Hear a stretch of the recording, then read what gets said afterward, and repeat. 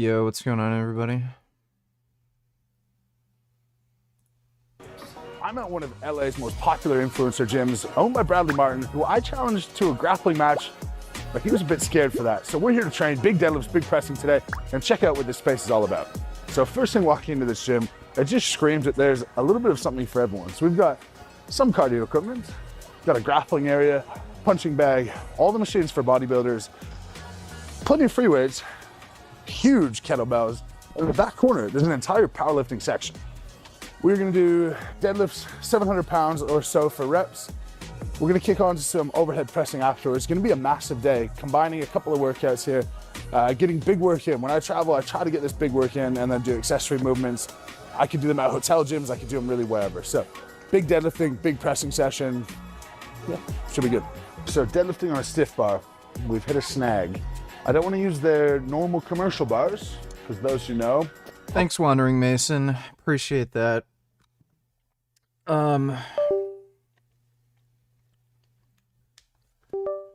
are days where it's not fun. Yesterday was a fucking huge pain in the ass, but I'm getting through it. And the CBD or THC gummies I'm taking are helping. I'll put a bend in it. And it looks like all of their proper power bars, they're all locked up. So we're trying to figure out what to do. And it looks like they might have some powerlifting crew here because we've got people's names on the bars. So I don't know if they have their own specific bars that they've brought in, which would be pretty full on. But yeah, I don't know.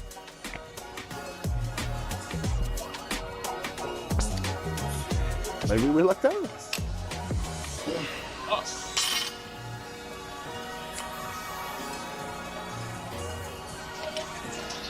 Yeah, that's what I need. Right, so we already covered the barbells. They've got full plate loading charts as well. We've got hundreds and hundreds of kilos. I don't think I've seen this many calibrated plates, even at a strength gym. They have so many calibrated plates. Every type of bar you can imagine, a proper combo rack setup, everything.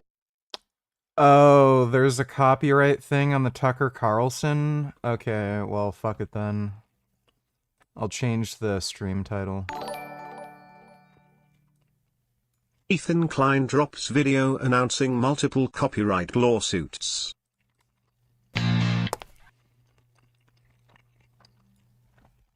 Okay. We'll switch it to that.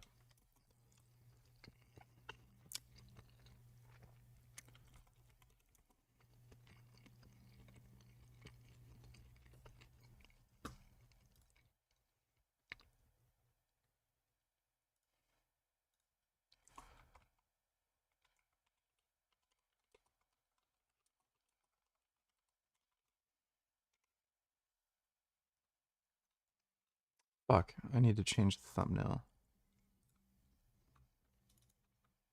Do I have H3 in any of the thumbnails? Fuck, give me a second.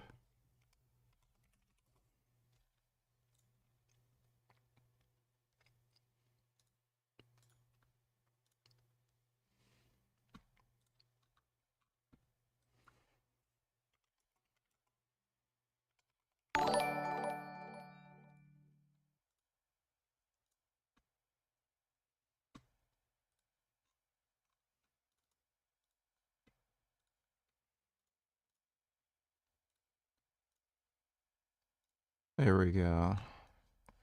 And saved. Thanks for the donation, retard. We'll react to that in a bit. Bootycom donated $2 AIDS. Why is it, by the way, that this is all? Oh, yeah. Yeah, it's gonna be bad. We'll react to that one later, too. Thanks for the donation, Bootycom. If you want to be a great powerlifter, you can find that here.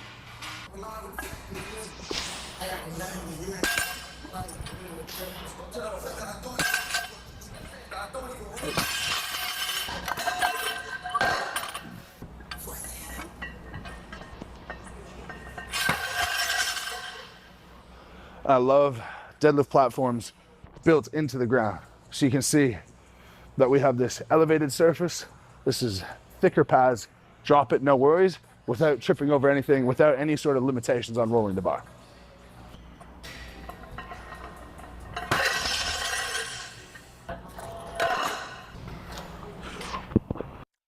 You just saw 28 years later, it was okay, not great.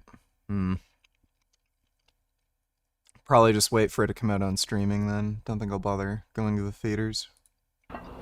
Thanks. Gotta find some clips. And I know they're over here. But locked. Locked and locked and locked. They locked their clips up as well.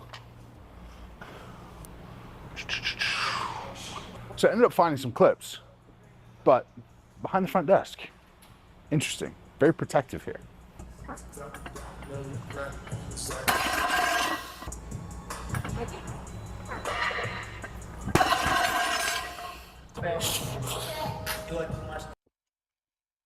Yeah, there's a pretty good chance Mitchell Hooper is going to break the deadlift world record.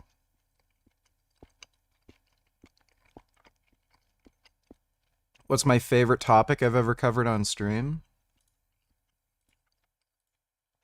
Maybe Frank Tufano. Like, he's pretty fucking hilarious.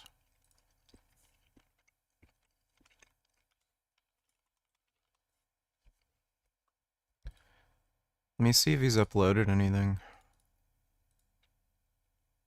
Oh my god. Oh, this is perfect. So what the fuck is going on here? So as I was lying in bed on pain medication because my eyes hurt, possibly because of a surgery. He's addicted to pain meds. Yeah, I knew it. So this is several weeks, not like a couple months since he's had the surgery, and he's still on pain meds. He's addicted. That Dr. Taban might have performed. Someone rang my doorbell, and I was wondering who could be ringing my doorbell. So I look outside, it's someone in some type of police vehicle, and I identified the documentation as a restraining order filed by Dr. Taban against me, which is ironic because... So Frank's been claiming he's going to go down there and start handing out flyers in front of his business. That's probably why he did the restraining order. I just filed a restraining order against him last week for getting my TikTok taken down. So I don't know what type of ridiculous harassment this is. Like, he's harassing me, he's trying to destroy my business and my life, and then he tries to file a restraining order against me for exposing what's being done to myself? I'll play the video of this guy that showed up in my house. Yeah, I just need on record what this documentation is and okay. Well, who you're being instructed from to deliver this I documentation. cannot state on record what precisely the documentation is, because the documentation is out-of-state documentation. It doesn't pertain to Pennsylvania. So who hired you to deliver the documentation? It fell into my hands. Do you think the US legal standard for fair use is reasonable? Like, do you think you may have violated fair use just straight up watching a video without speaking? I think that it can be fine, but it depends on intent and damages. What do you think?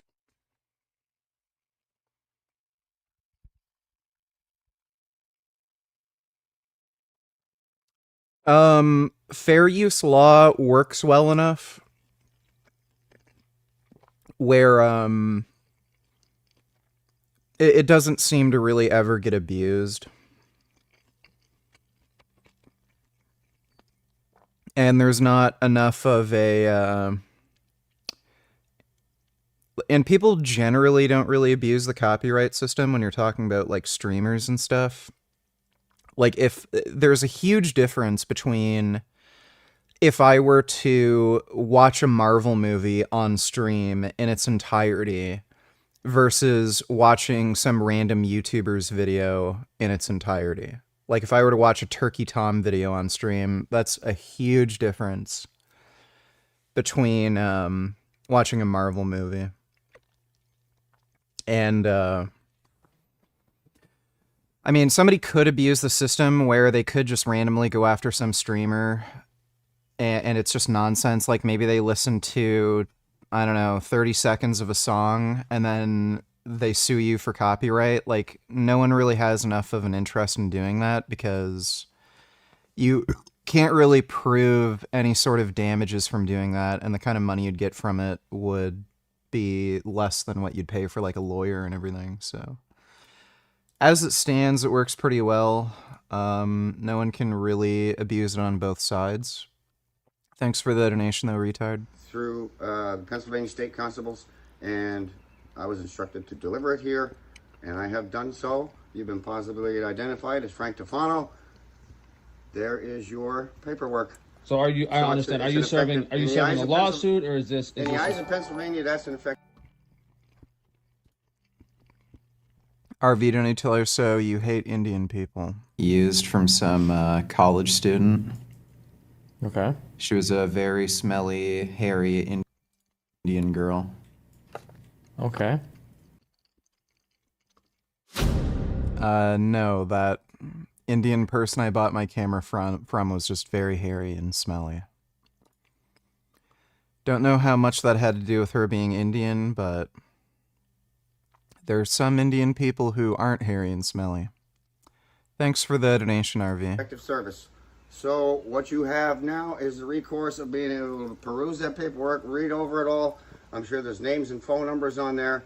There's blank spaces allocated on the tops of each of those pages for you to file answers and contestments, whatever, to the appropriate people named on those documents. My job is just to deliver it, and I have done so. All right. So, okay? And this is all really strange to me because what I said earlier, I already filed a restraining order in my state court against Dr. Taban last week. So what is this guy like, trying to play the victim? Like mutilating my face, destroying my life for a year and a half, making me half blind, the reason I'm literally lying in bed all day. And after I file a restraining... I knew it.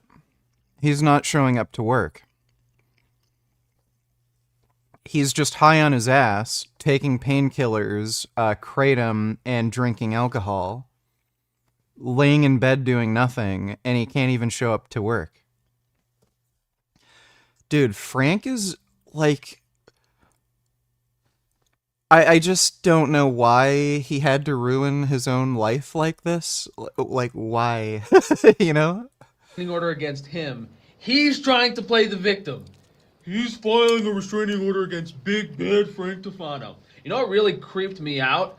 This guy that showed up to my house started asking about my meat business. Like, hold on, aren't you like hired to serve some paperwork from a police department? Why are you trying to be my friend? You know, these gang stalkers really try to get on your good side for some reason. What is it, like a strategy? They think you're not going to recognize what they're doing to you? Man, completely.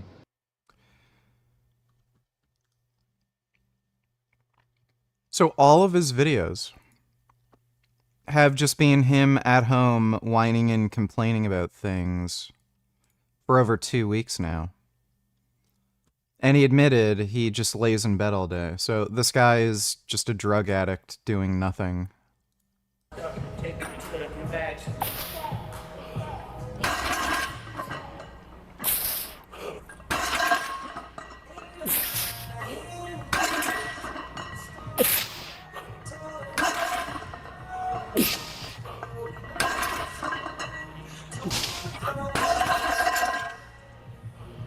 I probably had, I don't know, 5, 6 in the tank, and 320 for, say, 12 raw. It's not a bad squat. I'm not comfortable deadlifting right now, though. It does feel weird, but that's just to get away from it for a month, and it does feel strange. Before I go into my top set, I want to help you, and link down below is a free guide to injury prevention, backed by my experience going from marathon runner to world strongest man, as well as 6 years post-secondary education. Free for you. Go ahead, click that link. Let's get you deadlifting heavy by being pain-free. Off-season 350 for 6 is going to be fucking hard. How much do you prefer, the block or the dust? I prefer the block. I personally think the dust does a way better job.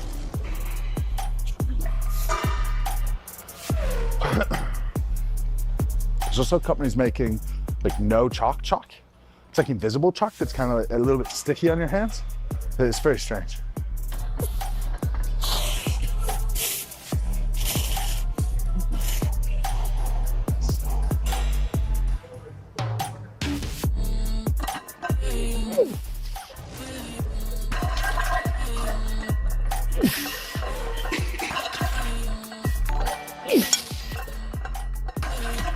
This girl gets a pleasure through killing and has murdered and chopped up her boyfriend.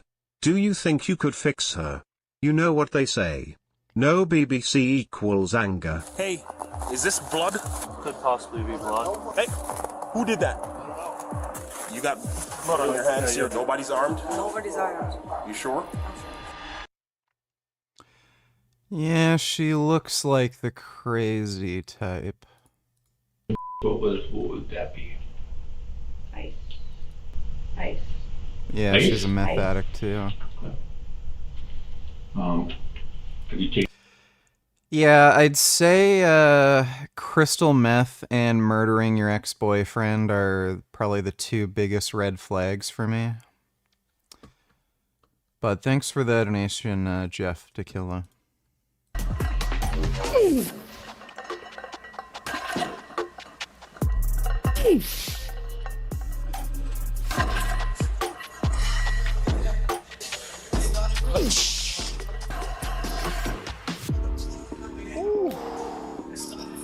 It's a lot of effort. Again, this just feels awkward right now, but building up to something huge. Look good though, I'm not gonna lie, it's crazy. It look good. But it looked like you have like a small bone structure, and now it looks like you have a big one. I know. Like my bone structure's not that big. For a strong man, actually, you look at his wrist. Usually they're like fucking. So that means you have to be a lot stronger than them to beat them. So it's more you got to be strong enough. So I'm going for deadlift world record in a couple of months. Like my peak strength's really good, but then it's like moving events, and then you have to be able to carry 1,000 pounds, sure, but it's how fast you go from here to there. And that's when the massive guys kind of get a bit clunky. Okay. Yeah. So, yeah, it's certainly, I'm worried about my body breaking down earlier because of my smaller bone structure. Yeah. And SJWS say that women are less vole than men bull fucking shit. I think women are just as likely to be physically abusive in a relationship. If not even more so, I think. I think lesbian relationships have the highest rate of physical spousal abuse. So, yeah, women are also violent. It's just that usually they're not strong enough to seriously hurt somebody, and they're less likely to, like, use a gun. But thanks for the donation, Dodo. But it's going to break down at some point. How old are you now? 29. Whoa. Yeah. He's 5 years younger than me. I'm turning 34 next week. Jesus fucking Christ, dude. The steroids giveth and they taketh away. Yeah, but in strongman years, every 1 year is like 5 years on your life. So, Boss man, nice to meet you, brother. hey, you too. You too.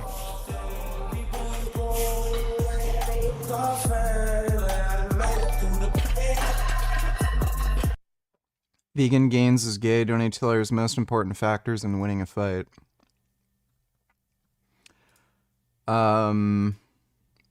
Depends on what kind of fight you're talking about, but if you're just talking about like hand-to-hand fighting, whether it be, I would say with self-defense, like street fight, power production and strength are probably gonna end up being number one. And then with a whatchamacall, an actual like MMA or boxing or kickboxing, that sort of thing, probably like cardio and just proficiency in the martial art are going to be the top two, and then again power production, strength. Thanks for the donation though. Vegan Gains is gay.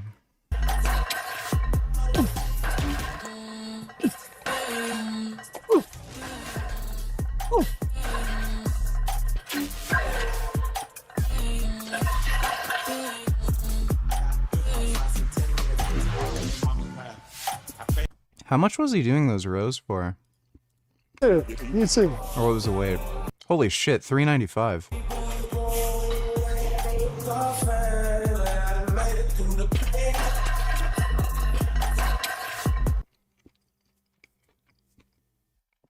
Even though he like really lets it drop, that's a lot of weight still.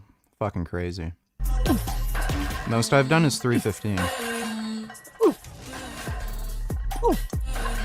He's getting a lot of fucking reps too. Jesus. It's not even programmed. I just want people to know I'm here.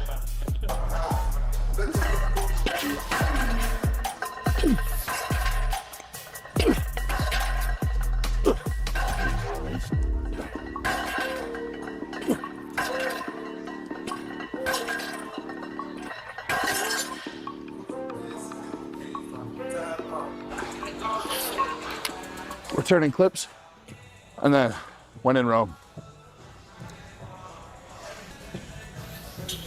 Just gonna have to show everyone how shredded I've become.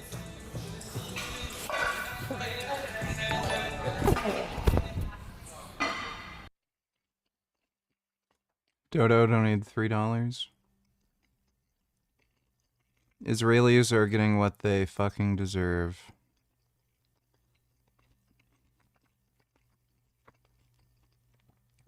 With no possibility of flying, some Israelis flee war on yachts. Hundreds of Israelis are fleeing the country by yacht as war with Iran intensifies.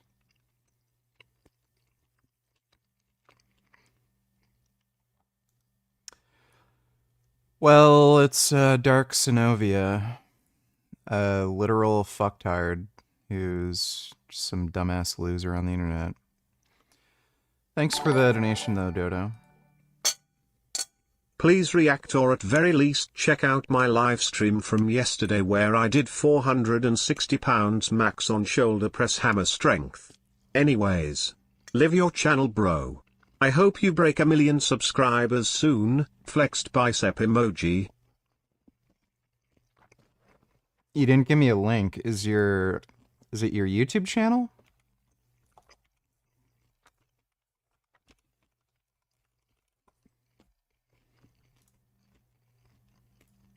Is this it?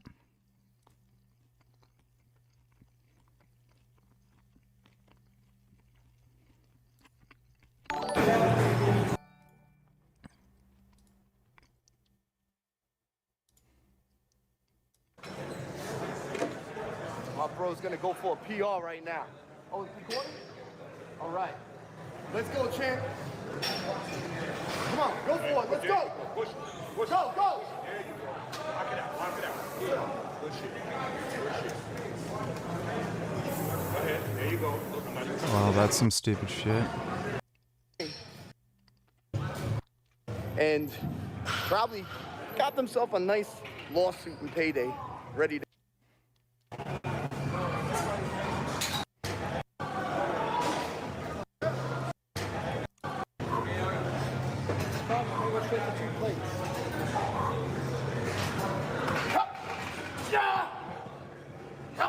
I'll get two. Up, lightweight. Yeah. That's actually pretty impressive. Good strength, dude. Well, thanks for the donation, Vegan Power Gaming. Appreciate it. Vegan Gains is gay donators. Best way to maintain strength muscle while on a caloric deficit. I mean, I don't know what you expect me to tell you. Train hard and don't lose weight too quickly. That's really all there is to it.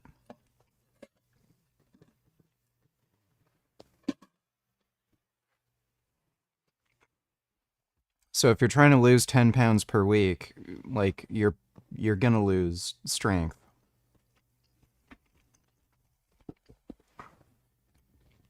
So just maintain a rate of weight loss that isn't too extreme to a point where you can't maintain strength and muscle mass. And on top of that, just make sure you get your workouts in and train hard. Thanks for the donation though, Vegan Gains is gay.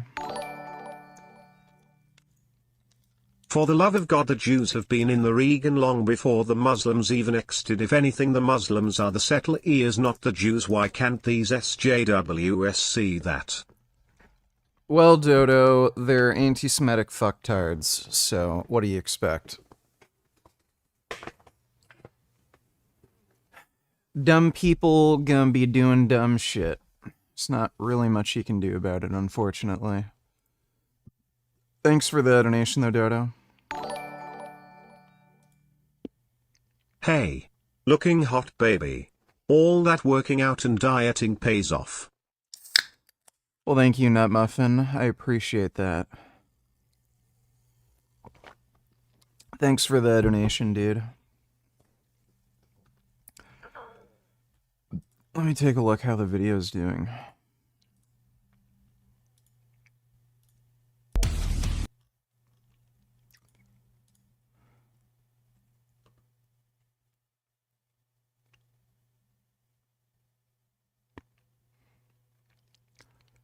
Show steroid tests. I don't know how the fuck I'd do that.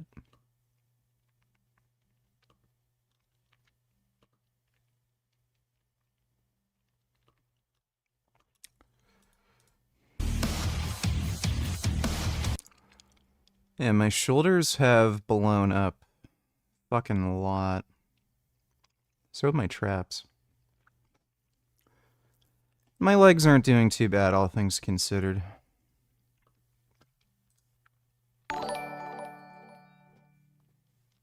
And speaking of dumb people. Let me take a look. A Pentagon official has just been removed from his position in the Joint Chiefs of Staff due to his criticism of Israel and his personal issues with how they're carrying out this war. Again. Okay.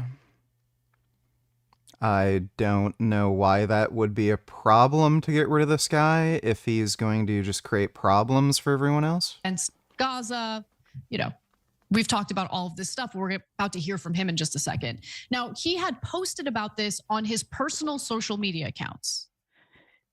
And apparently it was so offensive that he lost his job over it. So let's talk a little bit about who this guy is. He's Colonel Nathan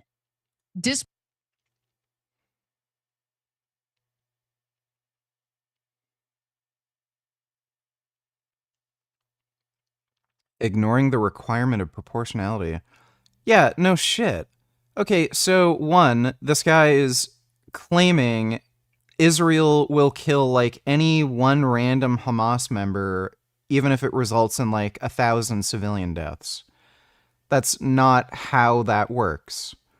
So he's lying about fucking Israel, and he probably doesn't even...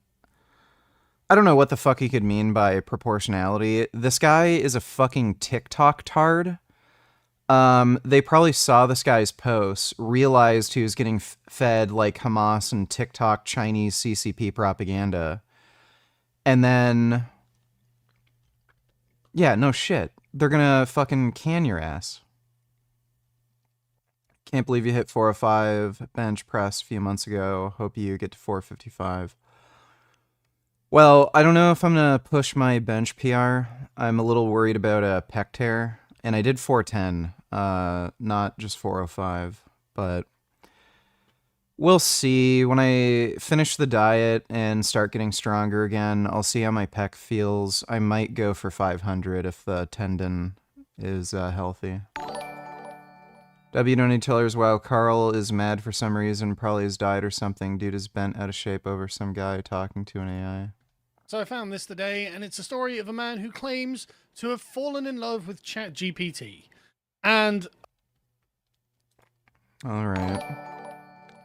Guess it's a slow news week for him. Thanks for the donation, W. Anti-Semite, donate $2. Do you support ISY? Why not? That's just a stupid question, dude. That's like saying, do you support the police? Like, they're necessary for society to function, but they have a bunch of problems and they could be improved. Like, what the fuck else do you expect me to say? Thanks for the donation, dumbass. oh my god, do I hate this, right? I hate everything about this. I hate the fact that this is AI being used improperly.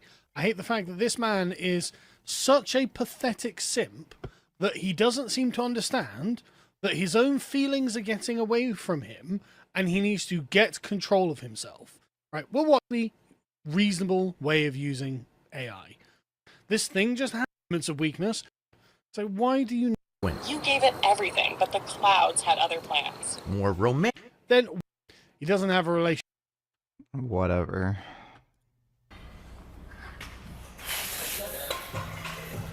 I feel like when I do that, I feel like I look like a UFC wrestler or fighter who didn't quite come in shape, and you're like, that dude's gonna lose. That guy's gonna burn out.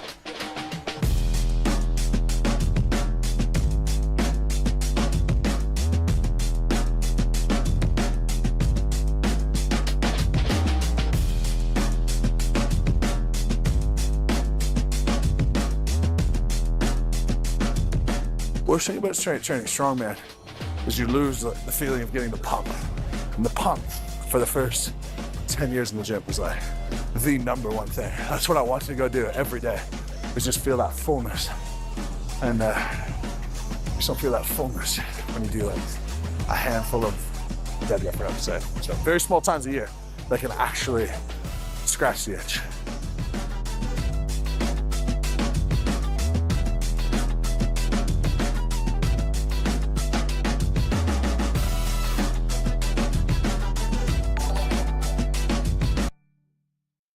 Oh, you know who does not support the police? Dark Sovina. Attacking the Menace, are you a fascist?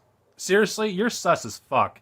Have you no clue what I stand for? Why I have an issue for the police? Have you not been paying attention to my content in the past 3 years? I'm a communist. By principle, I'm against the police. Many of my subscribers. Yeah, well, he's a retard. Thanks for the donation, Dodo. Anti-Semite donated to tell her his favorite religion. I think there's a religion where you worship big female butts or something. Probably that one. Thanks for the donation, Anti-Semite.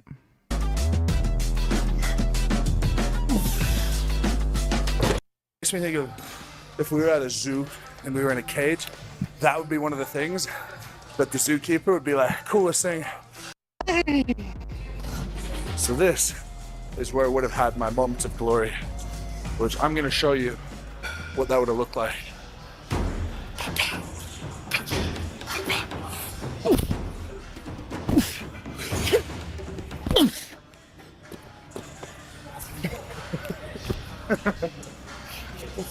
But shame. Another day. All right. Yeah, the I'm music's impressed. terrible.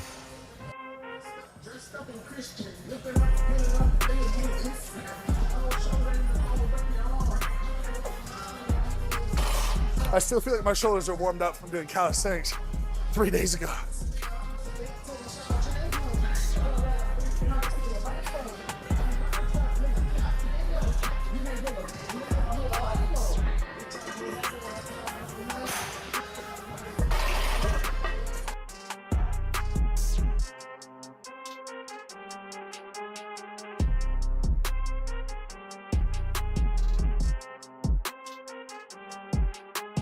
That is so much fucking weight, dude. 315 for reps. And that's just a strict press.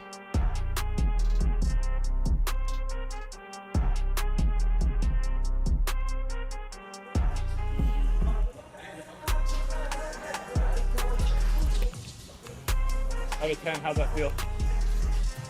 I kept bouncing because I was misgrooving it. It just feels strange because I've been using a log for a few weeks.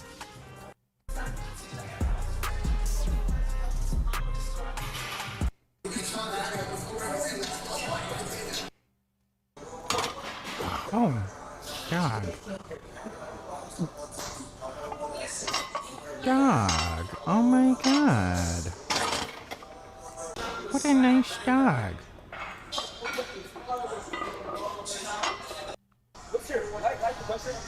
What's your max bench press ever?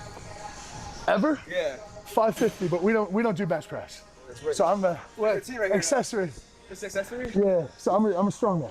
Oh, for real? Are you, Yeah. are you the strongest man in the world? Yeah. That's you? Yeah. What's your name again? Mitchell. What? Mitchell. Mitchell. Wait. Everyone's the strongest man in the world. I feel like there's like 20. It's like Mark Henry. There's like all these. It's like. Yeah, dude. It's 4 of you. Let me just bench. Holy shit.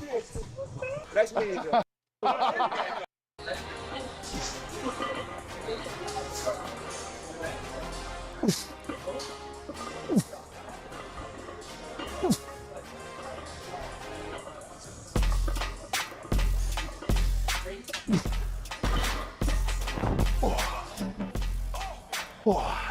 I find it harder to do that than actual bench because I can't get that pop off my chest.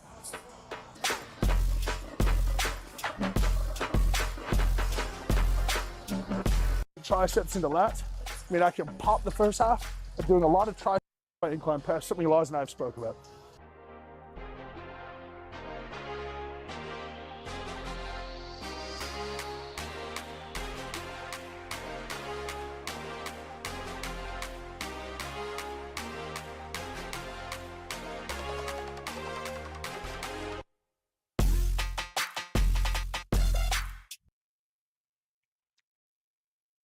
All right. That was a pretty good workout.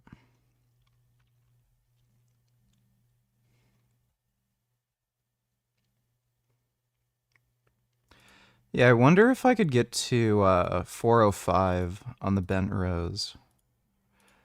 I feel like I could get a pretty ridiculously strong deadlift if I just focused on it. I know for sure I can get up to 700. Once I'm done dieting, I'm probably going to focus on that lift next. You sure? Yeah. Okay. I already love it.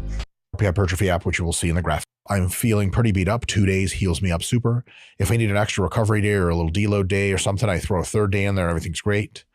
Then I get back in and do the other 3 days, and then I cycle back around. So even though this is like a 4-week program, 4 microcycle program, it's going to take me like 6 weeks to get through. And then I deload, and then all of the children of the world are happy and everyone's smiling in different languages. Let me go through the program and address not just what I'm doing, but why.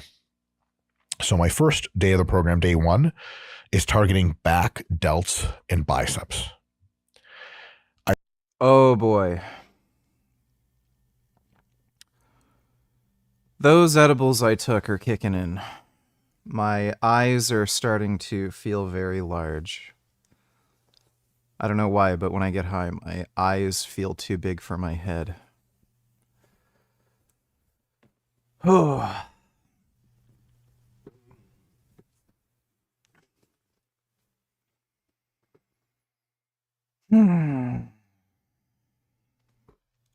I start with pull-ups for 3 sets, sometimes weighted, sometimes not. Hardcore, full range of motion, raw, calisthenic, whatever else I have to say to justify it. I love pull-ups. What do you think? Yeah, of course. Pull-ups sound good. Pull-ups are great. You can't really Maya rep pull-ups because they're just too fatiguing, too centrally demanding. So these are straight sets. And the rep range target is something between 5 and 15 reps generally. Then we have 3 sets of pull downs for a little bit of variation, usually a different grip, and higher rep range. So 15 to 20 reps, 3 sets, straight sets again. People say, why not just do more pull-ups? Then I respond with, why not just do pull downs? No one ever has a clever response to that. The status quo bias is pretty nuts, but there are good reasons. After doing enough heavy pull-ups, your shoulders and your elbows, when you're a larger king, start to feel not so great. It's like saying, why don't you get the biggest quads you can just doing sets of 5 in the squat? Like, it's okay, but your joints won't be going along for that ride. So the higher... Anti-Semite Donatellers, does G for P make you actually gay?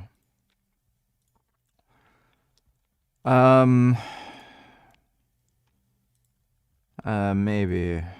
Kind of depends, I guess. Thanks for the donation, Anti-Semite.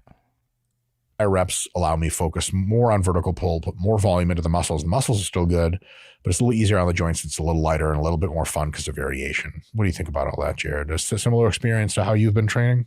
Oh, absolutely. Yeah. Especially, I assume yours will be a little different, especially since it'll be more of a recomp mesocycle for you. Like the first one back is going to probably still be emphasizing certain muscles and de-emphasizing others, because you're going to probably eat around maintenance or right above and just recomp from the surgeries and things.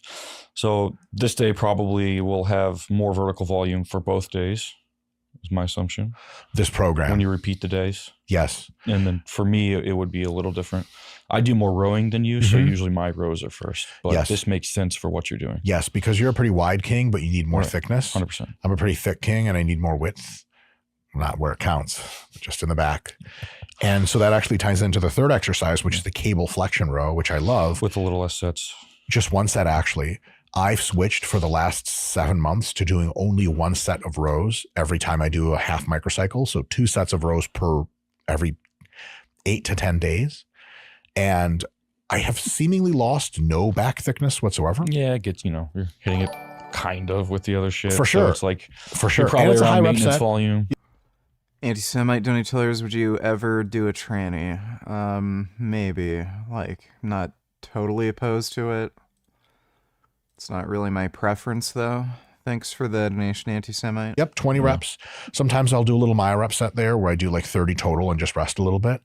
It saves time, and for me, here's the reason I'm doing it. One, I need to grow my width more than I need to grow my thickness as far as physique balance. And on stage, like, not having random big muscles isn't as helpful as having the right muscles be big. And rows are really fatiguing systemically for me.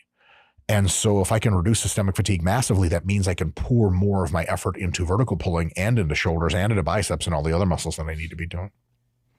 So for me, just 1 set of rows. For you, if you guys watching at home, if you want to kind of replicate this program, do more rows. Next up, so that's done. It's all for back. That is 7 total sets for back every half week. That's pretty good. And this would be something I would start at, or second week of a program. You would go up from there in volume after. Then we have shoulders, seated dumbbell laterals, a little bit of an incline. Usually I like to do them super ROM style, so come all the way up, but not necessarily, sometimes just halfway up. Eccentric control. And I like to shoot for about 20-ish reps on my first set, and my rep match for 3 sets after. This is 4 my rep match. 4 sets total, 3 of them my rep match. The first one is a straight set. So basically I get 19 reps, and then the second set I have to do 19. If I have to take a 5 to 10 second break once or twice between those reps, I'll do it. And then 19, and then 19 again. Why? Because my delts can take a huge beating and they still recover. And we have all the literature in the world now to suggest that if you can still recover, more volume generally grows your muscles more. And my delts are hands down the weakest body part I have. I don't know why you'd figure that. I'd say it's probably his, like, biceps. Did he do it, or did he not? Donate $2. Preferred qualities in a woman. Nice butthole. Nice shapely ass. Physically fit, with a preference of being strong and muscular. Not a bitch. Into video games, anime. Those things. Thanks for the donation, dude. Relatively? Yeah. Forearms? Oh, delts. Yeah. Delts. Yeah. Delts. Oh, delts. And they're big and strong, but they're not kingly shaped. They're shaped like too narrow. And so the more delts that I can have, and really the more delts that anyone can have, the cooler their physique looks. Delts are kind of like the outline of your physique. They're the silhouette. They set the standard. Jared, you have enormous delts that are offensive to look at and make me writhe in jealousy and anger, butthurt, coping, then anger again. The cycle just continues. Then I seethe. Do you, because of your genetically gifted delts, also need to pound them into oblivion with volume to see their best growth? Or so with, even for your super genetic delts, you have a pretty high MRV and you can crush them. Since I can remember, to be honest, I've done probably 15 plus sets per week for my delts. I mean, and likely more at the start of my training career, as we all do dumb shit. Yeah.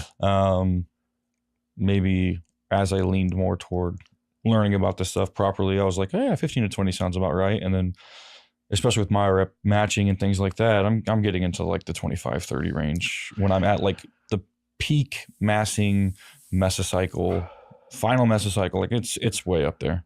So like 30 sets. Yeah, it gets up for there. delts per week. Yeah. And that's really good because I think a lot of people undertrain their side delts. Oh, I agree. Especially on a frequency basis. Especially on a frequency basis. Yeah. One delt day a week is not enough for your side delts. Which is why I notice this is likely the only delt exercise he will have on the day, is my assumption. On the day or on the half microcycle? On the day. On the day, it's the only delt exercise I have, but it's 4 my rep match sets. Because he's going to do more frequency. Yes. It's not a delt day. Yeah. The delt day is another day after as well. Lastly, I have to hit biceps, but in 2 days, you guys will see I hit them in a real gnarly way. They're still probably a little twinge sore or just barely healed. And since I hit them in 2 days anyway, I can't mess them up. Ever since we discovered free motion behind the back curls and lying curls and decline curls, getting those exercises suck, by the way. I hate them. Biceps is about as easy as getting hamstrings going, which means like they'll just get sore for forever and they're growing like crazy, but I don't need to do biceps 4 days a week anymore since the exercise optimizations. So for cable bicep curls, it's a regular cable, not free motion. So it's not as homeostatically disruptive. And that means I actually just do one set of 30 total, for example, myo reps. So that means like I'll do 20, I'll rest, I'll do 6, I'll rest, I'll do 4, and that's it. The whole thing takes me like a minute and a half to do. Incline presses, I've recently turned the bench around to bench not up and back on my slant, but up and forward. And because up and back was causing so much friction with the machine that I was like not having fun, up and forward, I can do much less weight, but it's so smooth, Jerry. I can't wait for you to try it. It's so smooth. And I touch real high in my clavicles and pull my elbows back really far to do the Jerry presses, kind of guillotine style. It's a phenomenal exercise. 2 sets of that. My chest is very sensitive to volume and growth. Why do they even make angled Smith machines? I fucking can't stand them. Like, they just suck. Then stay in the Smith, put the bench down, and I do Smith machine skull crushers. 3 sets. The first one's a straight set of about 15 to 20 reps. The next 2 are my rep match sets, having the same exact reps of the first set, but with as many mini breaks as needed. And that really fries out my triceps. Yeah. But my triceps could use more frying, and my chest is so sensitive. Dodo donated $2. Let me see. Queers for Palestine versus reality. Are you guys queer? Yes. Are you guys queers for Palestine? Yes. I am. Yeah. Would it surprise you if I told you that Israel is the only place in the Middle East where it's even legal to be gay? Oh, it is? Okay, did you guys bring me here to... Well, no, did you know that? Well, I didn't. You had no clue? No. You're comfortable like supporting a government that kills I am. gay people? Yeah, I'm comfortable with that. That kills gay people Yeah. just for being gay? I am, yeah. Why do you think that no one knows that Israel is the gay sanctuary in the Middle East? Probably not taught enough. Free Palestine. No. Really? Are you guys queers for Israel? Did you see what Hamas did on October 7th? No. Gay people actually flee from other countries in the Middle East, and Israel pays for them to get settled. I didn't know that. That's interesting. I didn't know that either. You guys are dating? Yes. I'm not Jewish. Okay, but you're Israeli. Yes. Okay. When I went to Tel Aviv, I thought, like, how gay could it be? And it's super gay. Do you think there's something ironic that they're queers for Palestine so ardently, yet it's punishable by death to be queer in Palestine? I did not know that. No, I did not know that. I did. You didn't know They that. throw them off like buildings. And they call it pink washing, but it's literally not. And you can see people that were murdered for being gay, and it's sad. There's only one story being told, so it's very hard for people to understand both. But The Queers for Palestine thing is just fucktarded, bro. Thanks for the donation, Matt. Appreciate that.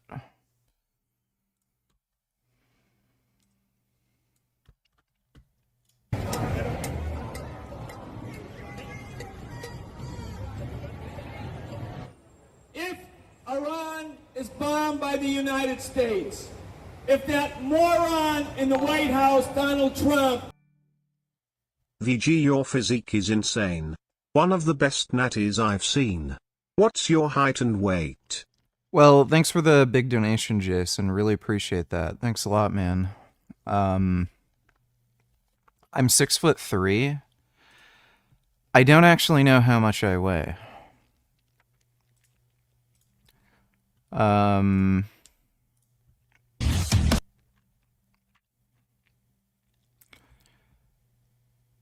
I don't know what to guess. So at the end of that 3-month diet I had back in the winter, I weighed in at 206, but I was fatter then, but I think I actually put on a fair bit of muscle now. So I think I'm in the 190-ish range. I'm either going to order a scale tomorrow or just go to Canadian Tire or something and pick one up. Because I'm actually curious. Yeah, if I had to guess, I'm probably 190, 193, somewhere in that range. Not sure, though.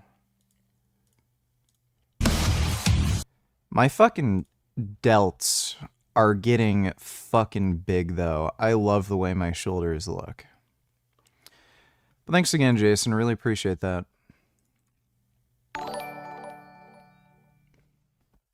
Well, those queers got a reality check, as Creed said, with eyes wide open.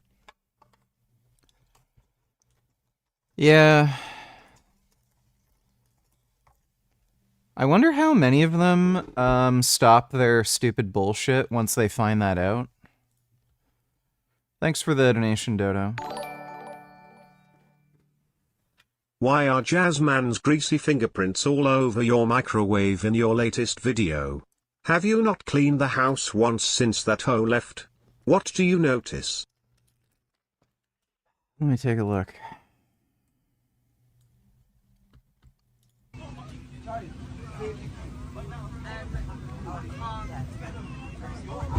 Oh my god!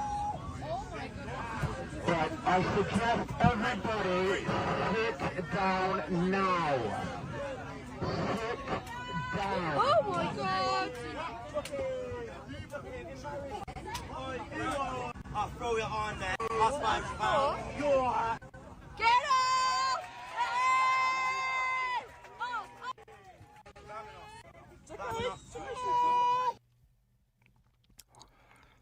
How hard is it to just sit down and mind your own business when you're taking a plane flight? Is that really difficult? Fucking bizarre.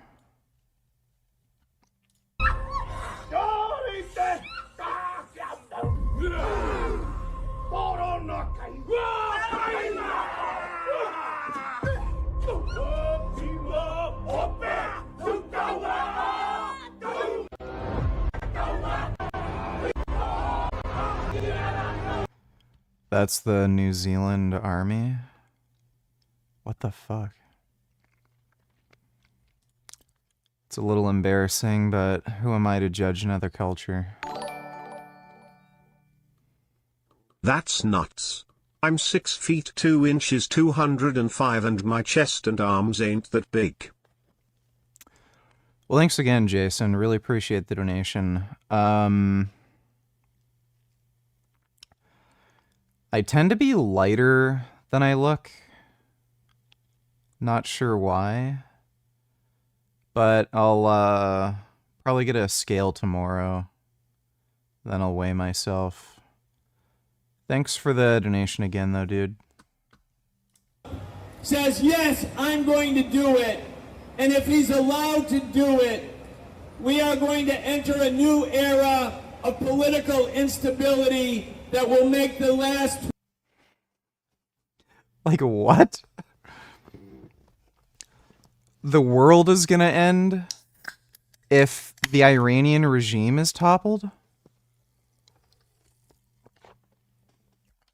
Somebody has to do, like, a really thorough investigation on this, and hopefully, like, they can leverage AI tools to figure this out, but there's clearly foreign propaganda getting pushed onto social media, and that's where these people are finding this horse shit. Like, I never could have imagined in a million fucking years Americans, like, defending Iran and trying to promote them having nuclear weapons. Like, they're actually saying, no, give Iran nukes. There's no way people would ever come to that conclusion on their own just from watching, you know, basic, unbiased news. Fucking weird. 20 years look like a tea party. Each and every one of us has to do everything. Oh, they found one of those retarded token Jews. They're part of that weird tiny cult within Judaism, and they're against the state of Israel, and they actually deny the Holocaust too. These people are just fucking scumbags. Oh, let's find one of those insane token Jews at our protest to make it seem as though we're not anti-Semites, even though we literally find the only Jews on the planet that are fucking anti-Semites. In our power right now to prevent the U.S. from carrying out this madness. Trump must be stopped. This war must be stopped.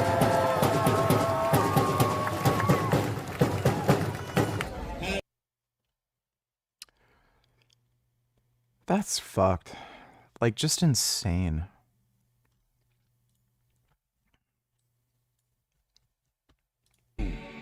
يركض مسرعا والنفس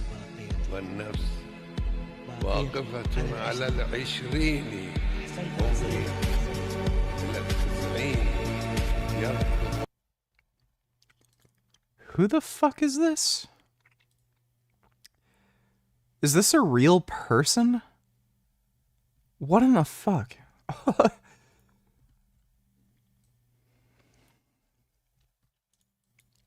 Crying right now because I got mixed emotions. I don't know if I want to cry or laugh right now. If I break down in this video, like y'all know, I'm a kid right now, and my family ain't always been in the best financial situation. So, you know, I ain't always had everything or whatever growing up, everything I wanted. So once I got my hands on some little money, I was trying to help. You see what I'm saying? I'm trying to help everybody. Ain't nobody trying to help me, bro. I'm out here alone. I ain't even had no time to think Sounds like he's a retard. about what's going on in my life. I just gotta stay on the move, bro. Every day, I gotta find. I ain't had no torn into this shit. I ain't so much to say.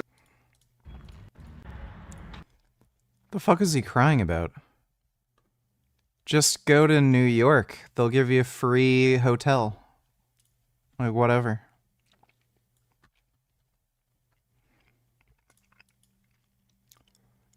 His daughter was crying, and he stepped into the performance to comfort her.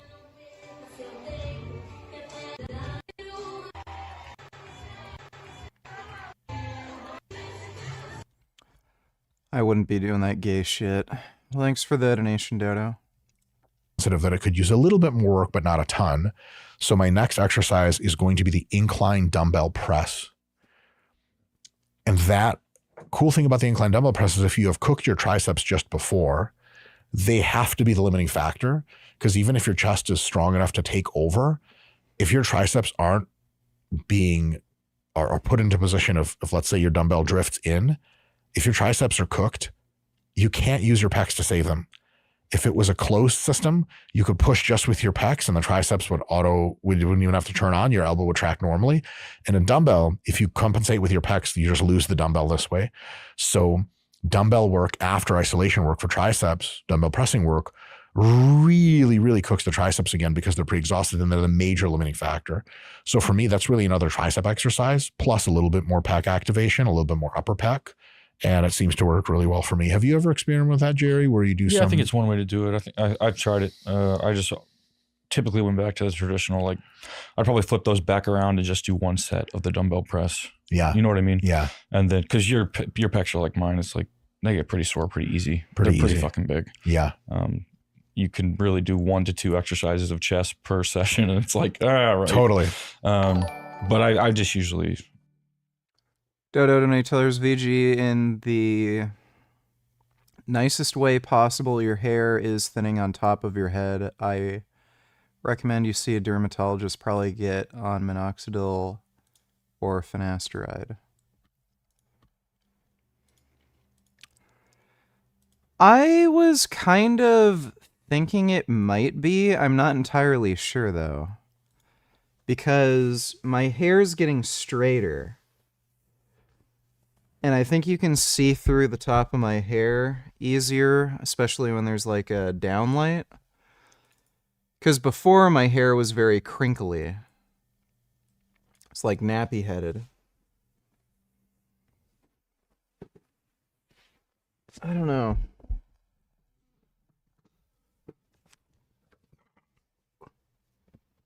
Like, compared to the sides or the back? There's a line from the headphones, but... Oh, is it thinning?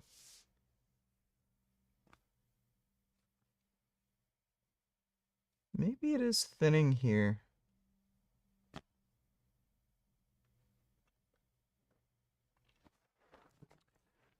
I don't know. Yeah, it might be a good idea to use finasteride minoxidil.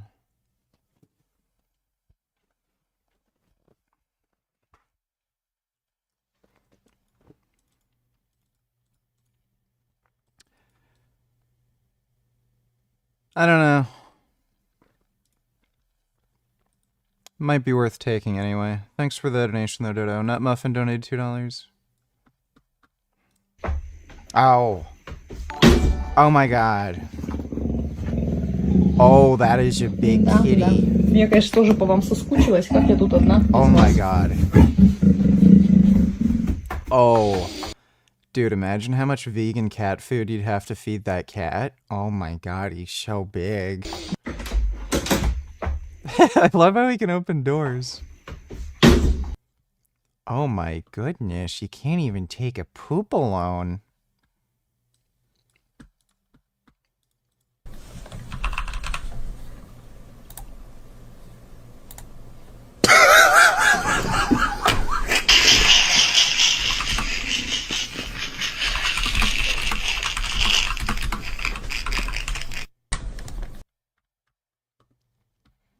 It's not very smart. Thanks for the donation, Nut Muffin. Dodo donators just see a dermatologist. If they don't think it's thinning, then you don't need anything. You might as well see one. Why wait until it's noticeably getting bad? Also, why do you have 15 grams of creatine? Isn't the normal amount like 5 grams? Is your monohydrate or what? Yeah, I just take creatine monohydrate. The reason I take 15 grams is because, one, I'm bigger than the average person, so I probably need more anyway. And there seems to be additional cognitive benefits to taking higher doses of creatine. So it seems to help combat like a lack of sleep, and it still preserves like brain power and stuff. And there does seem to be additional energy benefits from taking more, so I take 15. Thanks for the donation, though, Dodo. Appreciate it. Keep them together, and then I'll just fuck my triceps up. Yeah. Yeah. Yeah. But that's a cool way to do it. Sure. Yeah. The last thing I have on there, and so the incline press is just 2 sets. Then I have 1 Maya rep set. I'm feeding Gummy Benevo vegan cat food. And no, I don't worry about urinary crystals because his urine pH is low enough. But it's a very long Maya rep set, 60 total reps of the free motion. Oh, yeah. Gummy is fucking huge. He was in my latest vlog here. There he is. There's a troublesome kitty. There he is. His paws are so big. You ready to work out, Gum Gum? Make some gains? Jesus Oh my Christ. God, he's so big. This cat is huge. You're gigantic. Oh my god, I love you, though. That's a good Such cat. a good baby. Oh, I love that cat. Bar wrist curls. So the free motion you can put in the handles, but if you put the bar setup in, it's actually a super smooth, easy rotating bar. And I do the wrist curls on it, and I do it very, very small rest breaks, probably a 20 RM, 25 RM weight. And then I just do 60 total reps. I mean, it makes my forearms sore for a few days and tired for multiple days, because the next time I'll train them is going to be like really train them is going to be on day 4, which is again, back, delts, and biceps. My forearms get hit already with that at maintenance for sure, just holding onto bars. I've managed to increase my forearm size lately. It's been really awesome. But in order to bring some more balance for my physique and start training legs again, which I'm currently basically just not training legs, and I will be, as we'll see in a second, just one form day per week works for me, or sorry, 2 per week, 1 every half week. Over the past several months, as I've been training forearms, they've actually been getting more sore. I've been getting much better mind muscle connection. It's something I've noticed with other muscles, except years and years ago, that when you aren't in tune with your training, you need more work to get the same result. When you're in tune with your training, you can like cook yourself, like stiff-legged deadlift, learned how to activate your back. After and now 13, 14 years of training. Yeah. I have a 2-part situation. 3-part. 1, I haven't trained calves all week, so I got to train calves. Jared and I don't count calves as a part of the leg because the legs to us is glutes, hamstrings, and quads. Calves are never really functionally involved with that training, but can interfere with it, so you got to play it a little safe. I also have to hit delts and biceps again. Biceps, main bicep movement of the half microcycle, and delts, I got to train them often. Like, yeah, he is like a Maine Coon, but with just short hair. I don't know what breed he is or anything, but he's fucking massive. Ridiculously huge. Anti-Semite donated $2. When are you coming to Southern California for a meet and greet? There's a good chance I will be doing a lot more traveling in the near future, so maybe sooner rather than later, but we'll see. Thanks for the donation, Anti-Semite. Jared, wouldn't it be sweet if we got to a point where like every 5 days, if we hit delts really hard, we like could just take that time to recover? Like, I'm not there yet, to be completely honest. Like, so functionally, if this is about an 8-day microcycle, I've got delts 4 times. Yeah. Biceps 3 times, basically. Yeah. 2 full ones and then 2 half ones. But I also need to train quads and hams and glutes. And I don't have to train them hard, and here's why. My quads and hams and glutes have already been, for my height and the rest of my physique, enormous. And one cool thing we know from exercise and sports science is that once you've been big in a muscle group, getting back to that same size and even a little bit beyond does not take much work. All I've been doing for the last 8 months, 9 months when you see this video, is training legs with every 8 days, I do 2 workouts for legs, which includes stiff-legged deadlifts with 135, 410. That's not a warm-up. That's just all I do. I'll do sissy squats, 410 reps with body weight.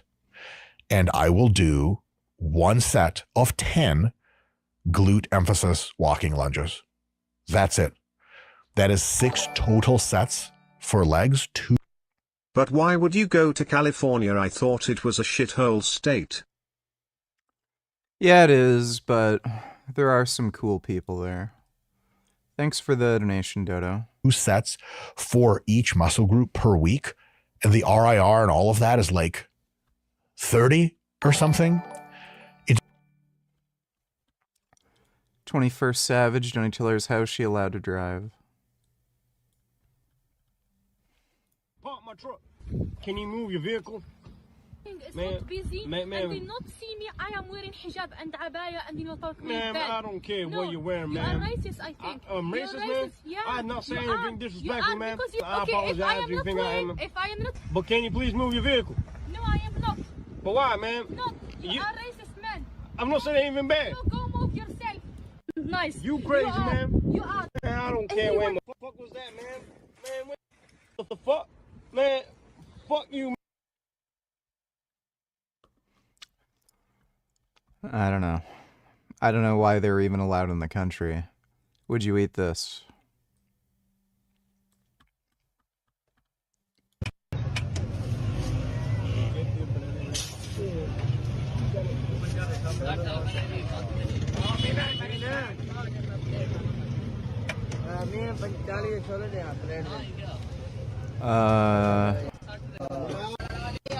No, that looks really weird and kind of gross.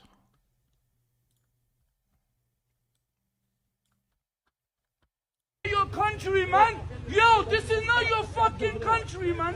Don't do fucking drama. Move your boy. We don't give family. Ramadan, let's get that out. Come on, bro. Salam alaikum, Aki. Aki, let's say down, go. You won't be grown up guys, brother. Come on, bismillah.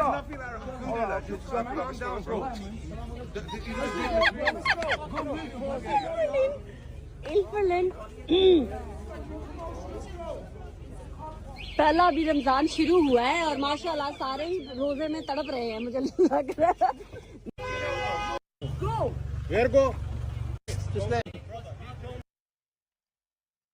How is that not India? Like, the fuck? He's wearing gloves this time.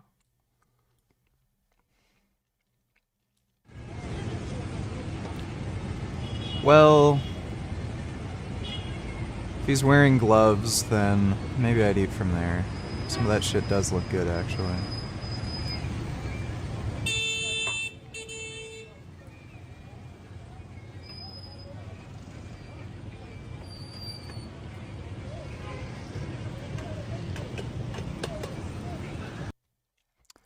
I think there's a Veg Fest in Ottawa on July 5th. Probably take a break from my diet then, and then just enjoy some food at the Veg Fest. 21st, Only Tillers, let's celebrate Juneteenth.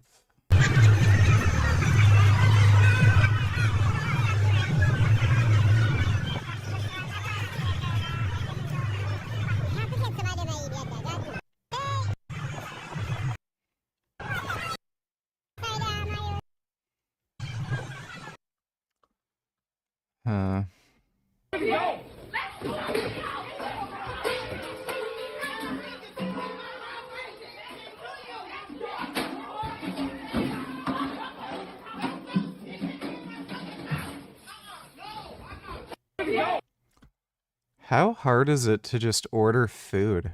This shit's going on YouTube.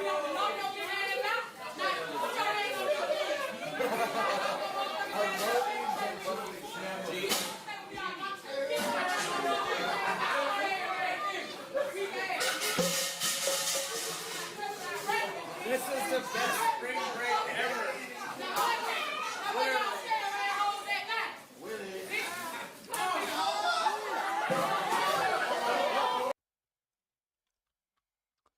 I don't know why you can't just order food then leave. Thanks for the donation though, 21st. Anti-Semite donated to Lars' current supplement stack. Creatine, vitamin D, B12, multivitamin. Thanks for the donation, Anti-Semite.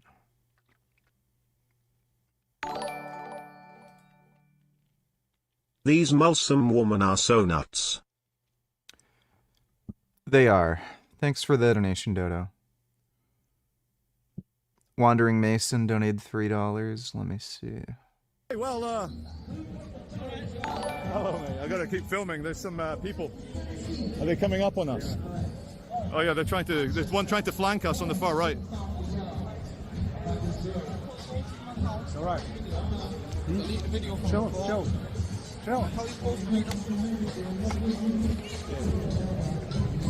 Yeah, dude, let's go. Hey, well,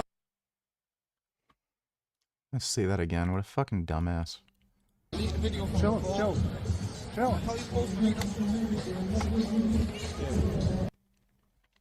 Got him pretty good. Nice moves. Thanks for the donation, Wandering Mason. 21st Savage and Tillers, make sure you get your Whale, Jazzman, Vegan Cupcakes, Guardian Vegan Chicken Tenders, Mayo, Tenon Vegetarian. When you go drive to Toronto for Veg Fest and Jasmine sits on her ass at home, plays video games. Yeah, that's not happening anymore. Thanks for the donation, dude. It's just to keep me limber for jiu-jitsu. And because if you stop training legs altogether, your range of motion goes to hell. You start getting hurt, all this bad stuff. Exercise is good for you. Luckily, my legs have downsized, but not much. So that's neat. And it means that I won't have to try. Dodo donate Tillers, how come you don't create vegan subs? I don't know what the point would be when vegan supplements already exist, so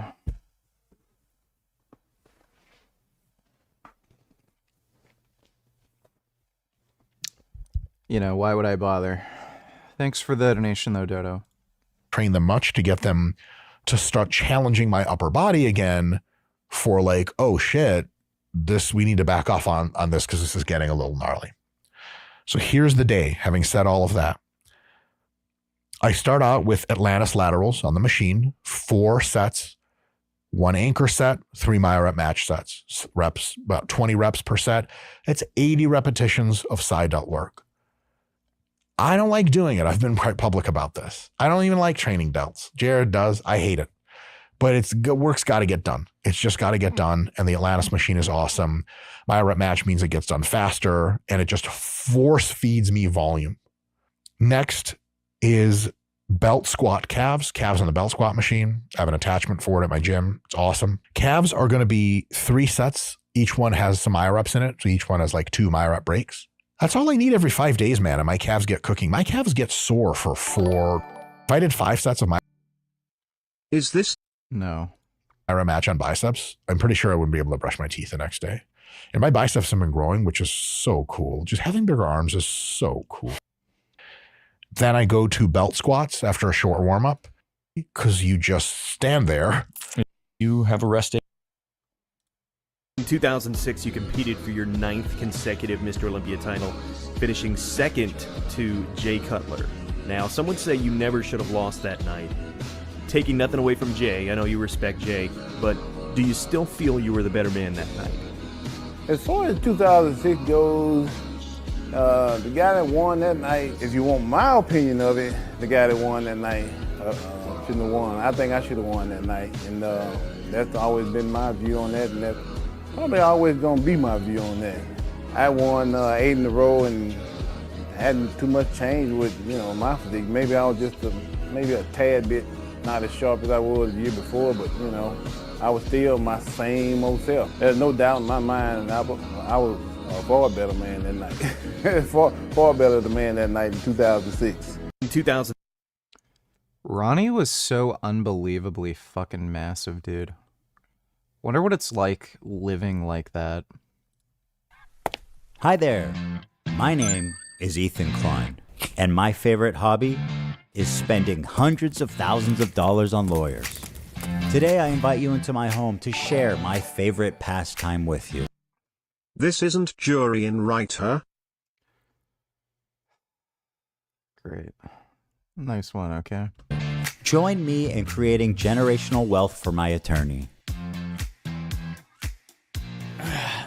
Let me tell you guys a story. About a year and a half ago, it was a big conversation called ReactGate. ReactGate was a debate going on in the streaming community about what constituted fair use. People like Hassan, XQC, and many of the large Twitch streamers would watch other creators' entire video on their stream. They would rarely add sufficient commentary or even pause the video to speak. Most egregiously, they would re-upload the entire VOD to YouTube with the same thumbnail, the same title, so that they could cannibalize traffic from the original video. Here's what Lamino had to say about this phenomenon. I don't mind people reacting to my videos, but I do mind when they play the entirety of my video. A face cam in the corner or the occasional interruption does nothing to address that issue. My video is still being played from beginning to end in someone else's stream or video. It's neither ethical nor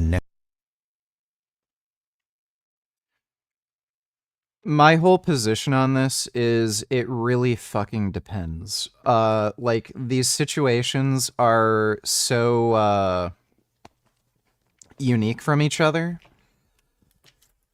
Like, reacting to the entirety of somebody's video when they put in a lot of fucking money into it or something, like a lot of production, and then reacting to the entire thing and not having any kind of real commentary or adding to the discussion or anything.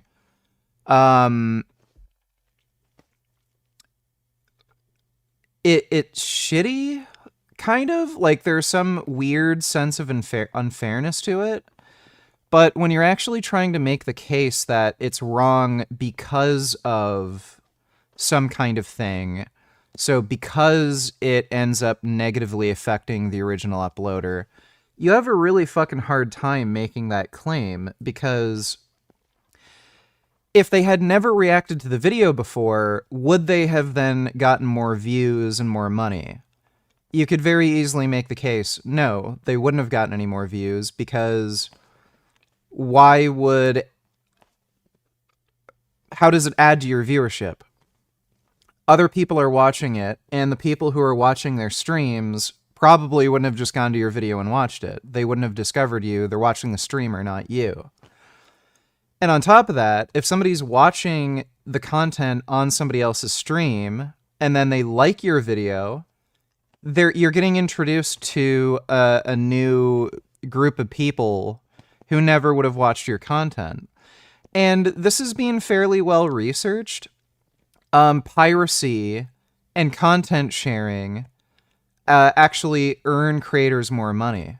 So Metallica became so big and famous because people were sharing their fucking tapes, which is technically copyright abuse. You're copying and then distributing the content. And again, I can't remember what university, it might have been Harvard, who did an analysis. They found on average content sharing and piracy actually benefit the creator. So you could make a case for why this is wrong. You just can't really make a case for it being wrong under the assumption that it harms the original content creator, because I don't think you really could ever make that case. There's just not any evidence for it. You can make a case for it being wrong on some kind of principle of like, okay, you shouldn't be able to earn money off somebody else's work. But again, if they're benefiting from it anyway, like, who cares? It's kind of stupid. Necessary to feature the entirety of someone else's work. Or, they could do the bare minimum and ask for permission. Something that none of the major reaction channels have ever done when they've streamed or re-uploaded my videos. But to answer your question, no, I don't want people to stream or re-upload the entirety of my videos. Now, understandably, this made a lot of people angry, because why should these content thieves, essentially, get more views than the author of the video, which in a lot of cases was happening? I mean, people don't like injustice, and we all see this, and no, it's not right. This debate culminated when XQC, one of the prime suspects, called into my show to debate me, in which case I'm sad to report that I was terribly owned. So in that regard, do you care at all about like IP or copyright? Or like the fact that it's illegal? Does that matter? That it might be illegal, does that matter to you? No. It doesn't matter. Well, if flat out doesn't, because... But that's fair. Watch me full screen cam, do the fucking worm, and watch your prime... Then watch your prime content. Do it for a week. Do a week of no reaction content and see how many fucking views you get. Oh, okay, sure. I mean, that's content, man. It's original content, at least.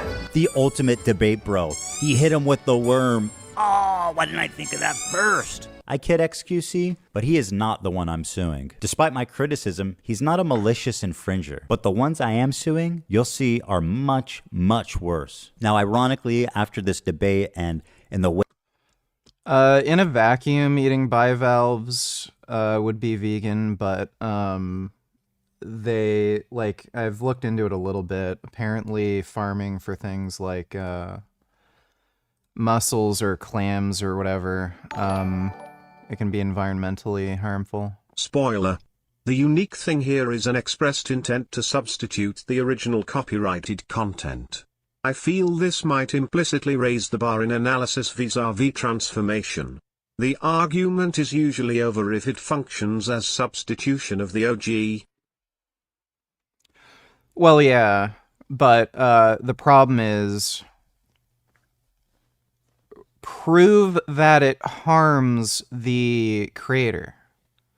Like, you're not really gonna be able to provide that proof, at least when it comes to, like, YouTubers reacting to each other.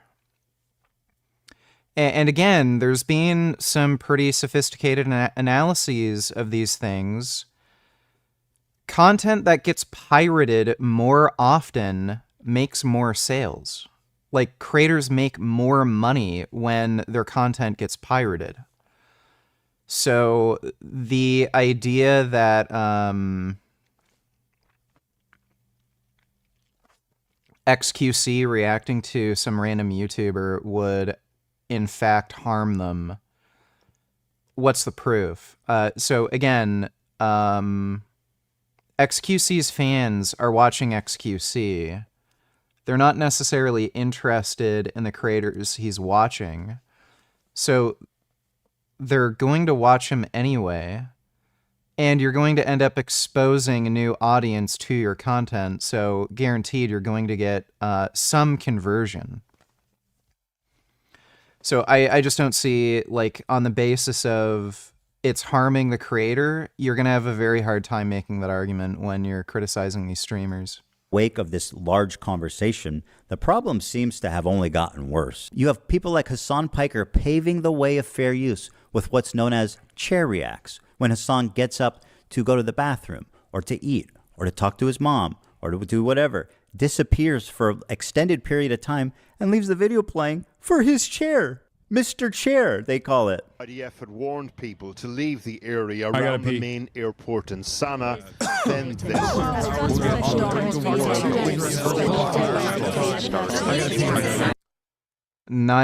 Yeah, okay, Ryan, you're kind of a dumbass. For one thing, nihilism isn't a worldview, it's just the reality. And I don't know how veganism would fail on the basis that nihilism is true. Why don't you make an argument for that? Do not this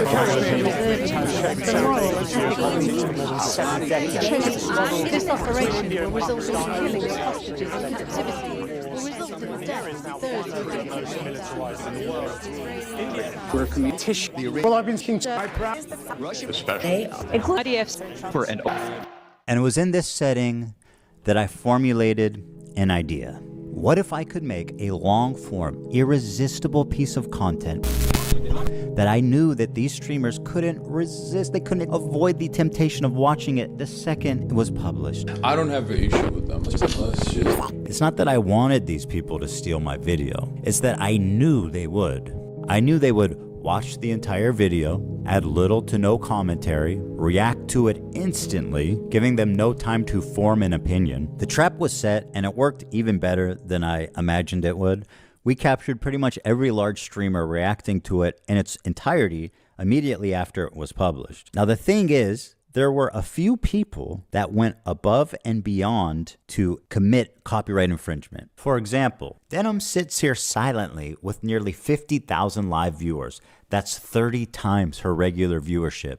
She's working directly with the Snark subreddit moderators to siphon views, and their intentions couldn't be clearer. Here's an excerpt from a stickied post from the Snark subreddit. Hey everyone, we've seen a lot of comments about wanting to watch the nuke without showing support for H3. Here's a list of creators who've supported our sub, either by engaging with us directly or citing our post in their critique of H3. Here they're offering these streamers as market substitutes for my work. This is the cardinal sin of copyright infringement. The Snark subreddit. If you can prove they're literally deliberately doing this for the purpose of taking away business from you, then yeah, that's clearly a case where I would say, yeah, somebody should be charged with copyright Damages, infringement. market harm is not strictly necessary in terms of a fair use analysis, although it is significant. Intent is the core argument here, along with the minimal transformative content. There may not be provable harm, but there was an attempt to. Well, yeah, I mean, when it's so egregious like this, where you flat out admit it, then yes, somebody should be charged with copyright. Thanks for the donation, though, retard. Reddit has been a frequent and persistent infringer. That's how I knew when this video came out, the Snarkers were going to encourage, promote, and push streamers to commit copyright infringement. I should thank the Snarkers, actually. Because of their predictability, they acted like double agents for us, incriminating their favorite streamers and serving them up on a golden platter. So, thank you, Snark. It's one thing for a subreddit to admit it's engaging in copyright infringement, but how do you get the streamers themselves to admit that they're stealing content? Well, guys, if you enjoyed not giving any views to that terrible video, follow, subscribe, throw a prime. If you liked the content, if you enjoyed your time here. It turns out they just do it for you. You couldn't. Wow, that's pretty stupid. Cook up a more incriminating statement if you tried. Denims, the queen of self-owning, you prevail again. There's one thing about copyright you should know is that you got to register it before you publish to be eligible for statutory damages and attorney's fees, which is the main biting force of a copyright infringement lawsuit. Well, I'm happy to tell you guys now, I, Ethan Klein, have registered Hassan Piker Content Nuke. Yeah, Ryan, you still haven't made an argument for why veganism is incompatible with nihilism. You said nihilism means everything is pointless and nothing matters, so eating animals is normal and natural. Those two things don't logically lead to the conclusion that veganism is not compatible with nihilism. With the United States Library of Congress. Some of you guys out there sweating? Even though theoretically I could sue a lot more creators and rake in millions of dollars, but the purpose of this is not financial gain. People like XQC and Asmongold may have watched the entire thing, but I would never sue them just for doing that. I don't want to chill the reaction community into fear. Actually, the opposite. I hope that we can all unite against this type of egregious behavior that not only makes us all look bad, but could destroy the commentary community as we know it. Well, guys, if you enjoyed not giving any views to that terrible video, follow, subscribe, throw a prime. The state of reaction content on Twitch is so broken, these creators feel comfortable looking right into a camera and saying outright, hey, I'm stealing this guy's content. Pay me instead of him. This is not a healthy environment. And with people like Hassan reacting to entire TV shows on stream, my fear is that Sony or Disney comes along, sues. Does he actually do that? Dude. You can get away with literally anything on Twitch? That's nuts. Everybody, and sets a devastating precedent that could endanger our entire field. Now, before I tell you who the 3 people I'm suing are, I just want to make it clear that they all met this very specific high bar of criteria that I set forth earlier. These people were not targeted based on their gender, their identity, their political beliefs. All 3 are on this list. In fact, they're the only 3, as far as I could tell, that reacted to the full video.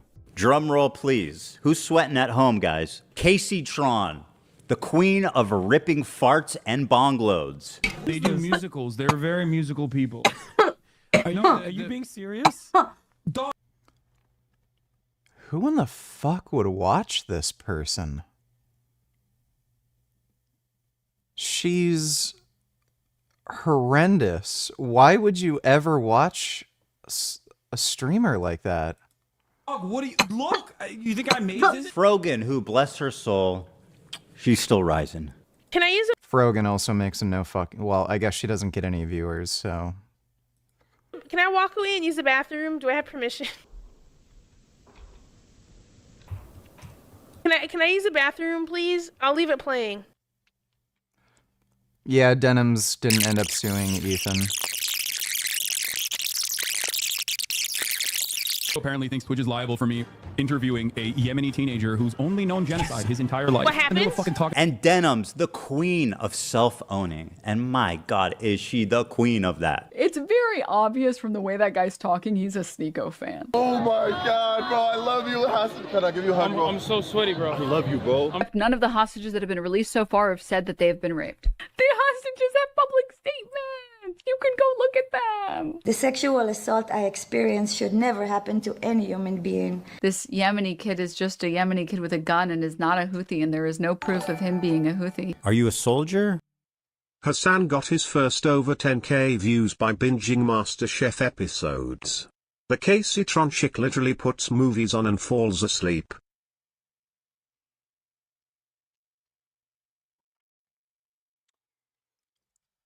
That is fucked. Wow, Twitch is retarded.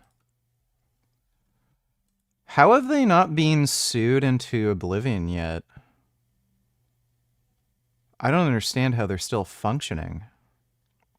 Thanks for the donation, retard. Yes, that seems pretty definitive. He never said Hassan Nasrallah was a good guy.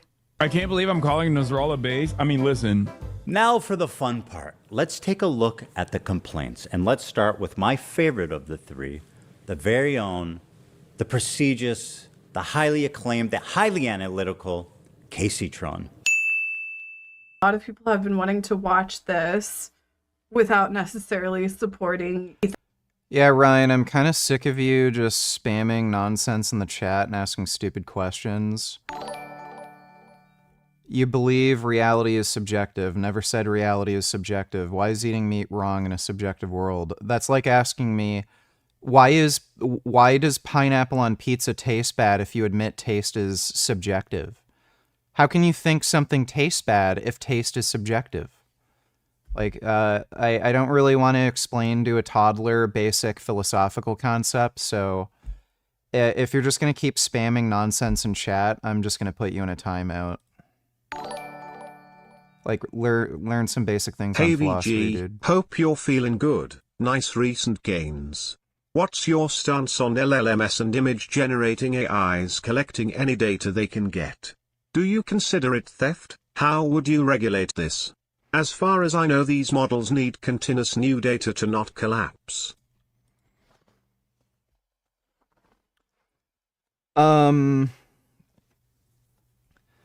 Since these AI are being trained on data that is a combination of publicly available free use and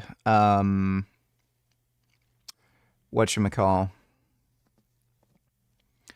like actually privately owned, like copywritten stuff, the AI itself should end up being used in a way that gives you money back. So for whatever money is generated by the AI that's replacing human labor, it needs to be given back to people, since they're created with all of our like labor, basically. So anything you put out online, anything you do online, the AI is being trained on that model. So you should have an ownership in whatever that AI produces. So that would be the logical way to basically institute an eventual UBI once AI basically does all the work for us. And we don't have some like crazy techno-feudalism society where like 5 people in the world own all the wealth because they control like the AI thing. Thanks for the donation though, David. A guy so wanna punch this bike in the mouth right the fuck now. Yeah, she is annoying. Thanks for the donation, Dodo. Ethan Klein. So we're gonna watch it. Well, that's a really dumb thing to say, don't you think? Why are you so comfortable? We've given each complaint a clever little title, and here's Casey. Okay, Ryan, if you don't hop in Discord and debate me, I'm banning you. I don't know why they all do this stupid shit, but...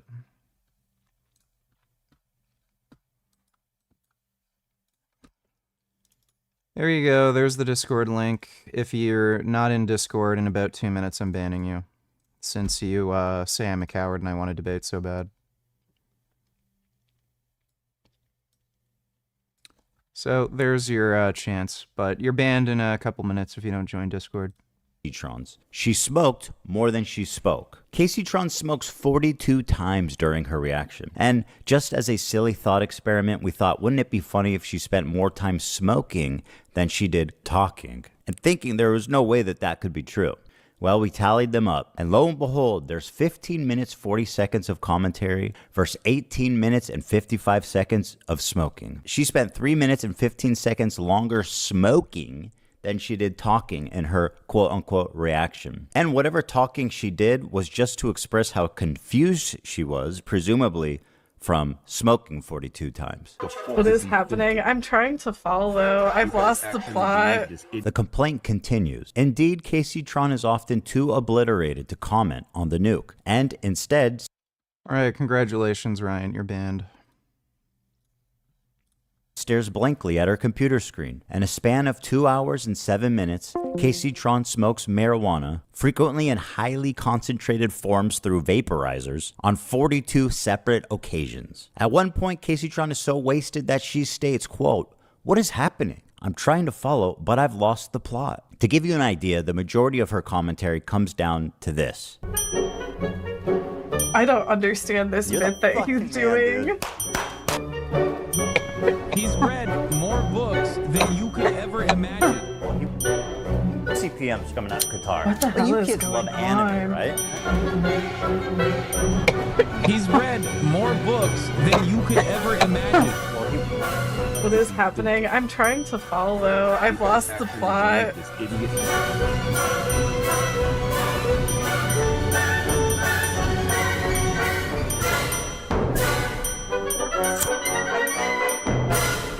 They do musicals. They're very Yeah. musical people. I know. Are you being serious? Dog, what do you look? You think I made this? This isn't a music video, Hassan. And as dumb as all of that is, this is the part that really got her sued. A lot of people have been wanting to watch this without necessarily supporting Ethan Klein. Without necessarily supporting Ethan Klein. Well, so we're gonna watch it. What the fuck is going on here? Stating outright that her well, I love how they made it just an easy slam dunk case for Ethan. Like, wow, they're stupid. Her intention of doing this is so that people who don't want to support me can watch it through her, is why copyright infringement laws exist. You could not and should not do that, especially if your commentary consists of you taking bong loads. At least try to engage with the content. Whoa, what was that? Oh, sorry, that was a flying star. It almost got me. You know her and you love her, guys. Frogan. Reaction by exiting. Here she is getting up to leave the video running as she steps out of the room. Is that transformative? I guess the judge will decide. She said, quote, "It's time to watch the new Nuke ethically. Hell yeah." Huh. Very smart to say on camera, by the way. She said, quote, "Thank you guys so much. I do appreciate everyone's support. And thank you for watching it with me." Well, you are so welcome, and I'm so glad that you were able to enjoy that day. Her commentary is so non-existent that even her own fans begin to call her out. I don't have anything to say, dude, because he's cycling the same fucking points over and over again. What more commentary do you need on him repeating the same fucking points for the whole first hour and 1 minute and 32 seconds? It's been the same shit over and over again. This video could have been condensed into 20 fucking minutes. Like, what commentary do you want me to add by, like, oh, this guy's a fucking idiot, he's mentally ill, and he's having a mental breakdown and uploaded it to fucking YouTube? Are you gonna make at least one good point? What do you want me to make a point on? Oh, I forgot. She also said, "Can I use the bathroom, please? I'll leave it playing." You may use the bathroom, Frogan, although I don't advise it. Can I use the bathroom, please? I'll leave it playing. This into your stomach. And let me state the obvious. Jew and Apparently thinks Twitch is liable for me interviewing a Yemeni teenager who's only known genocide his entire life. What happens? Well, you just pause it. That's it. You just pause the video, right? Like, you get up and you go to the bathroom, you just pause it. They should be watching for you. But if you get up to go to the bathroom and they keep watching my video, they're clearly not watching for you, right? As lazy and pathetic as her reaction is, this is not why she's getting sued. This is. Thank you guys so much. I do appreciate everyone's support. And thank you for watching it with me. First time viewer, time to watch the Nuke ethically? Hell yeah. I found my way from Reddit. Hi guys, welcome Reddit people. Reddit people, Reddit people. Wow, they even admitted that they're basically cooperating with the Reddit page that's trying to steal views away from them. That is fucking...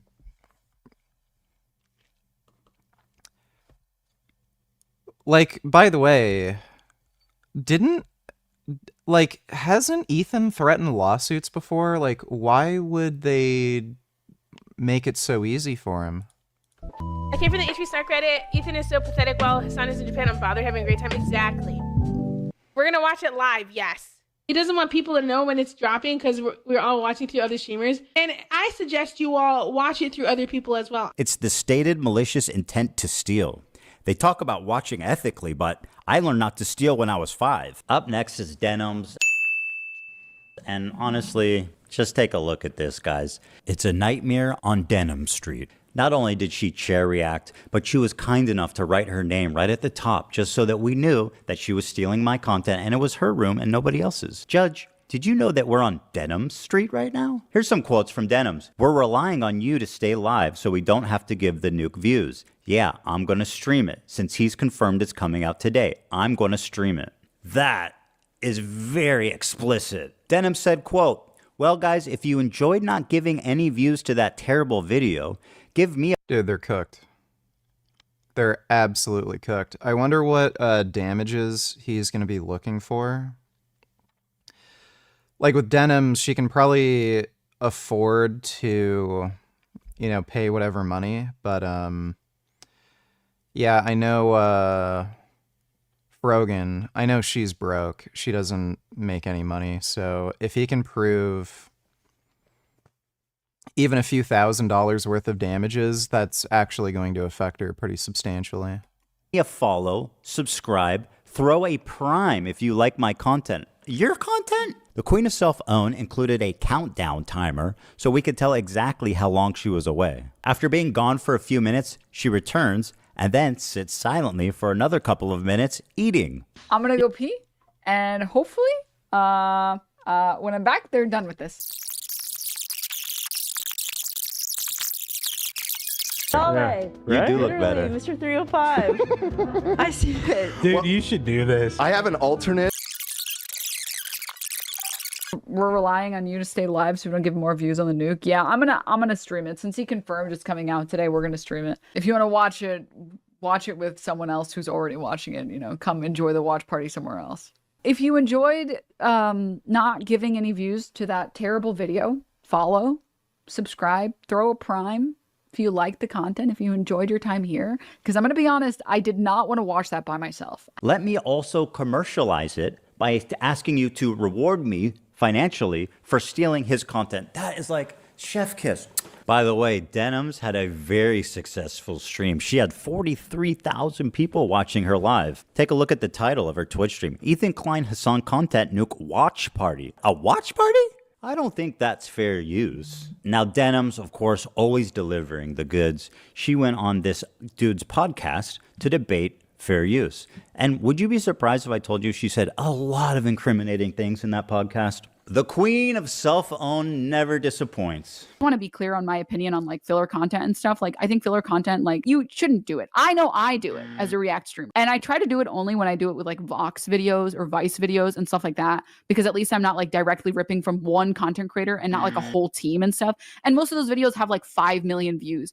I only get like 500 viewers. I'm taking maybe 50 views from the video. It's a lot harder to feel like, I guess, bad about that. Whereas like I would feel very bad about doing that to like a single content creator. The majority of people say that they literally wouldn't watch Hell's Kitchen unless I was streaming it. And it doesn't necessarily mean that I'm reacting hard enough. You know, I'm sure if you click on a random part in the video, I might not be saying anything, sure, whatever. And I might walk away from the screen. But it's about like the communal thing. It's why like fucking Toast started streaming Death Note. It's not about the actual show at a certain point. It's the same reason you watch. I'm really fucking surprised there hasn't been a lawsuit against Twitch. They're literally allowing full anime episodes to be reacted to. Like, they're watching, you know, shit that was on network television, like, you know, Hell's Kitchen and shit. How have none of these studios ever sued Twitch? Like, that should happen with YouTube. Shows with your friends. You want to watch it with other people. A lot of people go to watch streamers on Twitch for their React content almost as a curator. They like content on YouTube. And you're a thief. And now I'm suing you. This is just a testimony to how brazen and how safe they've, you know, gotten. That she thinks she can go out in public on video and say shit like, I'm stealing this content because I want to. I'm coping even though I know it's stealing. When people watch it with me, they're definitely not going to go watch the original. Like, you are way too comfortable committing crimes out in the open. Well, there you have it. 3 separate lawsuits for 3 The Denims one is going to be the biggest slam dunk. Like, there is no fucking chance they're winning that. Always a one-way street. Iran said this. Iran threatened this. This is about a regime change war. Why are we doing this? Yes, I think it's quite clear that Benjamin Netanyahu wants regime change in Iran, but that is not the same as the regime. Denims or Frank Tufano? Frank Tufano is definitely more entertaining. Denims is just more of an annoying pest. In Iran wanting to destroy Israel. What was overthrowing Muammar Gaddafi? Was that simply replacing the leader, or was that destroying the country? Let's stick to Israel and Iran. No. The Israelis say we want regime change. The Iranians say we want to wipe you off the map. Do you guys think Benjamin Netanyahu has been mistaken for 30 years, claiming that Iran is a year to 3 years away from a nuke? Or was he lying? Israel was surrounded by many, many countries who don't believe that it has a right to exist. So I'm the moral relativist. Yes. But then when I point out what one side actually did, you run away from it. Are you an Israeli? Why are you constantly running cover for them? Because I believe in speaking the truth and being honest instead of dragging in stuff that's irrelevant. So the American government is so gullible that they just go around invading countries on the say-so of Israel. This isn't a secret. He's advocating that we fight more wars. And I'm telling you that this war, which we do not need to fight, which is not in our interest, has the potential to be devastating. Nothing divides opinion more than war, and wars are often both launched and ended on the strength of popular support or opposition. When the stakes are so high and the consequences are so significant, everybody gets a say. In my view, that applies even if you haven't been to the place where it's happening. Much of the debate about the Iran crisis and others seems to boil down to some big themes: morality versus... My pregnant rescue cat keeps howling at the rain and thunder. She's deaf happy to be inside with Daddy. Well, that's good. Daddy's nice. Reality, idealism or pragmatism, intervention versus isolation, populists or lobbyists. For a big picture debate on a world at war, I'm joined by two of our favourite uncensored contributors who often trade respectful barbs on these matters and more. Konstantin Kisin is an author, satirist, and co-host of Trigonometry. Dave Smith is a libertarian commentator, a comedian, and the host of Part of the Problem. Well, welcome to both of you. Dave, great to have you back so soon. As you know, after your last appearance, I got chewed up and spat across cyberspace, which I found quite an amusing thing to watch go down. What did you make of it? Oh, I thought it was just so pathetic. Yeah. I mean, you know, I had mentioned this before, but if you, as I'm sure you do recall, but after my friend Daryl Cooper was on Tucker Carlson's show and he made some comments that you objected to, and I was his fest for the next, and lies that, as you pointed out, insult the intelligence of the host and the viewers. And I thought you were absolutely right to give her pushback for that. So it was, the hoppers with real consequential elements to them, denying, you know, appalling things like the killing of the 9 out of 10 children in that one airstrike and so on, or at least trying to cast doubt over whether it had been proven, which I just found so reprehensible. But also, I just felt this is somebody who purports to be an international barrister in this area, who's clearly not, has got a horse in the race, right? Because it's lawyers for Israel, who she represents. If you can't handle a bit of interrupting from someone like me, you're probably in the wrong profession, is what I thought. It's like, it's supposed to be. Asking me whether or not I'm in favor or against the U.S. going in on Iran is just a really stupid question, dude. Like, again, there's no need to ask me. It's just a matter of whether or not the U.S. needs to in order to topple the Iranian regime. And right now they don't need to. So the answer is obviously going to be no. Why would the U.S. invade Iran, put troops on the ground, or even, missile strike Iran if Israel can do the job and all the U.S. needs to do is to help intercept some missiles or drones from Iran? Like, why would I be in favor of the U.S. intervening when they just don't need to? Part of your job, literally arguing with people, often in an animated way. Anyway, let's get into this argument, because this was precipitated. For those who don't follow you guys as assiduously as I do, and I'm a big fan of both of you. Konstantin, you called out Dave on X for accusing the actor Rob Schneider of talking with confidence on topics he doesn't necessarily understand. You said that's exactly what Douglas Murray had accused Dave of doing when they had a spat on Joe Rogan. And you said on X, I'm not trying to be a dick, but this is exactly what Douglas was saying to you. He was saying you talk about things you don't understand with a level of confidence that is inappropriate, and you pretended he was calling for censorship. You can't have it both ways. Okay, you've got Dave sitting here. You don't want to be a dick, which I appreciate, because I've had a festival of that from George Galloway this week. So let's not get into dick measurement contests. But this whole argument, really, about people who are supposedly ill-equipped to talk about things, whether it's Dave, because he's a comedian by stock in trade, whether it's Rob Schneider, whether it's anyone, really. Explain where you come from on that. Well, first of all, you say it's been precipitated by this. I think the disagreements between Dave and I run about as long as the Iran-Israel conflict, so, and probably longer. So we disagree on a lot of stuff. You've invited me on your show many, many times over the last year. I've always said no the way and disagree with someone who's saying something. Talking was saying today seems to me to be. Yeah, you would. As we messaged back and forth and we're cool. We were, it was a date. And then I pointed out that you had also told someone to shut up once in your life. Your it has been on that basis, right? And I think that is true. But I don't think this argument about Twitter really works, because when you connect commitments, Anyway, I'm gonna save you both because I think we've probably dealt with the element about whether you should be debating or talking about these things. You're both here to talk about stuff. Enough about 9 to 5. What about code port? Constantine, let me start with what you said. Donald Trump, you believe, has played an absolute blinder in the Middle East. Dave, to put it mildly, does not agree and thinks he should now be impeached for betrayal. So first of all, Constantine, why, in your estimation, has Trump played an absolute blinder? Just to put this in context, I said this, I think, on Friday. I spent that week when these initial strikes happened in Washington, D.C., and the point that I was making is, I don't think that... Do you believe that Ethan should win all 3 suits on the merits? Even if damages can't be proved via the smaller streamers' reactions? Also, I predict Dave Smith will just do whataboutisms the entire debate. You should put up a whataboutism counter. Oh yeah, guaranteed. Well, that's all they can do, right? So yeah. Ethan should win all those lawsuits purely on the basis of them openly and deliberately doing this with malicious intent. Like, he can very easily prove they were doing this for malicious intent. But thanks for the donation, though, retard. Certainly none of the people I met in Washington, D.C. with any insider knowledge thought that Benjamin Netanyahu had ordered these strikes without at least a wink and a nod from President Trump. So President Trump is doing something that, from what I remember, he said it between 30 and 40 times on the campaign trail, which is Iran must not be allowed to get a bomb. And he's achieving that outcome while not taking any of the blame or any of the flag for it. That was the case on Friday. Obviously, the situation has evolved since then, and there's now a much bigger debate. But at that time, he had absolutely played a blinder in allowing Benjamin Netanyahu and the Israeli military to achieve the military objective, while also sort of claiming that he's not involved and kind of at that time... If he now gets involved, as the Dongle Drum seem to be suggesting, that is a massive moment for Donald Trump, I would say. I mean, you could argue that is the most important decision he will have taken as a president, and maybe the most important decision he ever takes. If he actually starts bombing with American forces, Iran, that is a massive thing to be doing. Do you think it's, as Tucker Carlson says, something that could imperil his presidency?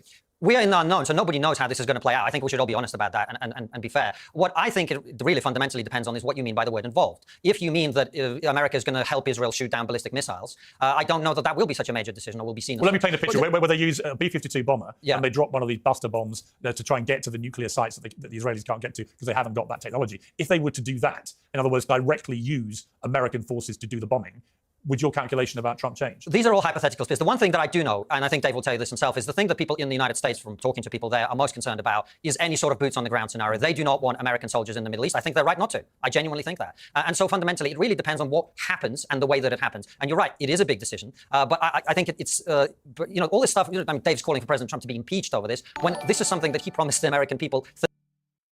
Dodo, donate $2 sleep stream. Jacked up, donate $3.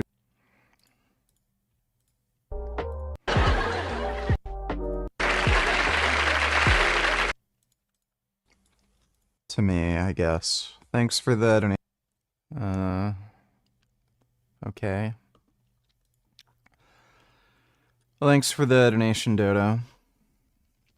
I don't think I'm going to be having a sleep stream tonight. I'll tell you what, though. The edibles I'm on are definitely helping improve my mood. I definitely needed that relax help from the edibles. Just 10 milligrams, got a nice chill vibe going from them. It's really good. I gotta go take a piss, though. I'll be right back. And I also want to get more drink. But oh boy, do I feel good right now. Would like to eat more, but I feel good. I'm just curious as to what's your thoughts on this. I would pay a good amount of money to see you debate this guy. Whether it's on veganism or trans people. Part of the problem, I think, with the hatred on trans people. It's really not that deep. Like, if someone wants to dress up however they want, that's totally fine. Okay, so and I think I'm that's not where the preventing hatred I'm comes not preventing you from dressing up like this. However, Like, let me ask you a question. I will go flush ahead, this go out. ahead. So let's pretend you say you are a woman. Well, we know his position on veganism, stupid. He can't even debate any vegans. He literally, at this point, avoids debating veganism because he keeps getting owned every time. And his stance on trans women are, like, again, it's just stupid. It's not that deep, and then the conclusions they come to lead to ridiculous consequences, like trans men using women's bathrooms, and then having the cops called on them because everyone thinks they're a man, you know, like dumb shit like that. But thanks for the donation, Killing Titan. There's no way I'm ever going to end up debating Charlie Kirk because he won't even debate veganism.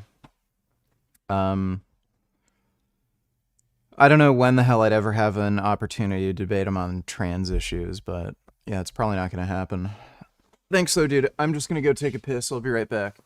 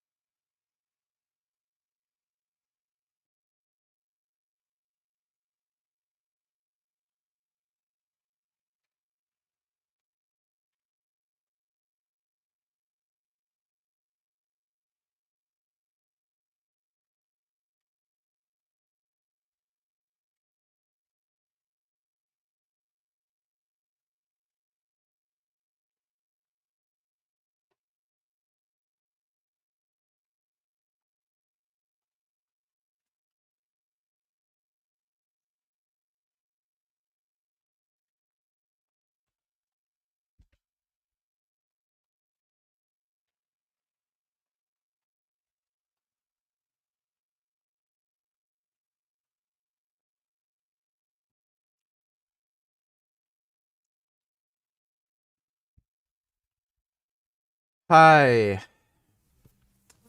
I'm back. Poopy doopy. 30 to 40 times on the campaign. Well, okay. But on that, I would clarify that. He said that number of times that Iran should not be allowed to have a nuclear bomb. That is indisputable. He also has consistently portrayed himself as a man who wants peace, not war. I'm going to solve the problem in Ukraine, solve the Middle East, and so on. This would go against all of his claims to be that person. And of course, the big debate behind all this is. I don't see how that's incompatible. If preventing Iran from getting a nuclear weapon would prevent future wars or worse conflicts, that's not incompatible with a no-war stance. Is that Tulsi Gabbard, his own director of national intelligence, the IAEA director last night, they both said in very recent times, including 24 hours ago, in the case of the Atomic Agency, that there is no evidence that they've seen that Iran is anywhere near progressing to an actual nuclear weapon. Yeah. And I think that's the key point of this. So I like Tulsi Gabbard. We've had her on Trigonometry. I think she's a great human being, which is why I did her the courtesy of... Tulsi Gabbard's a piece of fucking garbage. Like, wasn't it proven that she was repeating Kremlin propaganda? watching the full clip of her testimony that she gave. And what she says in that testimony is that Iran is not pursuing the nuclear weapons program. But what Iran is doing is enriching uranium to 60% and beyond, which is a clear indication of their desire either to actually make nuclear weapons or to move much, much closer to a position to be able to make. There's no argument you could possibly make to justify Iran having uranium enrichment, beyond 5%. As I think Dave would concede from all the nuclear scientists, what they're saying is you need about 3 to 5% enriched uranium for civilian purposes. They are now enriching uranium to 60%. And by the way, this is also in the IAEA report. And a friend of mine says that if US attacks Iran we will have World War III because they are allied with China and Russia. I don't think their relationship, which is mainly built on trade, is strong enough. They don't have any military contracts in case of attack, right? Russia sure as hell wouldn't defend Iran. And China's getting some cheap gas from Iran, but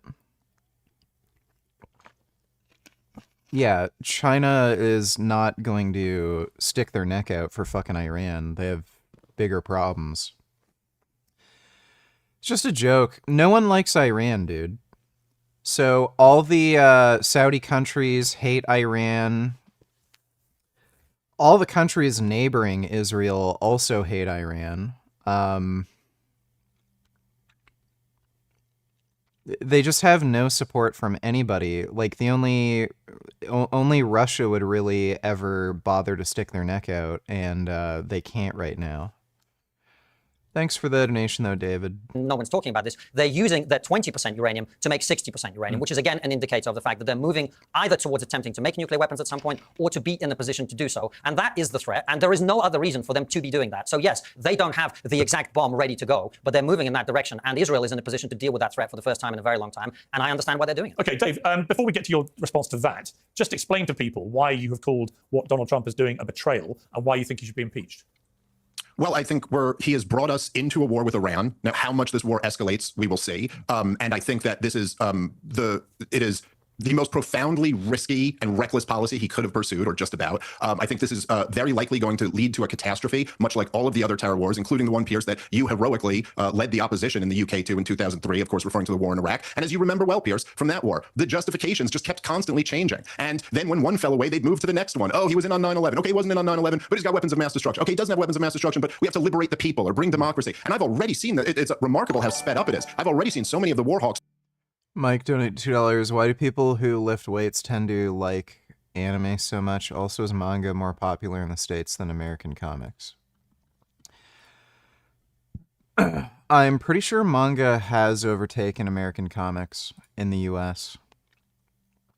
They are just better, and they're much easier to get into. American comics are structured in a completely nonsensical way where you have no idea where to start reading. I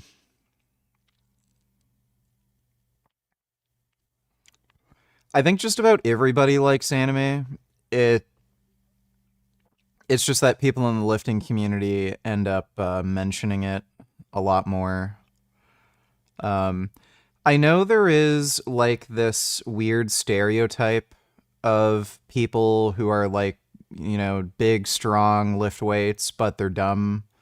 It's usually the opposite. It's usually smarter, more cultured people who end up exercising and working out a lot. So I wouldn't expect some like degenerate drug addict retards who don't really care about themselves and go partying and drinking all the time and they're just dumbasses. Like, I could imagine a lot of those people not getting into anime because, again, they're less intelligent, less cultured. Anime and manga are kind of more interesting, complex storylines. But a lot of people who are into lifting, again, they're probably smarter, sort of thoughtful people, so they might just be more into anime.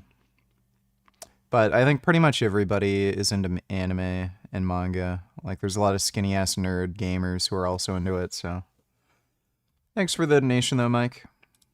bouncing back and forth between all of these different justifications. But of course, in the end there, all of the justifications failed. Not only did he not have weapons of mass destruction, not only was he not in on 9/11, but we also didn't liberate the people. The worst thing that ever happened to the people of Iraq was George W. Bush's war there. And as far as Iran enriching up to... So Saddam Hussein was trying to make nuclear weapons. He was just stopped multiple times. The idea, though, that he had nuclear arms, that was false. But he was trying to make them. To 60%. Yes, it's true that they only need, I think, between 3 to 5% for civilian nuclear purposes, and maybe something like around 20. I don't believe China is capable of world domination or being the unipolar superpower. They do not really have the psyche or philosophical scaffolding to establish sincere relationships and moral connections with other nations such that they defend them.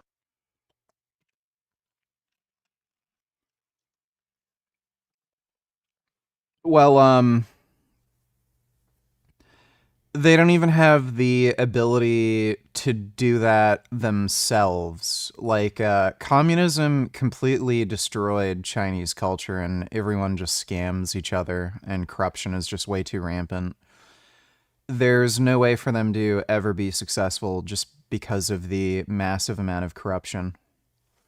Thanks for the donation, though, retard.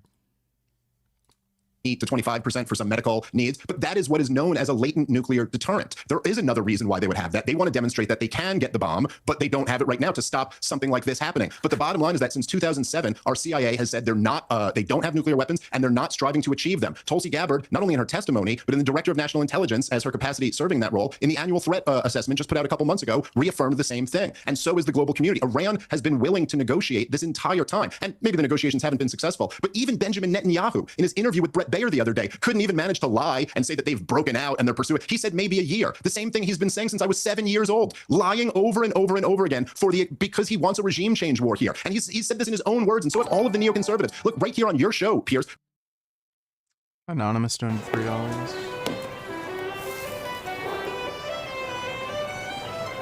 Did you know that according to the theory of aerodynamics, and as may well be demonstrated by means of a wind tunnel, the bumblebee shouldn't be able to fly? You see, because of its size, weight, and shape in relation to its total wingspan, flight should be impossible. However, the bumblebee, being unaware of these scientific facts, but possessing considerable determination, does fly, and makes a little honey too.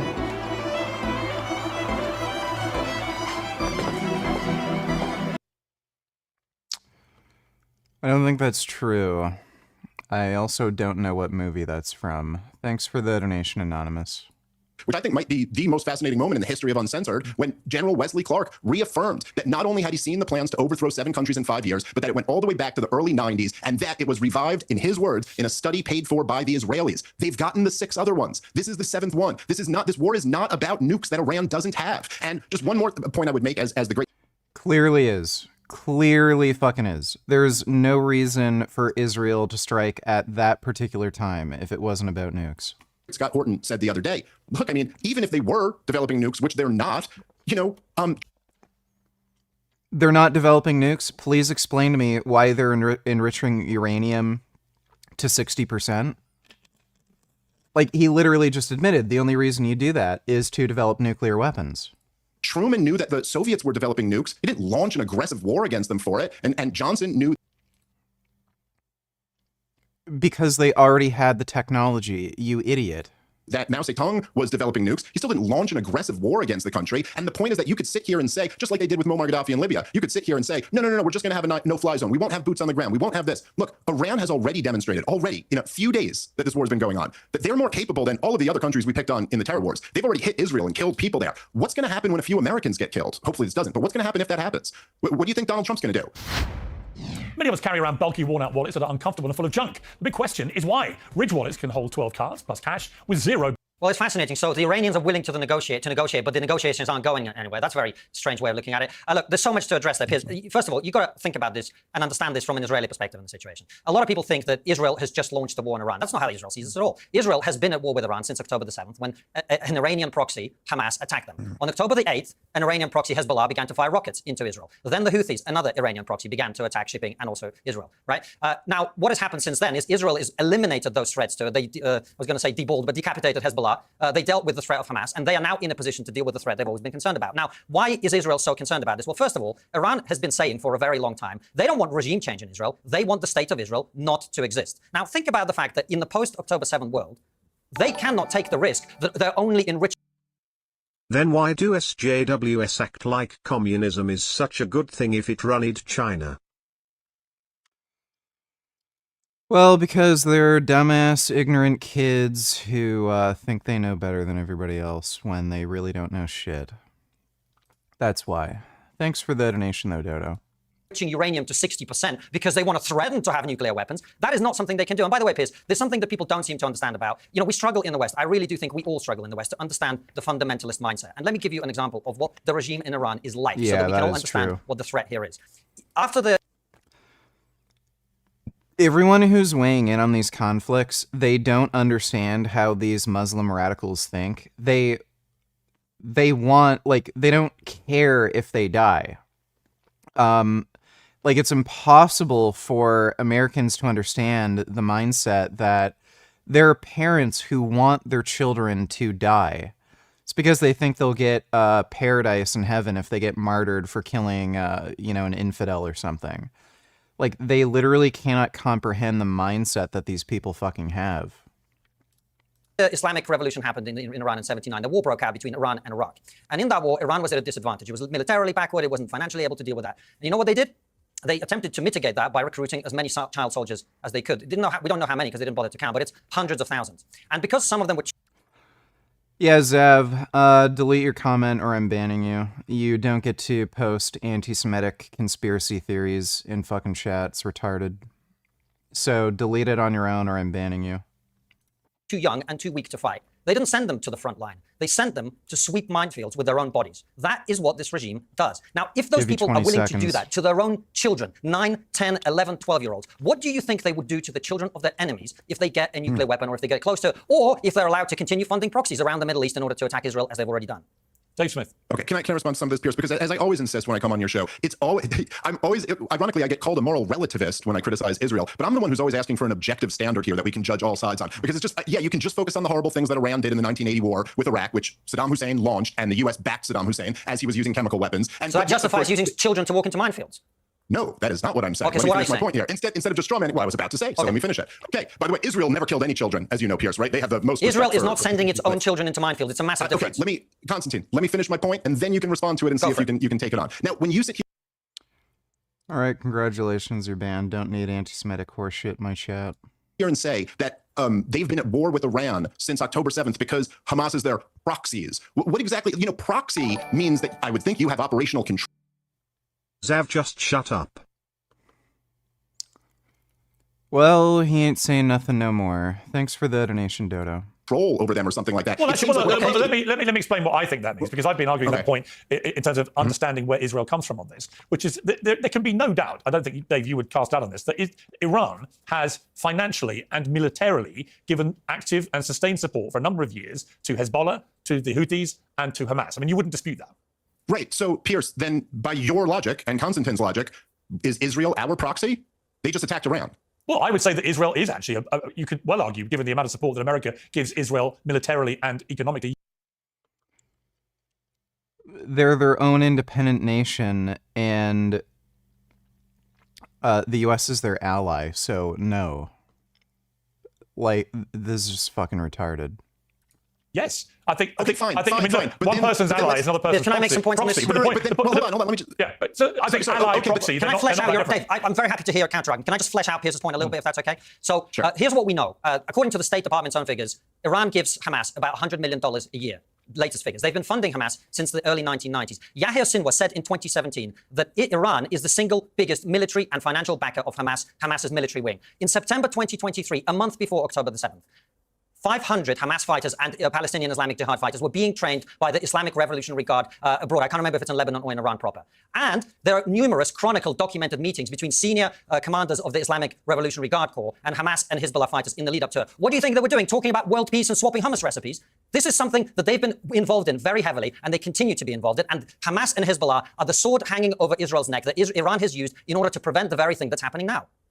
Okay, so to be clear here, it's an outrage that Iran has sold weapons and given money to Hamas, and therefore Hamas is their proxy. Yet, as we all know, Piers, and me and you have discussed this, 2 weeks before October 7th, Benjamin Netanyahu sends the head of Mossad to Qatar to make sure that the funding to Hamas continues. Yet, is Hamas now a proxy of Israel? Is Israel at war with itself? Well, I think on that point, I certainly think that Benjamin Netanyahu, when this is all over, is going to have a monumental day of reckoning, not just in the corruption courts, but I think he's going to have a monumental day of reckoning about how he allowed this to happen on his watch, how Mossad so spectacularly dropped the ball. No one can give me a good explanation for why they can carry out this kind of attack on Hezbollah with the pages and carry out so precise an attack in Iran, but didn't apparently know that Hamas were spending 20 years building a tunnel system and didn't know 3,000 of them were about to pour over the border. I will never defend Netanyahu in this. I think he's going to be a busted flush. I suspect he sees this attack on Iran as being a chance to avoid being a busted flush for a little longer than it might have been the case. But there's going to be a day of reckoning for him. And the fact that he actively encouraged billions of dollars to be funneled to Hamas to create a divide and rule strategy between Hamas.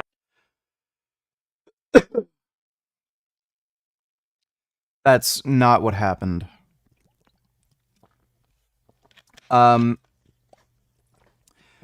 Nations like Qatar wanted to give the Hamas, which was the elected government at the time, money.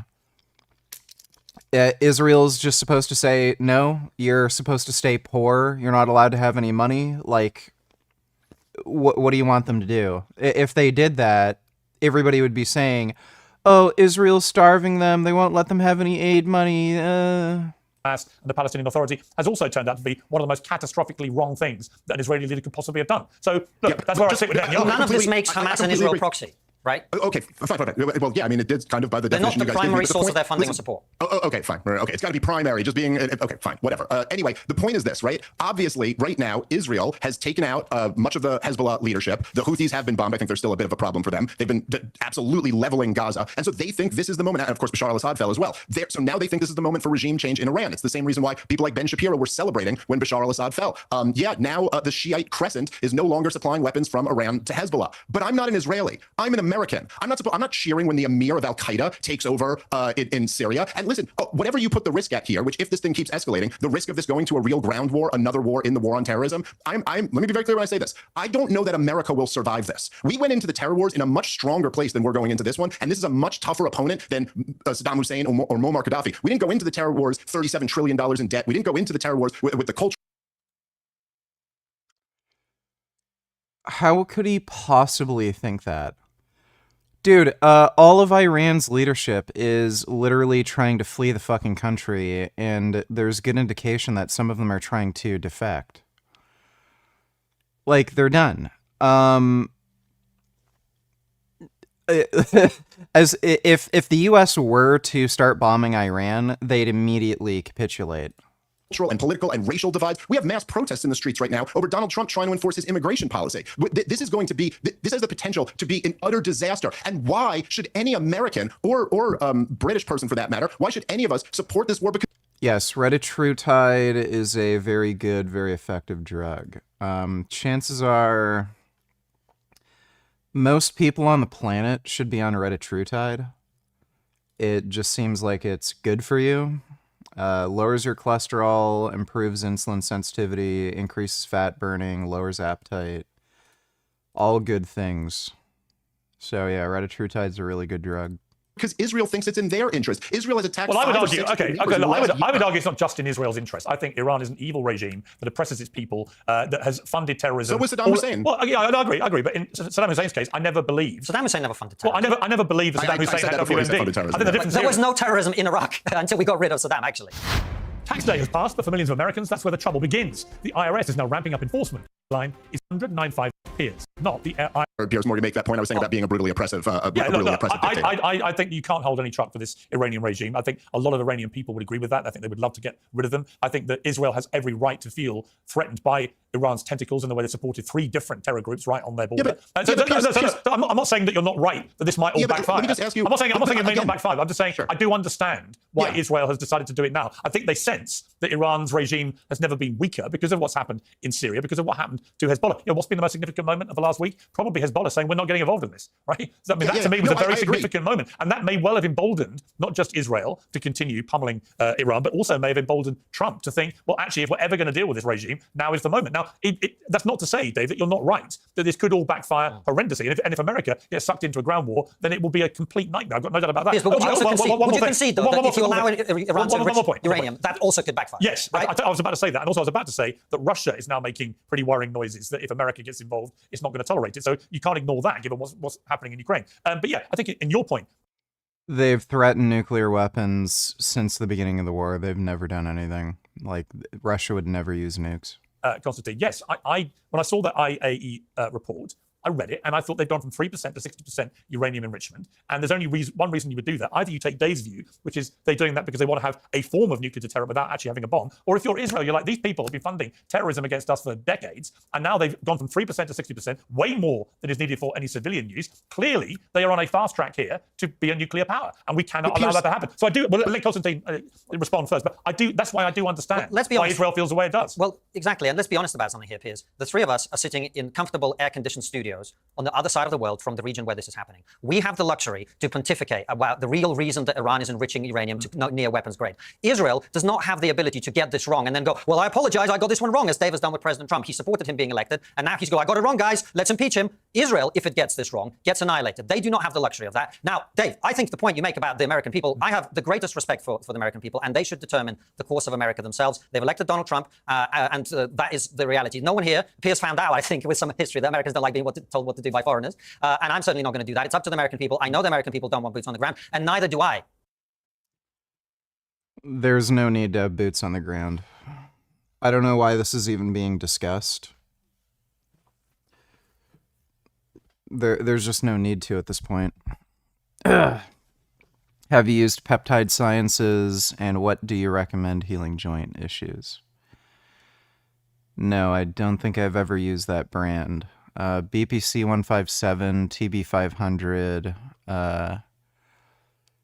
what is it? GKCU something. Those are good. GKCU, I think that's what it is. Those are good. And neither do sensible people, I think. I think the extent of Americans' involvement should be to help Israel defend itself against the missile attacks and let them get the job done themselves. I agree with you. This is Israel's war. They should prosecute it to the best of their ability, and they should deal with the threat that they face from Iran. I don't want a massive involvement of the West. I don't think that's what we need. And by the way, Piers, just one quick point, slightly tangential, but not very important. For those people who care about what's happening in Ukraine, this is brilliant for Ukraine because Iran has been one of the biggest suppliers of drones, the suicide drones that have been raining down in Ukrainian cities and killing civilians and military personnel there. The fact that Iran and Russia are now having to deal with this situation takes a lot of pressure off Ukraine, and it's good for that reason as well. All right, Dave, the one thing I would quibble with about what you said earlier was about the way that Iran has responded. They always threaten annihilation when they get attacked, right? Or when they're involved in any kind of skirmish. We've heard it towards the end of last year and nothing really happened. We've heard it again now. And, yes. Yeah, we already reacted to the Frank police video. They've got through the Iron Dome several times. They've killed some civilians in Tel Aviv. This is indisputable. So they technically have done better in terms of their revenge attack than other countries have fared against Israel. I accept that. But I also think we are far removed from seeing any kind of huge resistance coming out of Iran. In fact, what you're seeing is their bluff potentially getting called here, that a lot of it has been rhetoric built on sand, literally, and that they don't actually have the military capability to even tackle a country 1/10 its size in terms of population, let alone if the United States was to get involved. So I think what you're seeing is actually the opposite of the way you characterized it. I don't think you're seeing a massive response from Iran. I think you're seeing as good as they can do, and it's not very much. Well, look, I mean, this is what remains to be seen, and we don't know. But in 2007, when Dick Cheney was trying to push George W. Bush into war with Iran, it was the Pentagon who stopped George W. Bush from doing it. And it was them who said that we do not have escalation dominance over Iran, essentially meaning that we have, we still have thousands of troops in Iraq right now. We have bases and embassies all throughout the region that they can touch. Now, we'll see, I guess, Piers. I guess we're going to play this game. I guess we're going to play this incredibly risky game. I agree, it's high risk. For no reason, essentially, from the United States of America. It is not high risk. interest. And, you know, look, this stuff, I'm sorry, I just find this to be too ridiculous. All of the intelligence is saying that they don't have nuclear weapons and they're not pursuing nuclear weapons. There is one country, one government in the Middle East that is not a member of the non-proliferation treaties that has nuclear weapons secretly. And it ain't Iran, it's Israel. I mean, it is so ridiculous. Well, I agree. Who cares? It's absurd. As you know, I agree. I agree. I don't understand how Israel is allowed to continue pretending they don't have nuclear weapons. But what are you saying? Are you saying Iran should develop nuclear weapons to compensate for that reality? Or no. What I'm saying is this, okay? Whenever you guys talk about this, even already, and Pierce, I got to say, I thought you were a little bit guilty of this right after October 7th, understandably perhaps so. But even right now, whenever it's all about the Israeli perspective, as if we're all Israelis. Oh, Israel can't take the risk that they have 60% enrichment. Israel can't get this wrong the way I could change my mind about supporting Donald Trump. I guess Israel can get it wrong when they lure America into a war, when they pump out propaganda saying that Saddam has weapons of mass Here we fucking go. destruction. That's okay when they get that one wrong, but they can't get this one wrong. Okay, fine. Why are you blaming Israel for that? It was your own government lying to us about that. I was protesting against the war in Iraq exactly the same way you and Pierce. I think we all oppose But it was our government's lying to us. It wasn't about Israel. Why is everything that happens in the world the fault of Israel, Dave? This is such a blatant straw man. I didn't say everything in the world is the fault of Israel. I'm saying they were also guilty of this. But why are you putting the emphasis on them when George W. Bush and Tony Blair were using their bully pulpits to make this point to a far wider audience than some guy in the Middle East called Benjamin Netanyahu? If you think that I am removing any of the blame from George W. Bush or Tony Blair, I assure you you're wrong and you don't know what you're talking about. I've been blasting them for years. They're war criminals who should be in the Hague. I agree. That is not the issue. We are talking specifically about the nation of Israel right now, so I'm talking about their responsibility. And why is it, by the way, that this is always a one-way street? You know, I hear all the hawks constantly being like, Iran said this, Iran threatened this. What about the threats in the other direction? Maybe Iran feels like they don't have a choice. So look, Muammar Gaddafi, Iran is on the list of 7 countries that are supposed to be overthrown. The U.S. government went and overthrew both of their next-door neighbors, invaded the countries and destroyed them after putting Iran on the axis of evil list when they had nothing. I don't know why any of this matters. So he's literally arguing for the idea that Iran should have nuclear weapons. Like, why is he bringing this up? Just like, what utility does this argument have in the actual fucking conversation? Because it sounds like he's trying to create a narrative that Iran should have been allowed to develop nuclear weapons. Otherwise, why is he mentioning this? Like, okay, Iran's on America's hit list. Is that a problem? Do you support the state of Iran? Just fucking retarded. Ashley in chat is saying intent doesn't change anything in copyright infringement / fair use claims, and that Ethan Klein is a hypocrite. Is Ashley a stupid whore? Yeah, she's an idiot. I wouldn't bother arguing with dumb people, dude. They're professionals, and they always win. You can't beat stupid, so just ignore them. Thanks for the donation, though, Caleb. Nothing to do with 9/11. And then when Muammar Gaddafi denuclearized, they went in there and overthrew him in the most violent, brutal way, was sodomized to death by a pack of madmen. Maybe Iran also feels that they can't get this one wrong. Why are we doing this? This is a country that poses no threat to the United States of America. And if you guys want to try to hang on the fence here and go, hey, I'm not telling Americans what to do, I think they support terrorism and they attack our allies. Like what the fuck are you talking about? Israel should do it on their own, but that's just a fantasy land. They're not doing it on their own. They're doing it with our weapons, with our intelligence support, with our money, with us protecting them from a retaliation strike, and, at least possibly, with our president using negotiations to dupe Iran into thinking that they weren't. So, again, he's in support of the Iranian regime funding terrorism throughout the Middle East, and he wants to increase their capability to topple liberal democratic nations that are our allies. Why do you want that? That's a good thing for the United States? At risk. I mean, that's what Benjamin Netanyahu says, and that's what some other reporting says. Maybe that's not the case, but either way, he pretended like he was afterward. So no, none of this is being done without America. This is about a regime change war. All of them said it in their own words. They're on record. Do you guys think Benjamin Netanyahu has been mistaken for 30 years, claiming that Iran is a year to 3 years away from a nuke, or was he lying?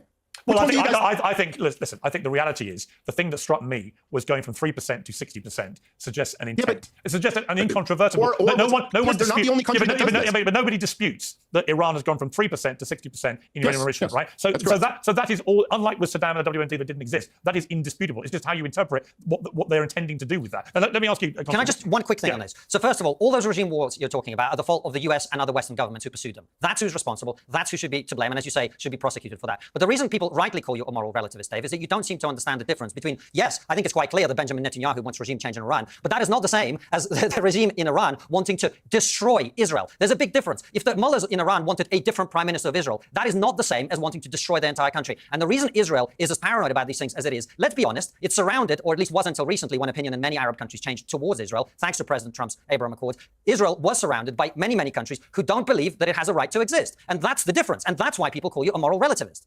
Well, okay, well, that's totally ridiculous and makes no sense at all. And it only works. I'm about to answer, Konstantin. Let me finish. Because it only makes sense when you only say, I ascribe the worst of intentions to this regime and the best of intentions to this. What was overthrowing Muammar Gaddafi? Was that simply replacing the leader, or was that destroying the country, turning it into a failed You've state? brought in a different conflict. Let's stick to Israel and Iran. No. The Israelis say we want regime change. The Iranians say we want to wipe you off the map. Like, yeah. So that's pretty different. Hold on. So I'm the moral relativist. Yes. But then when I point out what one side actually did, you run away from it and say, oh, no, we can't talk about that. It's your government that destroyed Libya. It's not Israel. It's your government. government. Anything about this? Israel was lobbying for us to do this for Who years made the and decision years to do and years. that? Our government, and I Yes, hold them exactly. criminally responsible. So blame them. Yes, Konstantin, why? Like again, oh, what about Libya? Oh, what about Iraq? All whataboutisms. Can't even talk about the present conflict. Why are you an Israeli? Why are you constantly running cover for them? Because I believe in speaking the truth and being honest instead of dragging in stuff that's irrelevant. No. It's not irrelevant at all. What are you talking about? Yes, my government is criminally responsible for the Great, war then that deal they with launched. And the Israeli government is also responsible for constantly trying to lure my government into more wars. That's what I'm standing up against right now. So the American government is so gullible that they just go around invading countries on the say-so of Israel.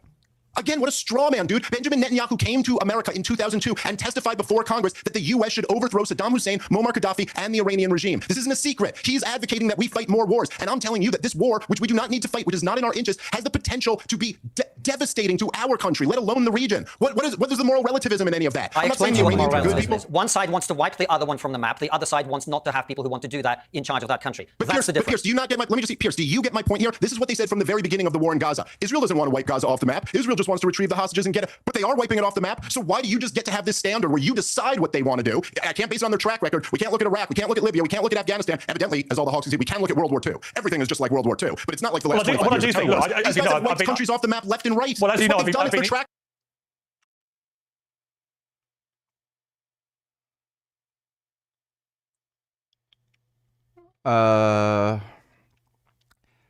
As far as I recall, Iraq still exists. What does he mean wiping them off the map? Record. Yeah, as you know, I've been increasingly critical of the Israel strategy in Gaza. It makes no sense until you hear people like Smodrich talking brazenly and openly about ethnic cleansing. I mean, it doesn't make any pretense. And at that point, I do think that there are certainly people on that in that government at senior level who absolutely want to get all the Palestinians out of Gaza, out of the West Bank. And if that has been their plan all along from October the 8th, then I was duped, and people that feared that were correct. And we'll have to see how that plays itself out. I hope that is not going to actually be the case. And that people who say on the Israeli side, they say to me, well, you know, Smodrich isn't the government. Well, he's a pretty senior member of that government, and he's not even hiding what he thinks should be happening. Dude, I don't understand why people are freaking out about Israel wanting to move Palestinians out of Gaza.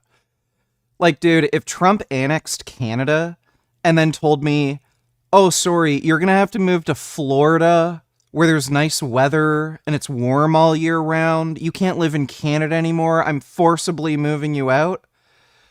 Thanks. I'd rather live in Florida. Like the idea that these people would rather live in a fucking bombed out shithole ruled by terrorists rather than just move to fucking Jordan. Like ethnic cleansing. Like, yeah, dude, if you're gonna ethnically cleanse me out of fucking Ontario and move me to fucking Florida where it's nice and warm and shit and I can own a gun, yeah, please do it, please. I fucking dare you. If Trump can give me a fucking free pass to move to Florida, yeah, thank you. Oh, hey, Stefania, thanks for the membership. Before we finish this, guys, I want to talk about the politics here for Trump as well, because it's really interesting to me. Constantine, you've got the conservative right in America absolutely split down the middle. You've got Tucker Carlson on one side, a lot of people who agree with him that this could be a disaster for America, for Trump. He shouldn't be doing it. Obviously, Dave and Tucker Carlson now. Israel wants an ethno-state. There's a reason Orthodox Jews don't support the creation of Israel. It goes against their own religion. Congratulations, you're a literal fucktard, and you have drunk way too much fucking Kool-Aid.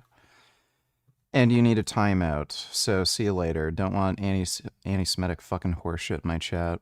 Unusual bedfellows on this, but there's always a first time for everything. But you also have So, by the way, there you go, TikTok bot retard. Orthodox Jews don't support the creation of Israel. He's talking about that tiny fucking cult within Judaism that literally all Jews hate. There's only about 5,000 members of them worldwide. They're the only Jews on the fucking planet that are against the state of Israel. And they also happen to deny the Holocaust. They're a Jewish cult that denies the fucking Holocaust, and this guy's telling you, oh, actual real Orthodox Jews don't support Israel. He doesn't even know what the fuck he's talking about. He heard this horse shit on fucking TikTok, and then he's here to spread this fucking nonsense in my chat, thinking I'm gonna fucking put up with it. No, get the fuck out. If you want to spread anti-Semitic horseshit, do it somewhere else. Maybe talk about it at work and get fired, fucking retard. A lot of people on the conservative right, Lindsey Graham, John Bolton, others who are absolutely gung-ho to get stuck into Iran here. Is there a danger that politically this really does fragment Trump's base support? And what does that mean for the Republicans, for MAGA, for Trump for the future, for J.D. Vance and people who are aligned with Trump maybe at the next election and so on? Well, I should preface this by saying I'm an outside observer in the United States. I do go there a lot. I spend a lot of time there. I speak to people there, but I certainly wouldn't claim to be, you know... And why won't these anti-Semites in the chat just stop? They're like cockroaches, dude. They're just gonna scurry around, shit all over the place, and reproduce. Thanks for the donation, Dodo.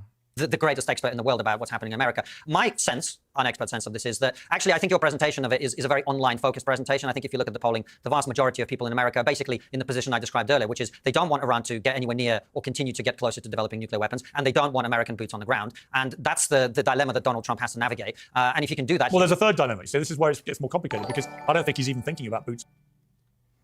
Someone in chat says Israel defenders never criticize them and that this is scary. October 7th was an unacceptable security failure. And I think they could put more effort in distributing aid, but at least advertise humanitarian efforts more forcefully.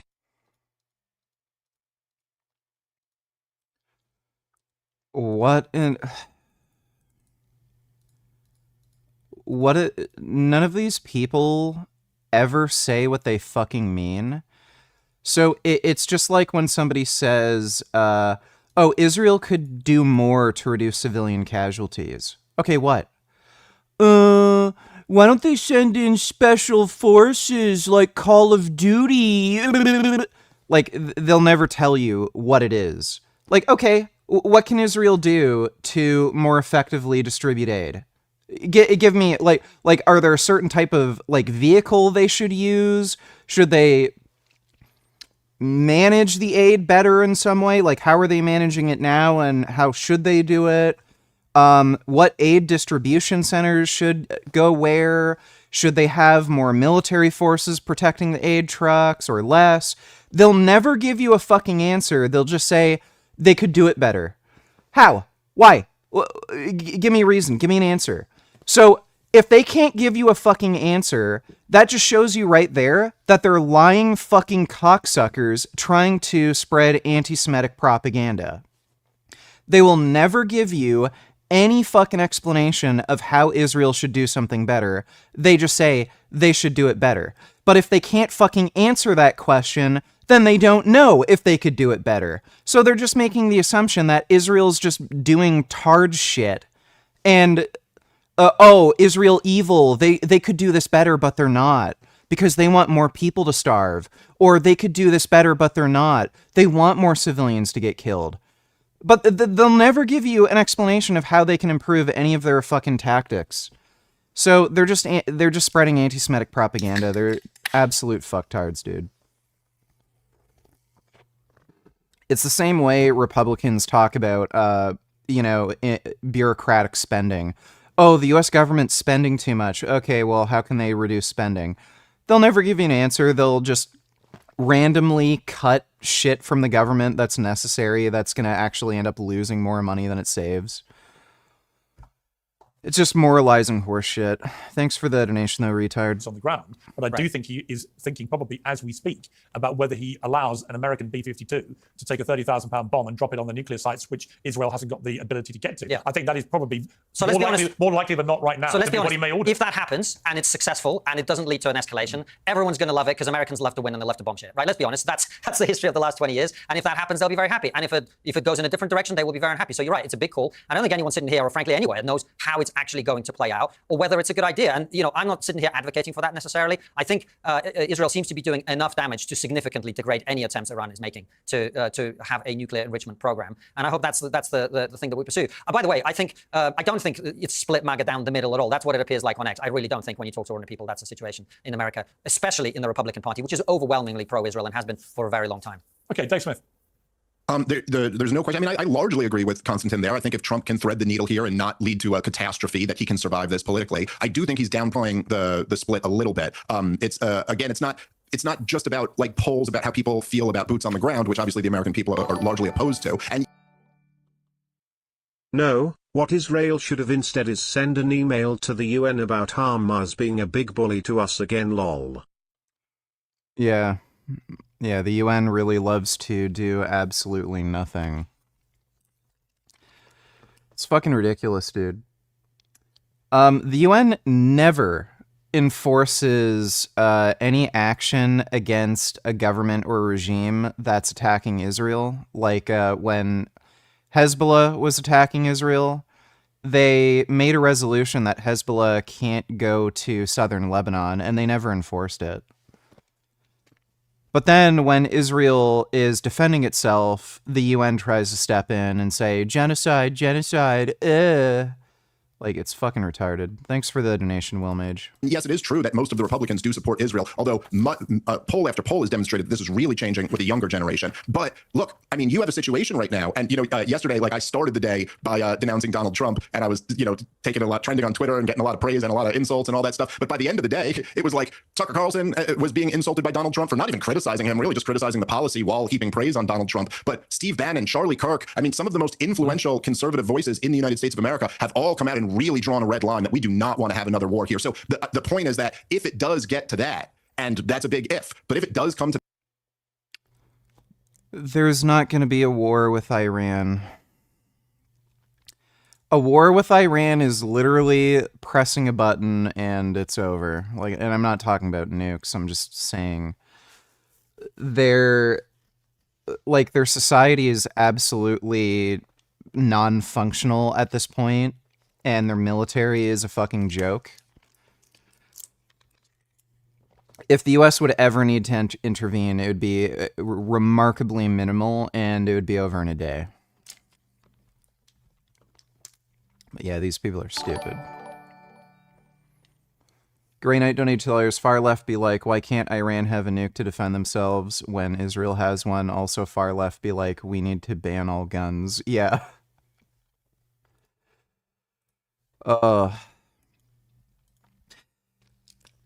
There was a guy who claimed to be an ex-KGB spy, and no one was able to ever confirm whether or not he was actually a KGB spy. But he did a big television interview where he was talking about how this was like a Soviet psyop to try to put communist propaganda into the United States to collapse the society. And the goal was to make everybody think in reverse. Like, oh, crime is good, police are bad. And then, what do you see that, people doing? Oh, ban the police, or defund the police. Oh, my car's gotten broken into 15 times, but, what's the big deal? Fucking Seth Rogen on Twitter. So, people are literally,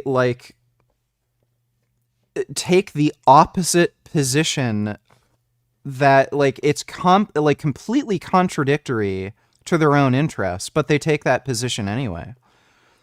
And I don't know, it could very well be some weird fucking communist psyop going on. where for years people have been fed like propaganda that's been propagating around like a bunch of lefty spheres, universities, now TikTok. Thanks for the donation though, Grey Knight. Are you natty or not? Right away, as in, as soon as she opened her mouth, her voice told the story. I am not. They always amuse me because people, well, they don't want to lie, but in some situations, they just feel like they have to. All right, so you just told me you won the overall. Yeah. So I assume it obviously went as expected. Not natural. I mean, I don't need to ask him the question. He won the overall. Yeah, this is my first time competing. It was a nice new experience, I'll admit that. First time competing, and I won the overall. Yeah, 100% natural. You know, I've been training for about 2 months. No. Yeah. So now this leads into the good question, natty or not? I'm no longer natty, but I waited till my 30s. He's no longer natural, and he waited until he was in his 30s. And so respect to him for waiting. So it was one of those things I turned to the dark side after that when I decided to compete. To me, that's a little bit sad. He'd been natural his entire life, was looking great, feeling great, I'm certain of this. Was decided, why not get up on stage? But in order to get up on stage, he decided, I gotta use steroids. You don't. We just seen Will Tennyson compete 100% natural, and he also won the overall. I would much prefer to see somebody compete natural, get experience in what it's like to compete with no assistance whatsoever, and then and only then decide to go on steroids. All right, so are you natty or not? You don't need to experience it for yourself. Just take everyone's word for it. Competing natural fucking sucks, dude. It's absolutely horrendous. Like, you're going to have a much more fun time and a better experience doing bodybuilding on steroids, I can fucking guarantee you. Like, unless you have, like, really horrific side effects, like you get cystic acne or gynecomastia or something. As long as you can avoid that, like, dude, just being able to have your hormones still stay elevated when you're super shredded and dieting and just feel more normal versus basically being hypogonadal.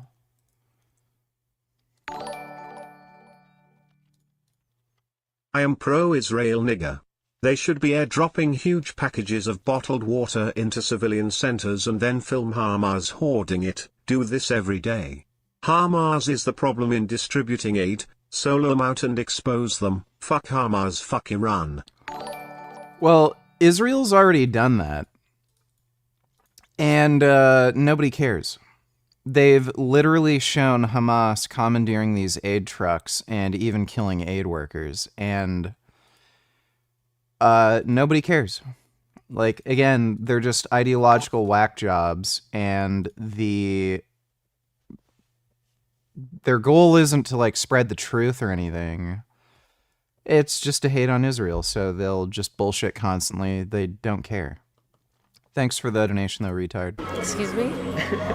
Natural or not? Oh, natural? Yeah. Besides my boobs? Yeah. And so, I'm sorry, but do you see that cup in her hand? I would want her to pee in it and get it tested. I don't believe that this girl is natural. She's saying she's natural, but is she really? I mean, look. I could believe it.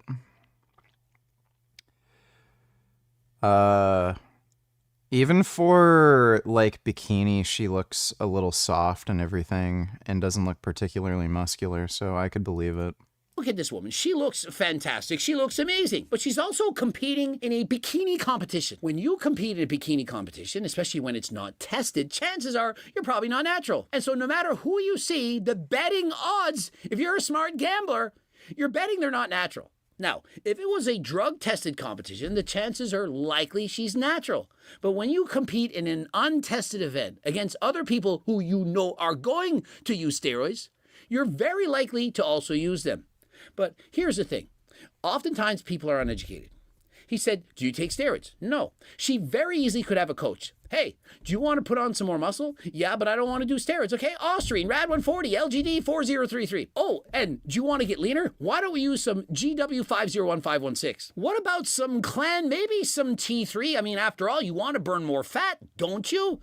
Oh, and you're carrying a little bit too much estrogen. After all, you're a female, and so why not add in some Novadex? When you just say, are you natural or not, what benefit does it give her to say, I'm not natural. I take Clen and Osterine as well as some Nolva. See, I guess I need to be more specific when I interview the females. Like steroids. Well, Mage Knight Tiller's little skip to 49 minutes. I was referencing this part from your previous debate in case you can't recall from my last dono. Who the fuck are you?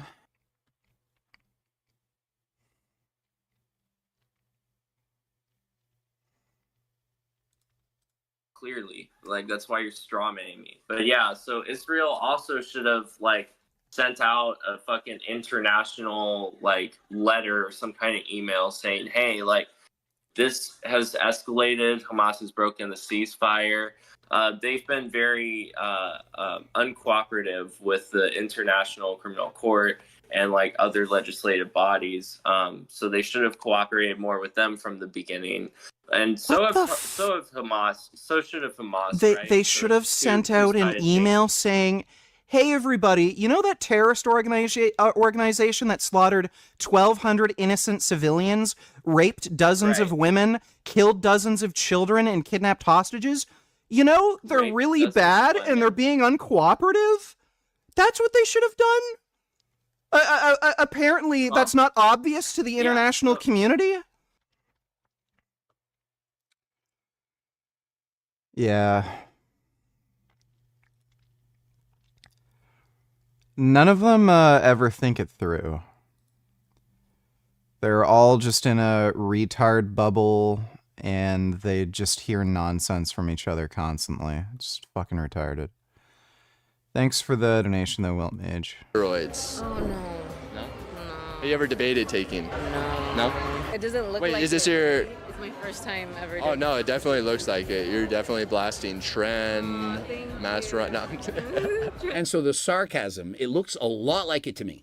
Look at this girl. Are you seeing the body? Now, she's not shredded enough. She's not lean enough. She could, in fact, do significantly better. I mean, after all, she does have a proper tan. She just didn't diet hard enough or long enough. So just before you go on stage here, about to win it, natty or not? Not natty. But notice, he's a little bit older, a little bit more mature, not perhaps concerned with the opinions of others. Natty or not? I'll let you guys decide that. Meaning not natty. And so here's the thing. People, they don't want to lie. It's not comfortable. It's not fun. Why would you like to lie? You're being dishonest. Your heart rate's perhaps elevated. Notice they've invented machines known as a lie detector test. The body goes through certain processes of which you can measure when you're lying.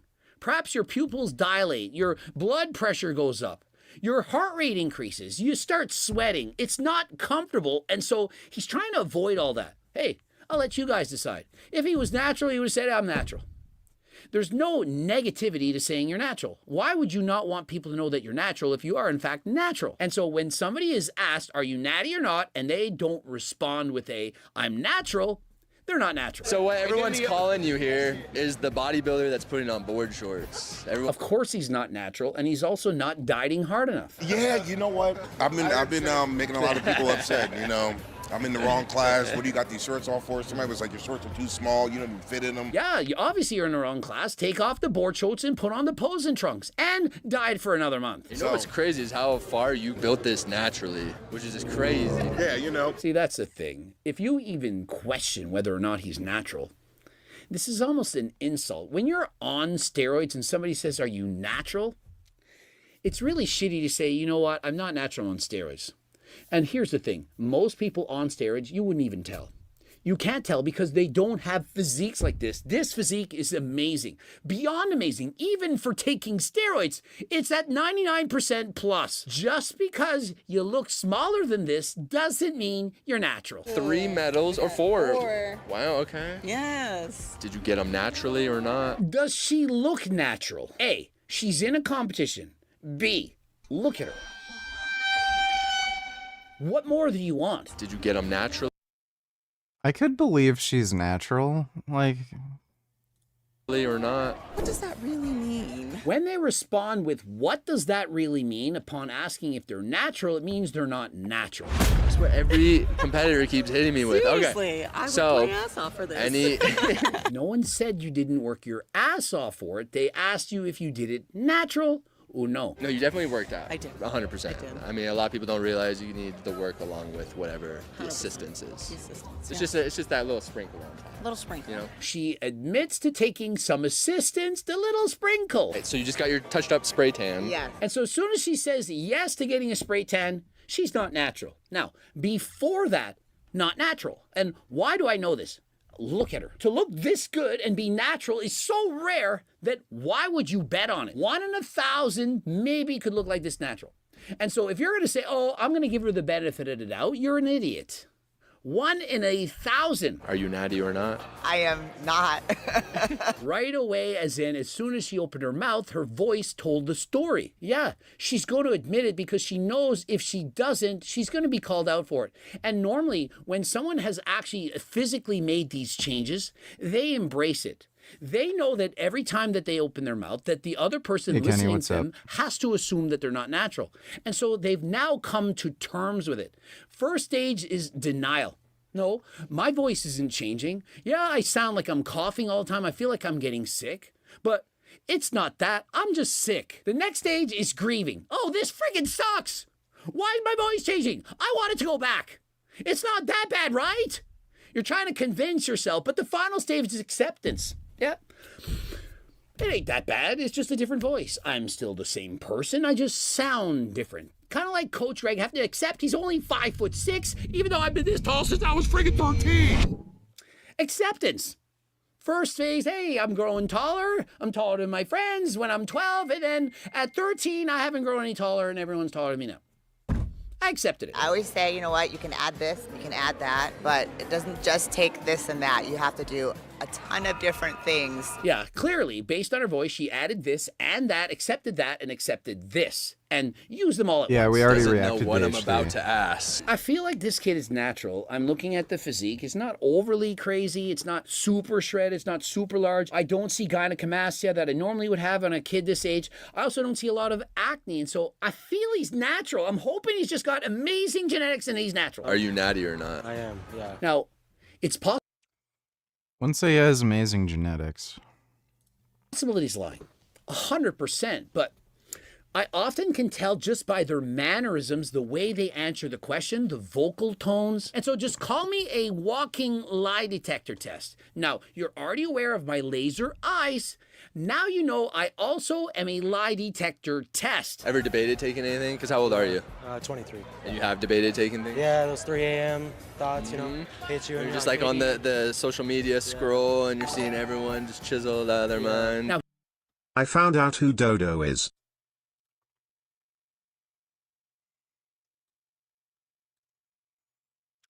Went to school with a cloak since first days. It was uncomfortable to wear it in front of other kids, but I tried to make up for it by being naughty and playful.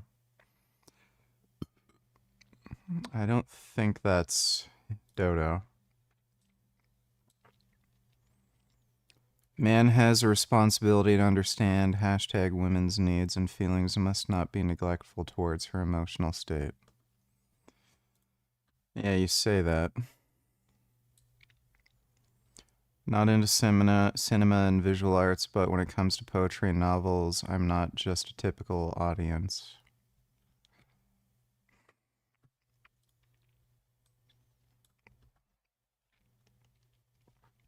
It's like you go to a shop, when you come out, your money's gone, but you've bought things. What's important, what you purchased is worth the fortune.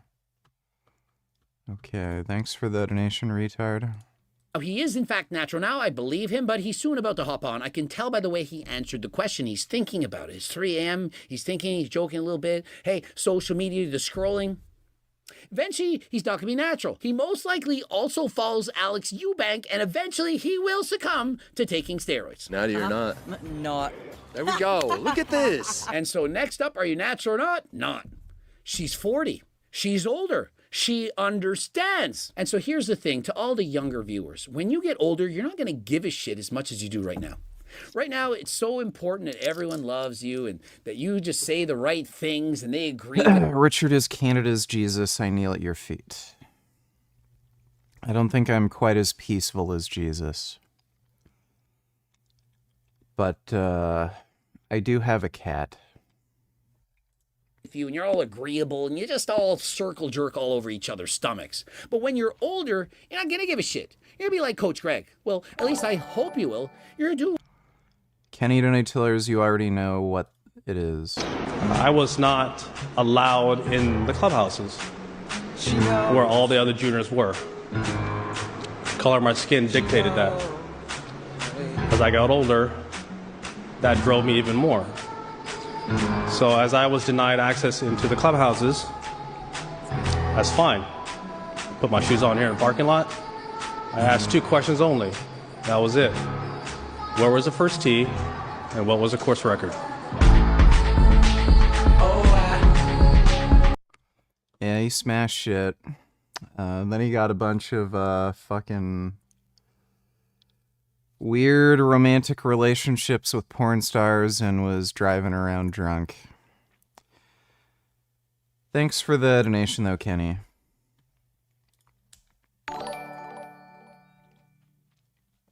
Does consuming a very high amount of antioxidants actually increase cancer risk and accelerate the growth of existing tumors? Should I be careful with supplements like beta-carotene and astaxanthin? I use them mainly for a nice natural tan. There hasn't been any benefit found with antioxidant supplementation, at least not in high doses, and especially in younger individuals. But I wouldn't take astaxanthin regularly. Maybe once every, couple weeks type of thing, if you feel you need it, if you have, a lot of inflammation. And I wouldn't take a beta-carotene supplement if you're taking so much that it's actually turning your skin kind of orange. That sounds like you might be overdoing it. I really, really doubt it could contribute to something like cancer, but I know antioxidant supplements in high doses, it can interfere with just normal repair processes. You want a certain amount of inflammation in your body. It kind of triggers healing and cell growth and shit. And when you take a high amount of antioxidant supplements, then yeah, it can interfere with those processes. So you're probably better off just not taking antioxidant supplements and just getting, a more normal amount of antioxidants through your diet. But if you have ongoing joint pain that's not, resolving, stuff like that, then you can maybe try taking an astaxanthin supplement once every couple weeks or something. Otherwise, I wouldn't do it. Thanks for the donation, though, Sokiyashi. What you want. You're going to be who you want. And so she wants to take steroids and she... Kid Beer donated $2. Let me see. Yeah, that's fucking disgusting. Thanks for the He's donation, in her 40s, dude. by all means. Now, what you'll notice when you do admit to taking steroids is everyone else is going to start admitting it as well. When I was natural for several years, decades actually, I would talk to people, are you on steroids? Do you take anything? No, I'm natural. I'm not natural. I remember the moment that it changed. And so somebody asked, hey, are you taking anything? They said, nope. And I said, yup. And I said exactly what I was taking. About 10 seconds later, yep, I'm also taking this, and this. Everyone then admitted they were not natural. But until I admitted it, no one had the balls to come out and say they weren't natty. And so that's what it takes, a paradigm shift in thinking. One person brave enough to stand up. I ain't natural, and I'm proud of it. If you don't give a shit, you encourage others to do the same. Hey, if that Greg guy can admit to it, then so can I. Hold up. Gotta stop you, gentlemen. Gotta stop you. No. You're We got some controversial. And my boys, they visited Coach Greg at my home, both of which I fully believe 100% natural. Natty or not. I mean, definitely for us, 100%. Unfortunately for you. So you too? Of course, Listen, you know you wanted that compliment. You don't look natural. You want the compliment. And bro, why are you still overweight? Did I not tell you to diet down? You're doing it on every single natty. If you're just doing it on Michael Hearn, Simeon is questionable. He's questionable. Questionable? Are you kidding me? What's questionable is why haven't you listened? He's not natty. that whole thing that happened between me and him years ago, like that just proved he wasn't natty. He did that video. It was supposed to be a 2-part series. He only uploaded the first video. And the first video he did, he got a lie detector test, which doesn't prove anything. And he got a hair follicle test of all things, which is really fucking weird and unusual. And I think it only tested for like 2 steroids. And then he said he was going to get a blood test later, and he never did it. So, or at least he never uploaded the video, because he might have actually gotten the blood test and then it showed that he was on gear. But yeah, this guy is not natural. No chance. You can maybe say, oh, BBC genetics, you know, yada la di da, whatever. One, I don't believe that anyway. And 2, yeah, the way he handled the whole natty or not thing and got those bogus drug tests and then promised to get a blood test later and never did it, he's clearly taking something. To Coach Greg and go on a diet. But when it comes to like Zevin Shu, Josh Manoe, every person like Shizzy is natty. Shizzy's natty now. Yeah, now he is. But what about in the past? Listen, you're just a young buck, a newbie. You don't have the lie detector test abilities that Coach Greg does have. You don't even have the laser eyes. And so, yeah, Shizzy's natural now, but you have to look at his long, drawn-out history, his past, to He used to be bigger and stronger. see, is he, in fact, a lifetime natural? You know, you got some crazy delts, bicep insertions. Are you natty or not? Say natural. Did you build this incredible built physique naturally? Yeah. Whether or not he is natural, he thinks he's natural. Remember the Pocket Hercules, that kid back in the day? They could lie detector him, and he would say yes, and he would pass, but you know who would have failed? Yeah. His father. Father was giving him steroids. Bruh. Yeah, I think he was mixing Anavar tablets into his protein shakes. Fucking crazy. That guy's dad was just a fucking whack job. I wonder how many people out there have had this happen. Boyfriend, girlfriend are together, and the guy is doing a little sprinkling in her protein shakes. Perhaps a little bit of Anavar. I guarantee that this is happening. The girl's prepping for a show. She's struggling. The guy's like, oh, I just want her to look better. I want to help her in some way. Sprinkles in some Anavar, some Ostrine. I guarantee this is happening. I don't know what percentage of people, but I am certain that this is happening. All right, hit your best arm flex for the camera. Let's see what you got. Oh. Elbows higher than the delts. Guys! And why did you decide to hop over the dark side? Was your physique pretty built naturally before? It was built to the max naturally, and so it was one of those, now that I wanted to compete, I wanted to see what level I could take it to. But you should have competed at your natural limit first. That's the only thing I would have wanted to see. You'd look amazing like this, obviously, but I also think even without the steroids, you would have looked amazing. And so I would love to see your natural genetic limit, your best, kind of like Will Tennyson, and then and only then add in some extras and see how far you could go. I watched all my friends when they were younger, and all the ones who got into bodybuilding in their 20s, by this age, they're done. And so me, now that I waited till this age, I feel like it's such an advantage to have waited and actually taken the time to get the body to where you can naturally, that I'd like to spread that message to more people. I love these answers. This is great. And so I echo what he's saying. When you're in your 20s, don't start yet. Wait till you're older. All these guys, girls in their 20s, or even in their teens, they're starting steroids. They then retire before they're even 30. Look at Chris Bumstead. And then they're done. In comparison, Coach Greg, I'm 49. I'm still training harder than last time. And so this guy, he only started competing at 33. And so he has so many more years left in the tank. If you start steroids sooner, you're going to peak sooner. And then what? What do you do then? I'm not, I guess, a bodybuilding woman. You know, I like the feminine features. A little bit. I'm not a bodybuilding woman, says the woman with the jacked arms, the breast implants, the special tan, competing in a bikini bodybuilding competition. Guys, she a bodybuilder. Do you want to come on? Natty or not? What's that? Natty or not? I'm not saying. Natty or not? Do you see this woman? She's so not natural. I mean, what is next? It'd be like saying, is there any air inside of this balloon after I blow it? Nah, I mean, You also don't have to cover what your cycle is if you don't want. I mean, whatever you're comfortable with. It just depends on what you consider natty or not, I guess. You should have just stayed with the, I'm not saying anything, y'all can guess. Why give more information? Any hormones, so like testosterone, peptides, prohormones, SARMs. Not recently. No, not recently. I haven't used any of that recently. You know, I'm competing today, but I only did steroids, peptides, SARMs, and so on years ago. Decade, when I was a teenager.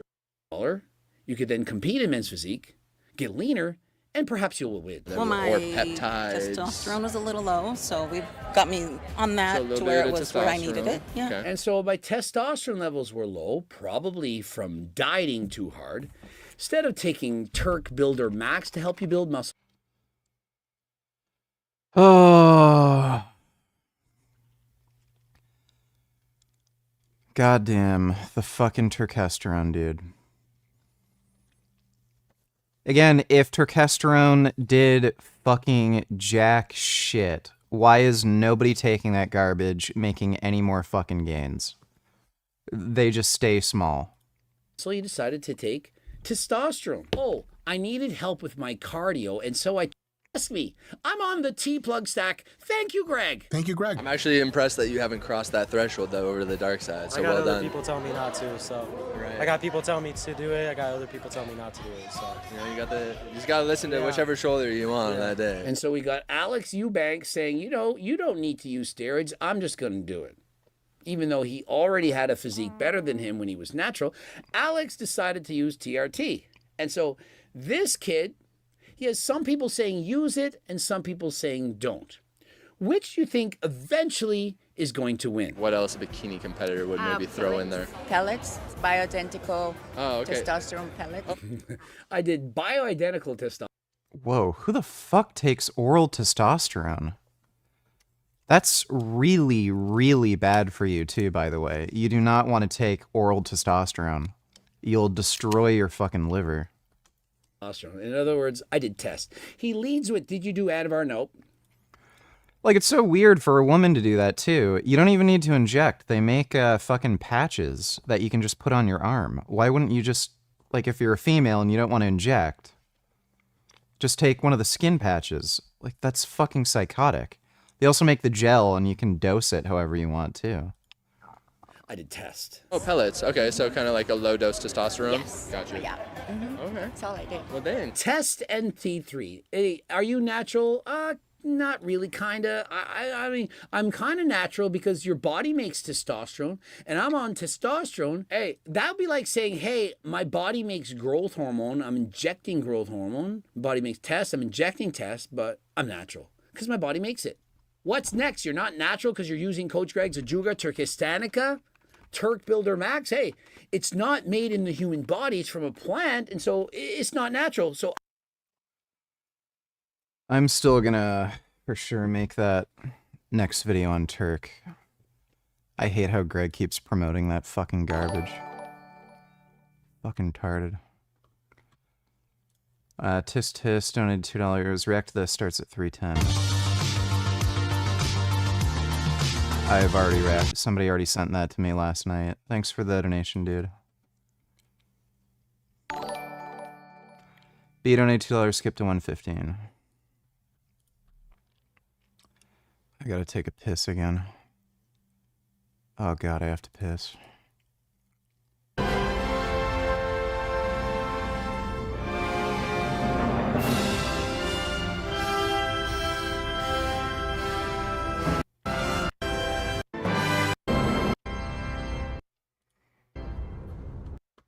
I don't know what it was.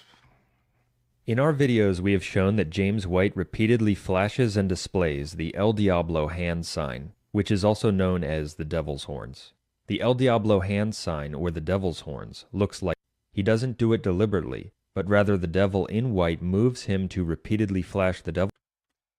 Okay, crazy Christians.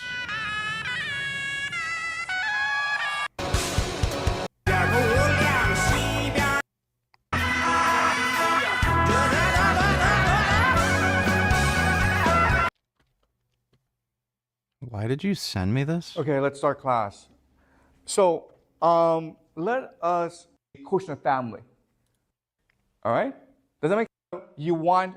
I'm not watching that. Thanks for the donation, B. I'm just gonna take another piss. I'll be right back.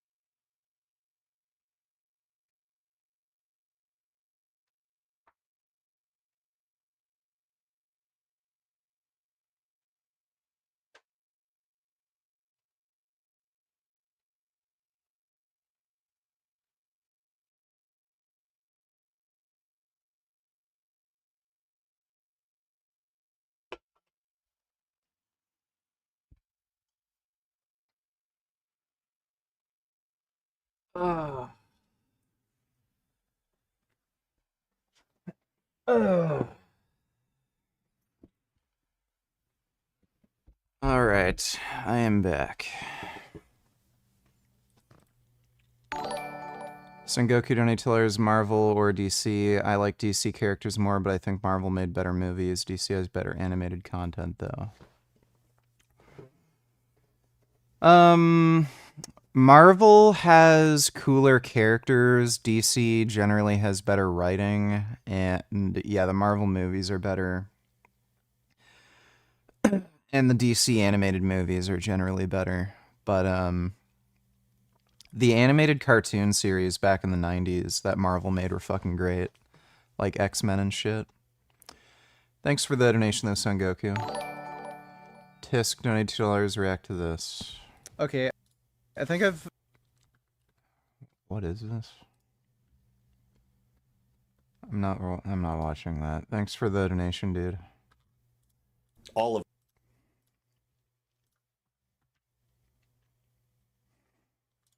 Hello everyone, I'm the Enforcer, and welcome to the breaking news. Please make sure to like, comment, and subscribe, and support us on Patreon, link in the description below.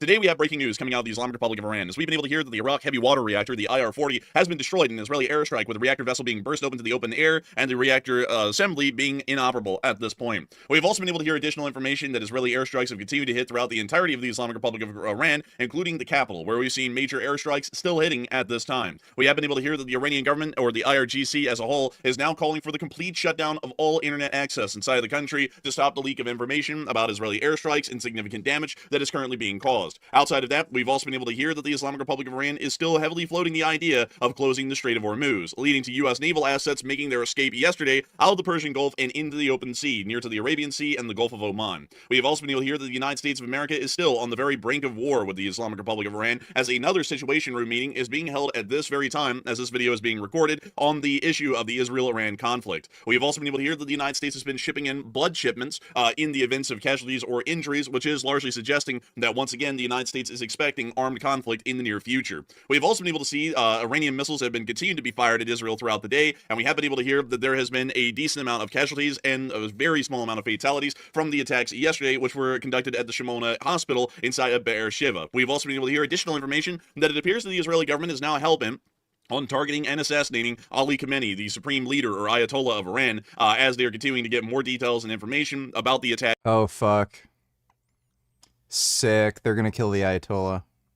Trump probably gave him the go-ahead. From last night. We have also been able to hear that there's been a threat from the Al-Najaba terrorist organization inside of the Republic of Iraq against U.S. forces, bases, and citizens throughout the entirety of the Middle East. We have also been able to hear that the U.S. Special Envoy to Syria has given a warning to Hezbollah to not join the conflict or otherwise face untold consequences.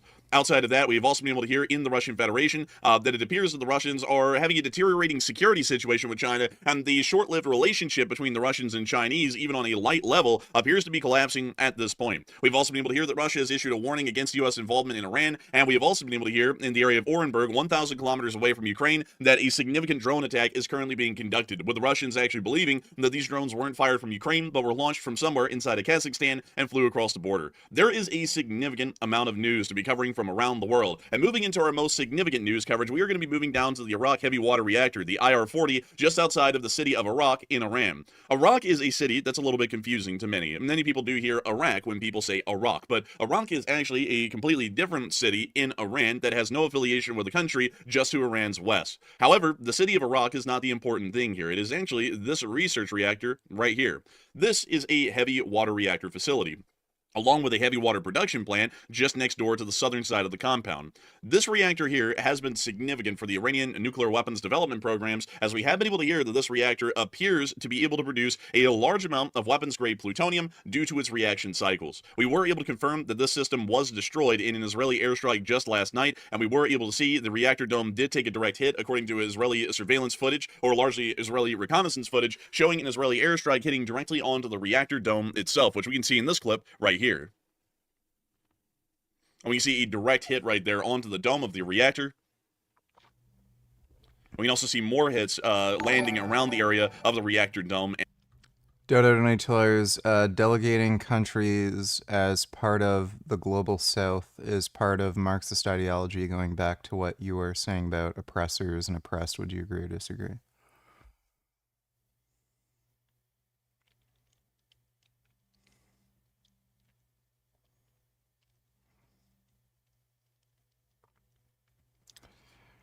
What do you mean, delegating countries? The global south thing, yeah. I don't know what you mean by delegating countries. Thanks for the donation, though, Dodo. And facility. And we see more angles of this footage here as well.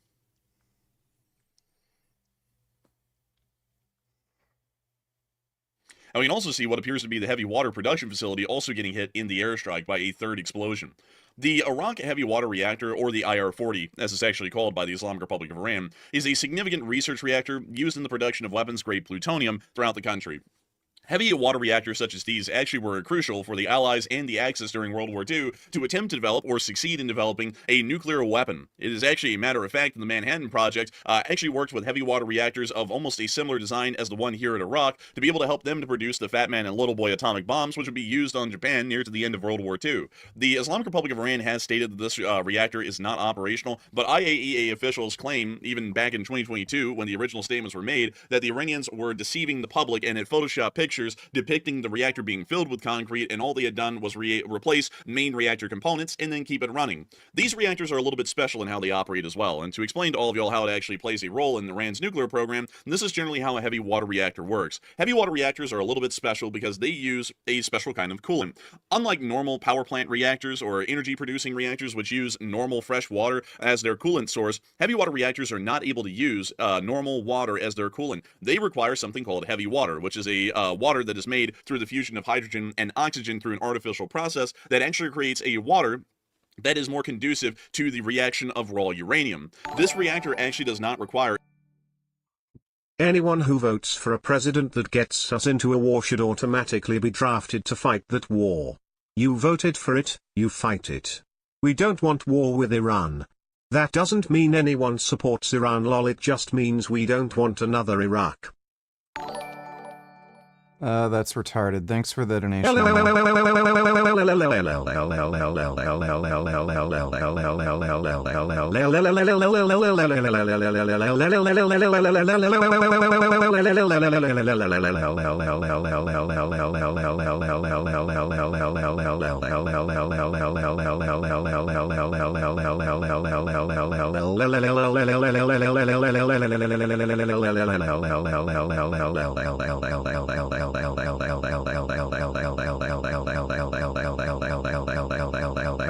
Bitch. Let me take a look.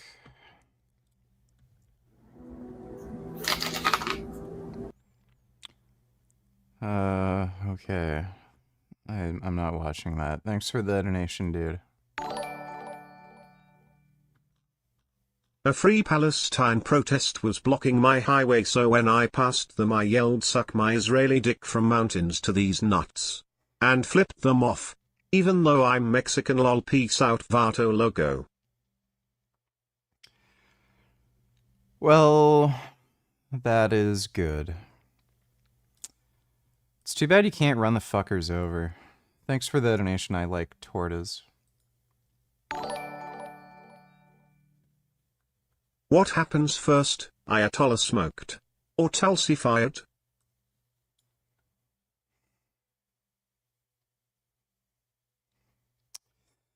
I would say Ayatollah smoked. I think he's gonna die before Tulsi gets fired. But that was hilarious. Donald Trump literally said, "I don't care what Tulsi Gabbard says." That was funny as shit. But yeah, that guy's getting smoked soon. Thanks for the donation, retard. Son Goku donated $2. Have you read One Punch Man manga, and is Berserk a must-read? Would you say? Everyone talks about it, and I haven't seen it yet. I haven't read the One Punch Man manga yet. I'm definitely going to get into it, but yeah, Berserk's an absolute must-read. You need to read Berserk. No questions asked. I would also say Gantz is a definite must-read, too. Thanks for the donation, though, Son Goku. 21st, only $2. You should call yourself half-ass lateral raises. The soy curl would fit very well. Bro spends all his time on stream criticizing people's form. If I sent you a video of your hideous form to you to react to, you would say, don't follow that retard's advice. My form on lateral raises is just fine. So, and I watch my own videos. I have to because I edit them, dumbass. Thanks for the donation, though, 21st. Or any enriched uranium fuel to operate, and as a matter of fact operates off of raw uranium ore that is just plopped inside of the reactor vessel, and then the heavy water does its thing and it's able to produce a limited amount of steam or energy for the large part. Most importantly, what is most interesting about this process is that it creates a side or a byproduct of plutonium, and usually that plutonium is incredibly close or already at a weapons grade that comes off as a byproduct of this reactor's operations. This plutonium then can easily be used without any additional refinement or enrichment in a nuclear weapon that would be plutonium-based instead of uranium-based. It is quite clear for that reason that the Islamic Republic of Iran would consider this research reactor, or heavy water reactor in particular, to be one of the most important ones in the country. And while the Israelis may be able in the end to destroy the Fordo and Natanz facilities, or the Fordo facility still being at large at this moment and lightly damaged from prior airstrikes, it is quite obvious that if this facility is not destroyed, the Iranians will still be able to possess weapons-grade plutonium to be able to create nuclear weaponry with. And for this reason, the Israelis did go after, strike, and destroy the facility. We were able to see some more satellite footage showing us the before and after pictures of the Iraq heavy water facility, which you can see right here. We can actually see the reactor dome in this picture right here before the attack, and then we can see it after the attack. Quite clearly, the munitions did strike directly on top of the dome, exposing the reactor dome to the open air and stopping once and for all any nuclear activities that were being conducted by the Islamic Republic of Iran at this facility. The Islamic Republic of Iran did claim years ago that they did shut down the facility and had not been operating it since then, but we largely have information to show, at least yesterday, that that would be markedly untrue. To show y'all something from our map that we had yesterday, at least when the first reports of the explosion were coming out, and if we come down here to the area of Iraq, you actually will see a picture here showing a billow of white cloud almost. It's not anything else rather than something that appears to be some sort of a raw form of a white cloud that was hit. What is interesting about this is that this generally looks like it is already some form of steam. And while heavy water doesn't produce a large volume of steam, this is still a significant amount of steam, enough to say that this most likely was the steam venting out of that operational research reactor, because every nuclear reaction, even heavy water reactions, do produce some form of usable steam. And that appears to be what this is, showing that that reactor was operational up until that final minute when it was hit by the Israeli airstrike and the damage exposed the top of the reactor dome and the boiling vessel inside of the reactor. Outside of that, it does appear that this strike was significant. We have not been able to hear of any radiological damage, at least at the moment, and last time we were able to hear that Iranian officials made a pretty surefire claim that it appeared that the facility actually was still operational, and they claimed that every single personnel or operator at that research reactor or heavy water reactor had actually been evacuated before the airstrike was conducted, which, while making it sound like there were no casualties, it also makes it quite clear that if that research reactor was not operational, there wouldn't need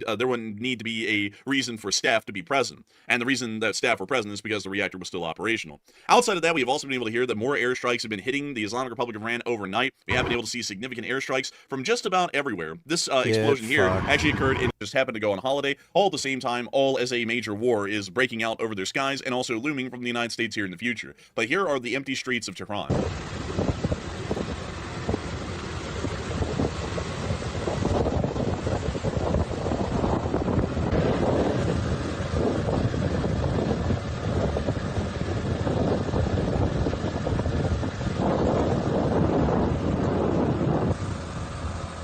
Dude, that'd be the perfect time to rob a bank.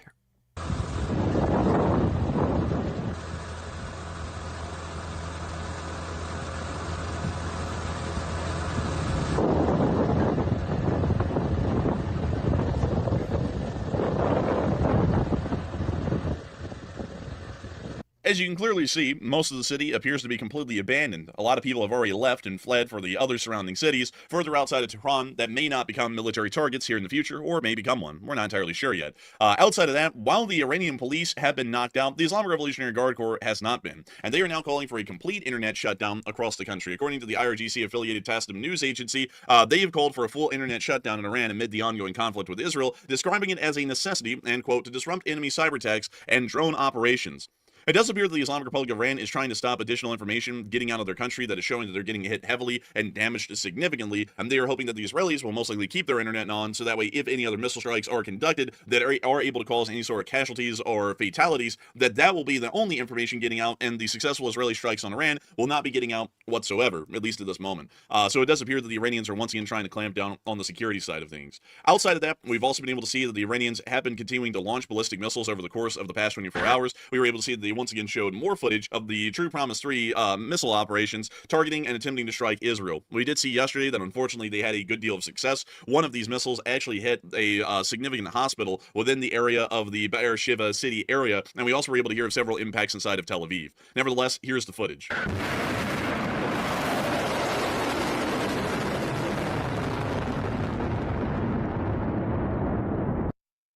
Yeah, the Ayatollah is going to get wiped out.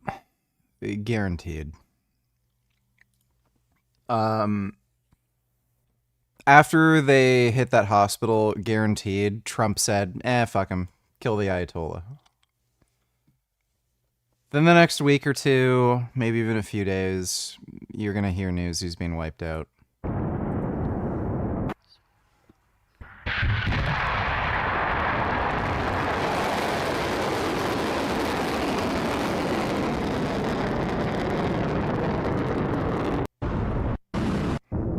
rusting. Whenever vehicles like this catch on fire, rusting is very quick to follow, usually within the next day or two. So that means that these ballistic missile launchers were destroyed in about the past 36 hours at the minimum, meaning that the Israelis are still targeting and destroying these ballistic missile launchers as rapidly and effectively as they can. It is starting to show a little bit, at least with how the Iranians are attempting to respond to the Israelis, because we did see that there was a low tempo of missile fire for some time, although it's starting to ramp back up, possibly showing that they were trying to hide the ballistic missile launchers, or the TELs, for a while before they brought them back out and started to launch attacks on the Israelis again. So Israeli air operations do have a positive impact, from what we can tell at the moment, in suppressing Iranian ballistic missile operations against the state of Israel. Outside of that, we also were able to see these missiles actually flying over Iraq on their way to Israel a while ago, and the sound of them is terrifying.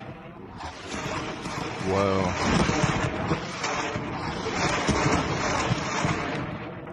That's the end of that clip. Almost similar to that of an MLRS firing in reality. That's crazy. But still a very interesting clip to hear. Outside of that, we've also been able to hear that inside of the state of Israel, there were air interceptions that were being conducted just a little while ago.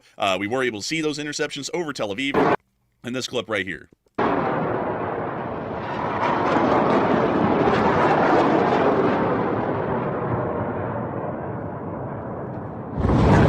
We can also hear the impacts as well. There were impacts that were recorded. Outside of that, we've also been able to hear that there was actually debris of some of the shot down missiles, including the plumbing and engine works of this Shahab 3 intermediate range ballistic missile, or shorter range ballistic missile, that was shot down over Tel Aviv just a little while ago. And you actually could see the plumbing and engine works of these of the missile right here in this picture. Outside of that, air defense reports from Israel are not looking that positive today. We have been able to hear that only 65% of the missiles launched by Iran in the last 24 hours were intercepted by the country's Iron Dome system, versus almost 90% in the days before. We are not exactly sure what is leading to this discrepancy in Israel's ability to shoot down these missiles today. We do understand that they are far away from running out of interceptors at the moment, and so we are not exactly sure why the interception rate was only 65%. This is abysmally low. I gotta make that incredibly clear. Westernized air defenses usually have an incredibly high air interception rate, and Ukraine, which uses a hybrid westernized air defense system and almost Soviet or technical style air defense system, usually has a higher than 80% interception rate, almost 90% on most days, even using missile and gun-based air defense systems combined.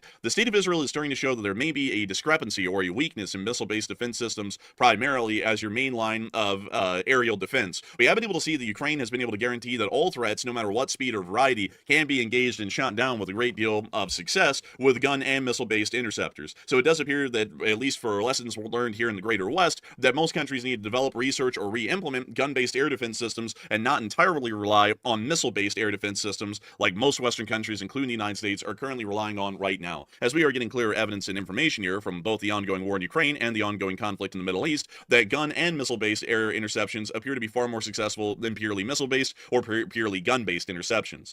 We also were able to hear, outside of that, that there were more interceptions being conducted inside of northern Israel today, near to the area of Haifa.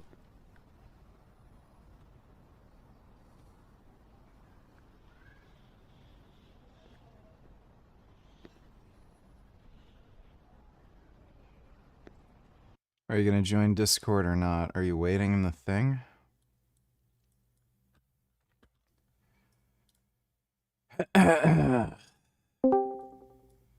What do you want?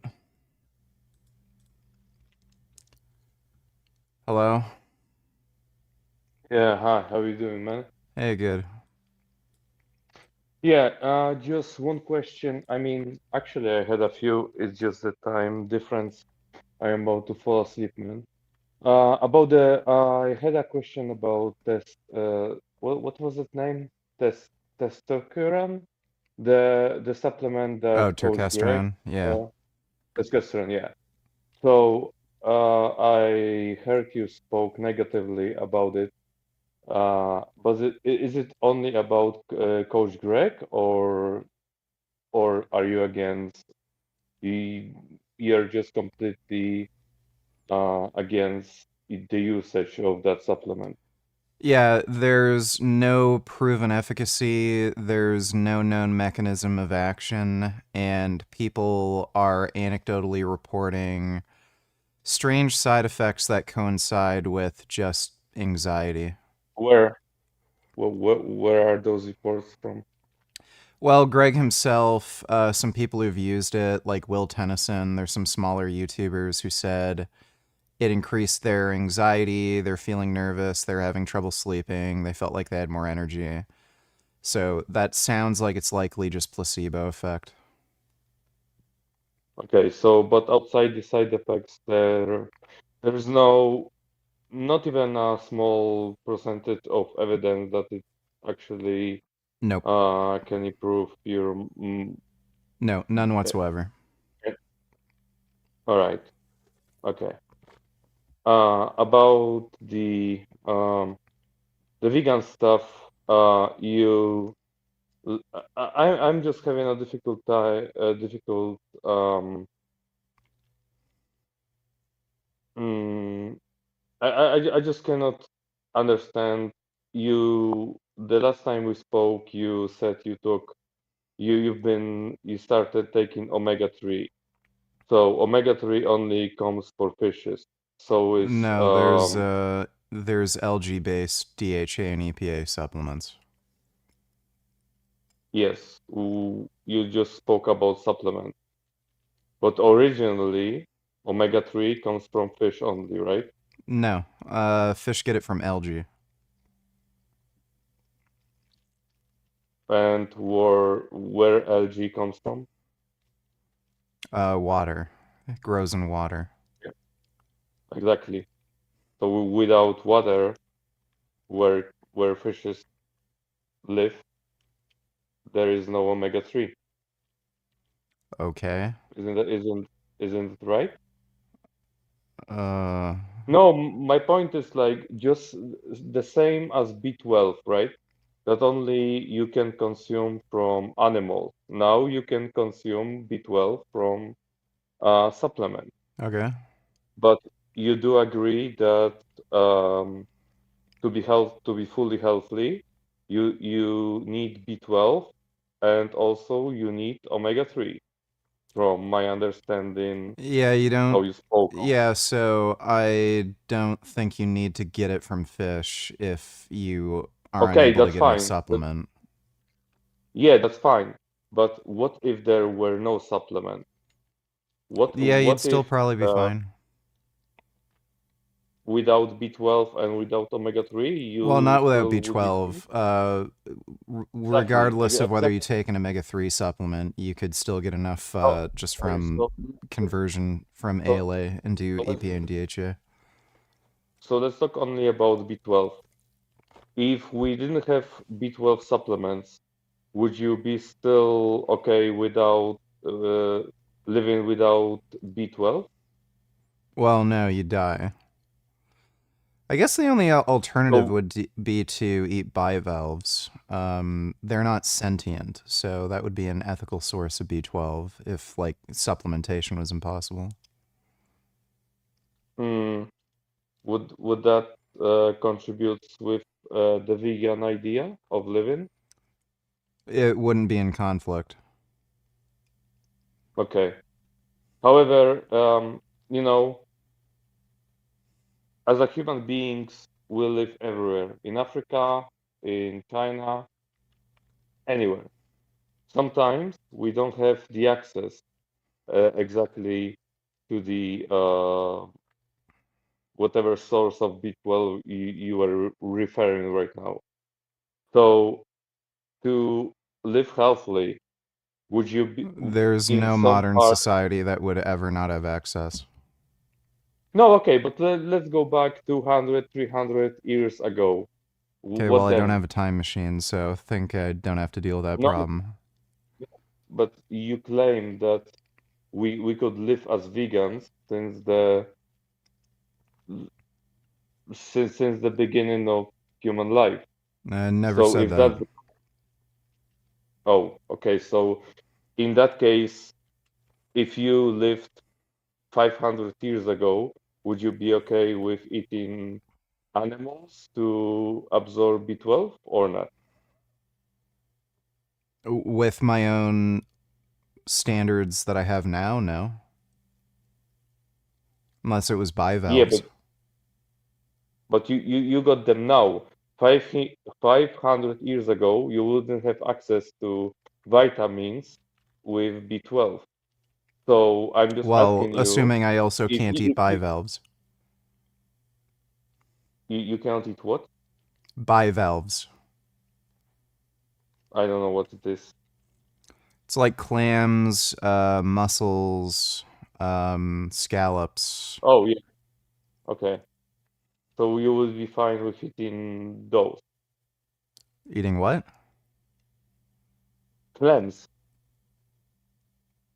They're not plants. Oh, I thought you said clams, not plants. Um, what about so outside of that, what about amino acids? You get all the That amino acids you need from plant foods. every single one? Are Yes. you sure about that? Like, I really doubt. Like, okay, so let's say the only source of my protein would be broccoli. Would I still gain the same amount of muscle mass while training instead of any other source of protein? Because the Uh, broccoli is full of protein. Let's say the only source of protein would be broccoli in my diet. okay, Would it well, still no give one eats me? only broccoli for protein, so I don't know why that matters. I mean, broccoli is like one of the biggest source of protein inside vegetables, isn't it? So No. protein is protein. No? No, I get most of my W- protein from tofu. Yeah, tofu, of course, but I'm speaking only about vegetables right now. Tofu is not a vegetable, is I it? don't really eat broccoli specifically for protein. No, no, I'm just asking if I were just to not eat the source foods you're using, but only broccoli I wouldn't and advise maybe that. other. Yeah, but what if we also didn't have tofu, right? Tofu is not a vegetable, is it? Depends on what you mean by vegetable. It's not a I cruciferous mean vegetable. that I'm just trying to put inside your brain the idea that we are not living at times we are living at, and we need to go back. And would it be would you justify eating animals like I previously stated? Like there is no tofu, there is no vitamin B, there is no omega 3 Yeah, there also those weren't kind any of supplements. vaccines, antibiotics, antiviral medications. Like, yeah, if those didn't existed, you might be dead if you ever had an infection. I don't know why that matters. No, my point is what I'm asking exactly is what would you do at that personally? How would you try to, with the knowledge you possess right now? I know you don't have a time machine, but let's Well, if just I try to needed to get imagine. B12 and I was transported 500 years in the past, I'd just eat bivalves. Bivalves? Yeah. Oh yeah, I think you explained what it is. Bivalves.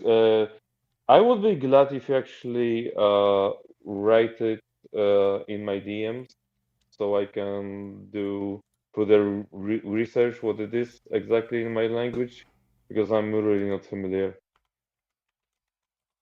There, sent it. Okay, thank you, man. Yeah, I'm gonna go to sleep. That's all I had to ask for today. Okay. Have a great night, man. All right, you too.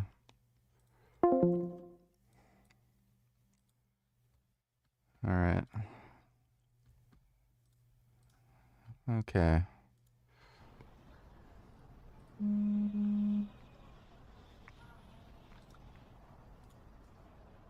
Moving on to our next clip, you can actually see one of the Iranian ballistic missiles coming in, and then in our next clip right here, you can actually see the pictures of the interceptions.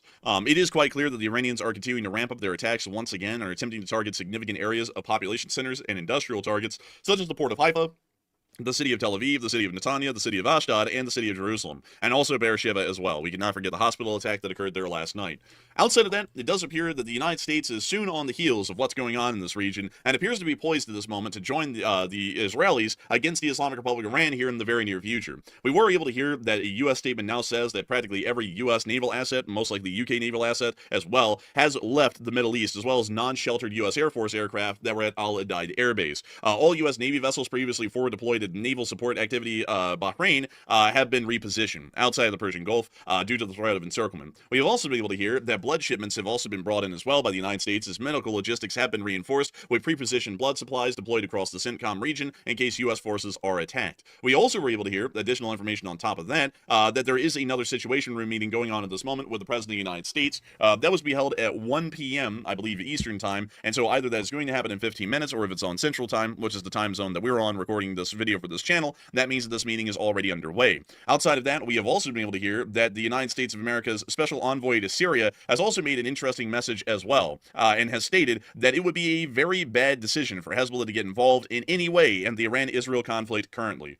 It does appear that the United States is getting ready to join this war. The removal of forces that were in compromised positions is something that would generally show us that there is a threat of encirclement due to future hostile actions that will be taken. The shipments of blood supplies across the entirety of the Middle East is something that is a very big telltale sign. The provision of perishable blood sources or blood items such as those is something that usually is only done if there's going to be an active combat scenario. And the fact that there are blood supplies being brought in is showing that there will be a situation here in the near future where there will be possible casualties that have to be taken care of medically in the Middle East before they can be shipped on to a more significant and more thorough hospital in a place like Germany or inside of the continental United States itself. This is, of course, showing us that more military preparations are being made, along with the next Situation Room meeting that's going to be happening again. We have also been able to hear inside of Iraq that the more U.S. evacuations are being conducted from Baghdad. We are able to see 2 U.S. government flights being made on. Yeah, I'm taking DHA EPA supplements now. I changed my position on it. They're likely beneficial. Dash 8 aircraft out of Baghdad, which is once again showing us that there appears to be more evacuations of U.S. government personnel because both of these Dash 8s are... Hey, Gum Gum. What you doing, Gum Gum? Hey, little kitty. You want to come cuddle? Hey, Gummy. Oh. You're so handsome. Oh, are you ruining my chair again?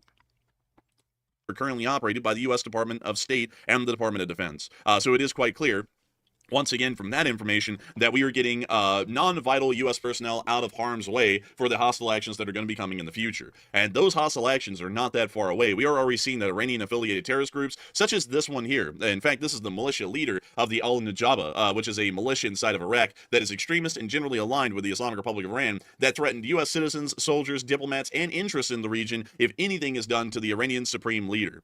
It is quite clear by this letter here that beyond the sky... Okay. So Israel's going to take out the Ayatollah, and then the U.S. is expecting to need to intervene. What are your average daily macros for your cut right now, dude? Looking absolutely insane in your recent vlogs, BTW. Went vegan 8 years ago 'cause of you. TB Angel. I don't know what the exact macro breakdown is. I don't really track macros, but I'm getting at least 150 grams of protein per day. Little bit of fat, probably makes up around maybe 15-ish% of my diet. And the rest is just carbohydrates. But yeah, the only fat I'm having is some of the fat that's just in the tofu, a little bit of the avocado oil that I use to cook the tofu in, and sometimes I'll have some sunflower seeds. But thanks for the donation, Bobby. Thanks for the compliment. guy looking like a Muppet for a large part, that it is quite evident that the Iranians are going to be getting a decent amount of proxy support if the United States joins, and that non-vital U.S. personnel in the area could be at risk of getting harmed. Even more specifically, U.S. naval assets inside the Persian Gulf could have been encircled, because we still are hearing that the Iranian government is threatening to close the Strait of Hormuz, and closing the economically important waterway remained an option, at least according to Sky News, from Iranian sources that they have been able to hear from. So it does appear evident at this point that the Iranians are still considering a closure of the Persian Gulf and attempting to conduct economic warfare pretty much against the entirety of the world through that action to be able to try and achieve victory in some diplomatic resolution in the current ongoing conflict. The Israelis have started to make it fairly clear, however, that the Iranians will never see that day. The Israelis are saying that even without U.S. involvement, they're going to be bringing the Iranians to their knees within about 2 to 3 weeks. But if the United States joins, this conflict could be over in just a matter of days. We have also been able to hear that they have vowed the Khamenei will no longer exist after this conflict is over or during the conflict, as Israel's defense minister Katz said that Iran's Supreme Leader Khamenei cannot continue to exist, and it appears that the Israelis will be moving forward with any actions they can find or make that will ensure that Khamenei, the Supreme Leader and Ayatollah of Iran, will no longer survive this conflict or the aftermath of the conflict. We've also been able to hear he did. Dude, it's hilarious when you see Israel assassinate some of these targets. They'll like kill some leader, then he'll be replaced, they'll kill his replacement, then they'll replace him again, then they'll kill that replacement, then they'll replace him again, they kill that replacement, and then they just like give up, and they're like, okay, well, I'm not dying. It's great. Outside of all of our Middle Eastern news at the moment, that the Russian Federation actually issued a warning in its own way against U.S. involvement against Iran, and I'll be showing you all that statement right here. Особо предостеречь Вашингтон от военного вмешательства в ситуацию, что стало бы крайне опасным шагом с поистине непредсказуемыми негативными последствиями. This statement seems like it would be a Russian threat to the United States, but I do want to point out to all of y'all that there is a certain way that diplomatic wordage works that shows us that this isn't a extremely serious threat, at least from the Russians at this point. They said they would like for the United States not to get involved because it could create an extremely dangerous step with unpredictable consequences, meaning that the Russians won't get involved, but they don't like what it's going to do, and it might end up destabilizing the Russian position in the Middle East. That's generally what the diplomatic wordage is saying. It's not saying that the Russians are going to join the conflict. It's pretty much just the Russians yapping and making it look like they're standing up for Iran, while at the same time not being there for them if the U.S. truly did get involved. We have also been able to hear that in the meantime, there's oddly enough been a deteriorating security situation between the People's Republic of China and the Russian Federation, as Chinese hackers have been stealing Russian military secrets despite Putin and Xi Jinping's boundless partnership, the unlimited soup and salad partnership that we heard about a while ago, which has never been followed through on. China collects data on, among other things, modern combat tactics, Western weapons, and Russian experience at the front. And meanwhile, the Russian Federal Security Service, in an internal document leaked to the newspapers, directly calls China an enemy hunting for Russian military technology. It is quite clear that while the Russians and the Chinese claim on a public stage that they are allies, that both sides are incredibly untrusting of each other, and it does appear that the People's Liberation Army's special support forces are continuing to hack into Russia's mainframe systems for their military. It's China. I mean, what do you expect them to fucking do, dude? And are continuing to steal vital military intelligence and information, not only on the Russian military. These are like two former communist countries. China's still technically communist, sort of-ish, and even Russia to some extent. Like, they know what communism does to people. Like, everyone just scams and cheats each other, and then like these two scamming, cheating countries are trying to act like they're getting along and they're friends. Like, no, they're scamming and cheating each other constantly. It's just what they do. Like communism just makes everything fall apart, and everyone just scams, cheats each other, corruption, and it just never works. But on lessons and intelligence learned on the war in Ukraine so far. Even still, the Russians are dealing with greater issues, as we have been able to hear of air attacks being conducted against the city of Orenburg, which is over 1,000 kilometers, or about 750 miles away from the state of Ukraine. And here's some video of those ongoing air attacks at the moment. We hear the air defense fire coming from Russian AKs on the ground. We can see a large amount of people running up there. Бля, сюда что ли ебашит? Вон, бля. Стоп. We now hear more machine gun air defense fire. Летит, сука. Уши. Now we can see the drone actually impacting over there. We don't know what it hit yet, but it did hit in Orenburg. We also got to see some additional clips as well, letting us hear the sound of air raid sirens over the city of Orenburg.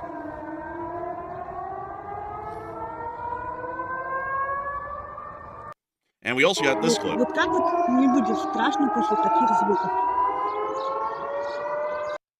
I'm just waiting for somebody to say "suka blat." Just say it. Come on. И вот что мне делать? Хватать спящего ребенка, одевать, самой одеваться? Сука, Куда бежать? блядь. Вот очень страшно на самом деле.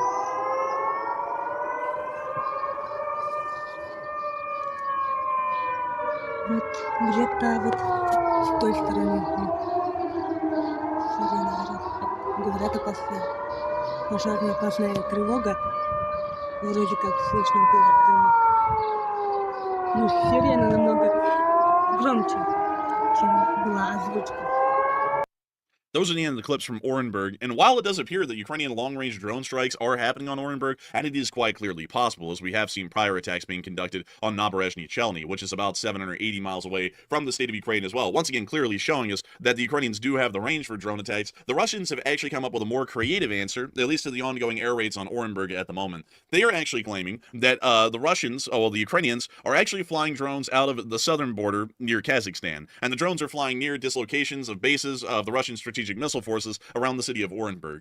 That claim is entirely dubious. There is absolutely no proof to show the Ukrainians are firing off any drones from the West Kazakhstan or Aktobe regions of Kazakhstan. It is quite clearly a drone attack that was fired conventionally from the state of Ukraine like all other drone attacks and made their way to Orenburg. It's not out of Ukraine's realm of possibility to be able to hit Orenburg. We have been able to see them hit Ufa before, and we've even seen them hit Naberezhny Chelny, and even some areas within the Perm Oblast as well, quite clearly showing. Retard donated $2. Let me see.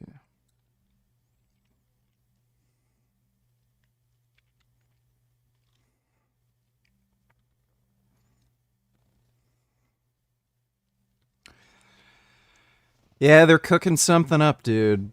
That's not a good sign. Well, not a good sign for Iran anyway. But yeah, that's hilarious.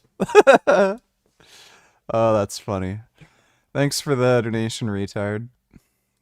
That they can hit Orenburg without a shadow of a doubt. It'd be a rather easy venture for them. But the Russians are trying to make it sound like there's some sort of a greater scheme now going on with the Kazakh. Dude, pizza is like the best thinking food. If you ever need to like figure something out and do some research for a few hours, like pizza just gets your brain working. Fucking love pizza. Who may be supporting or helping out Ukrainian drone operations against the Russian state. Nevertheless, that is all of the major news that we have right now. I got to thank you all so much once again for watching, and if y'all have enjoyed, please. Dude, the Ayatollah's going fucking down, dude. Next 2-3 weeks, he's fucking dead. All of it. All of it. Now, by now, all of you guys should know that I love to argue. It's my favorite pastime. It's why I made a YouTube channel. So I just have more fair bit of work because he's had guys on his podcast like Brad Schoenfeld. But it's also not a 19-page ebook that I'm charging you $50 for. Check this bad boy out at basestrength.com. Back to the show. Samuel, do you want to give us your full title? Sure. Yeah, I'm an associate professor of exercise science at the University of South Florida and director of the USF Muscle Lab. So I run a lab that studies muscle growth and how muscles grow in response to different interventions. You hate pizza? How in the hell do you hate pizza? I can understand not being the biggest fan, but like, how do you hate pizza? Like, you can hate yogurt, but I don't see how you can hate pizza. I think you need to become pizza pilled, but I love you. Well, I love your fucking ass and tits. You gotta let me have a bite of that. Ebony Gandalf, donate $2. Long live the Iranian Republic. Fuck Israel, free Palestine. Yeah, right. Well, we'll see how long that lasts. Thanks for the donation, Ebony Gandalf.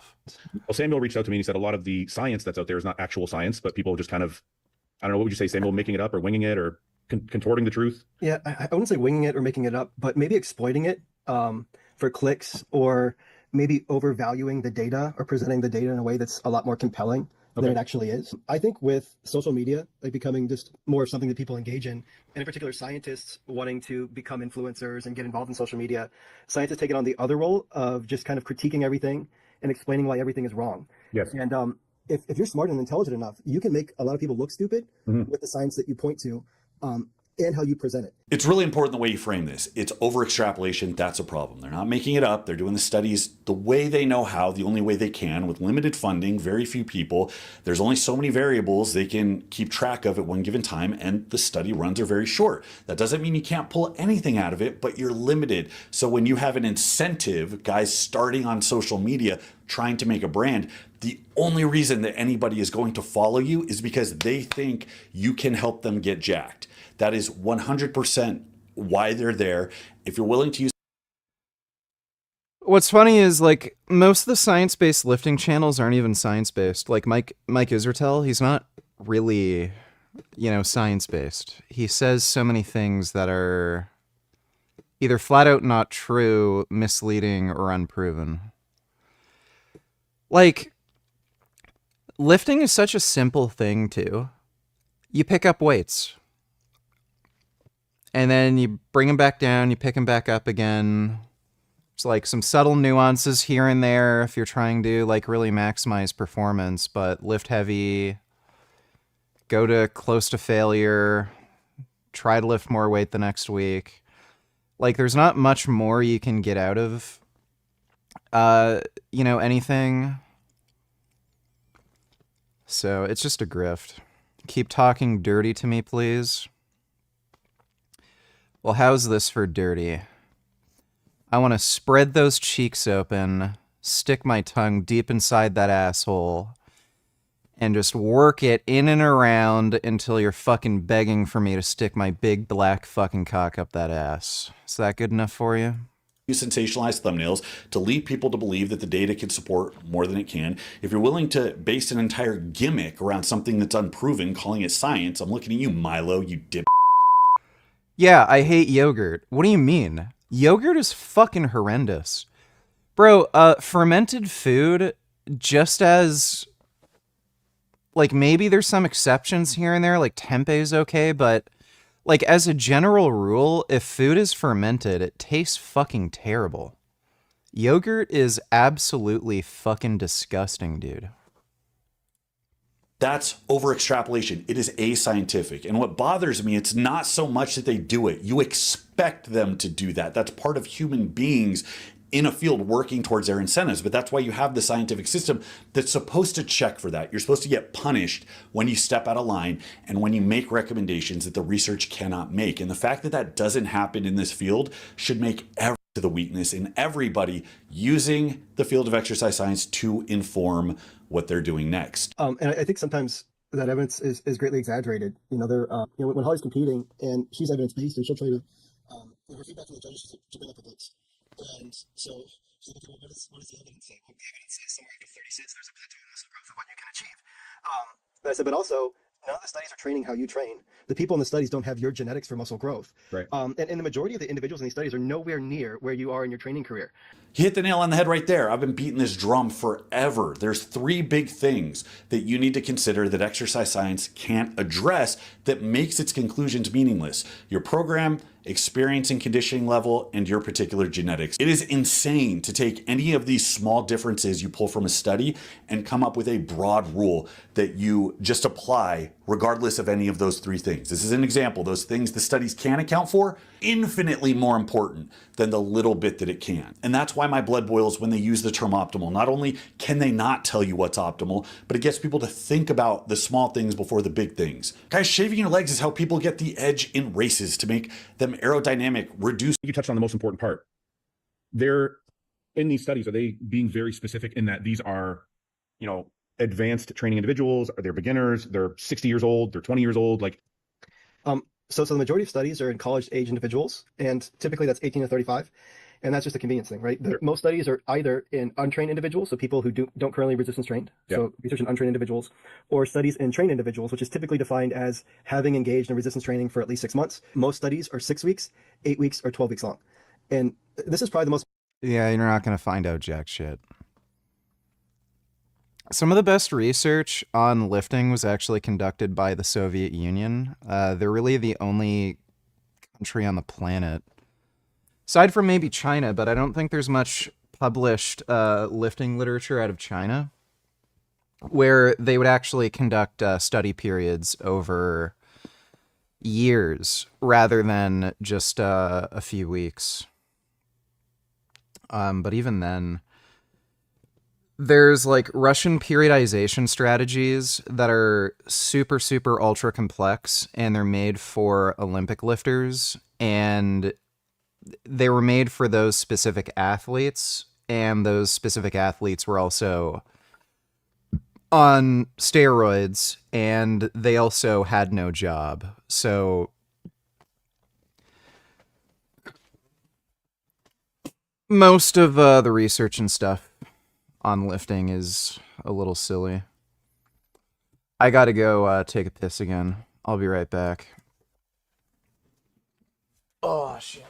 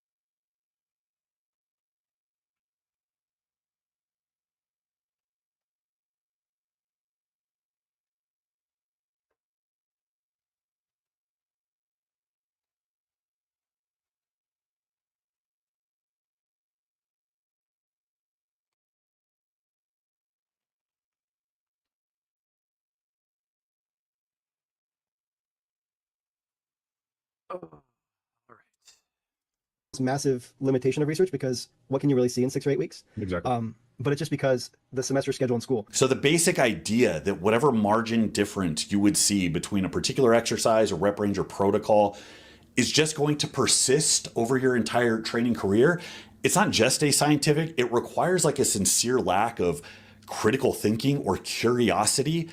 So given that we have the same type of kind of untrained, semi-trained person, and you're only training them for a short period of time, what is the ability to comment on the most important question, which is what happens when gains slow down? Does anybody really give a shit? Is the evidence compelling enough to even worry about? Like, is it even anything worth, or are people just really trying to dig?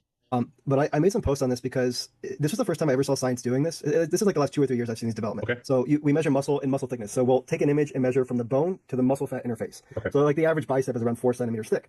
The average muscle growth you'll see over time, like let's say 8 weeks in the bicep, is 0.1 to 0.2 centimeter increase in muscle thickness. Okay.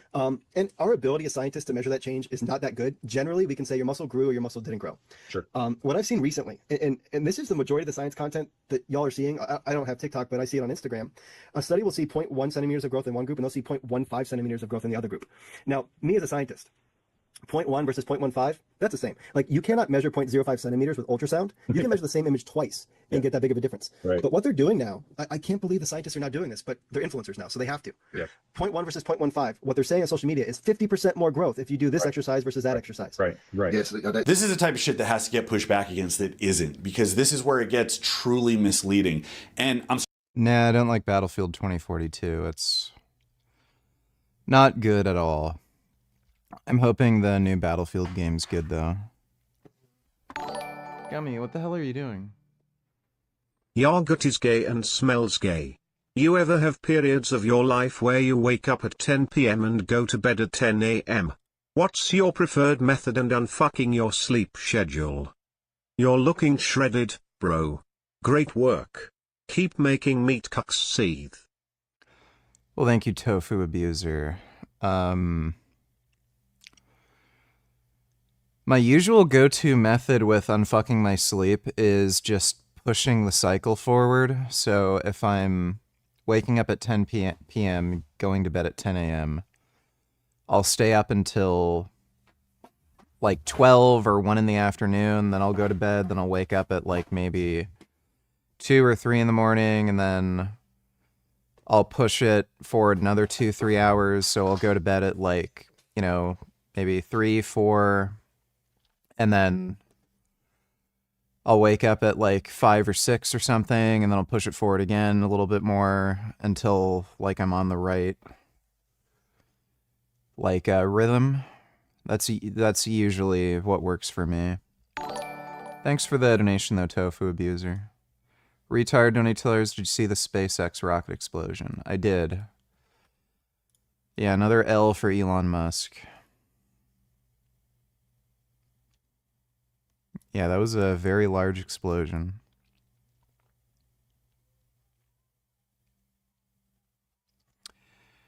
Yeah, that Mars mission might end up getting delayed.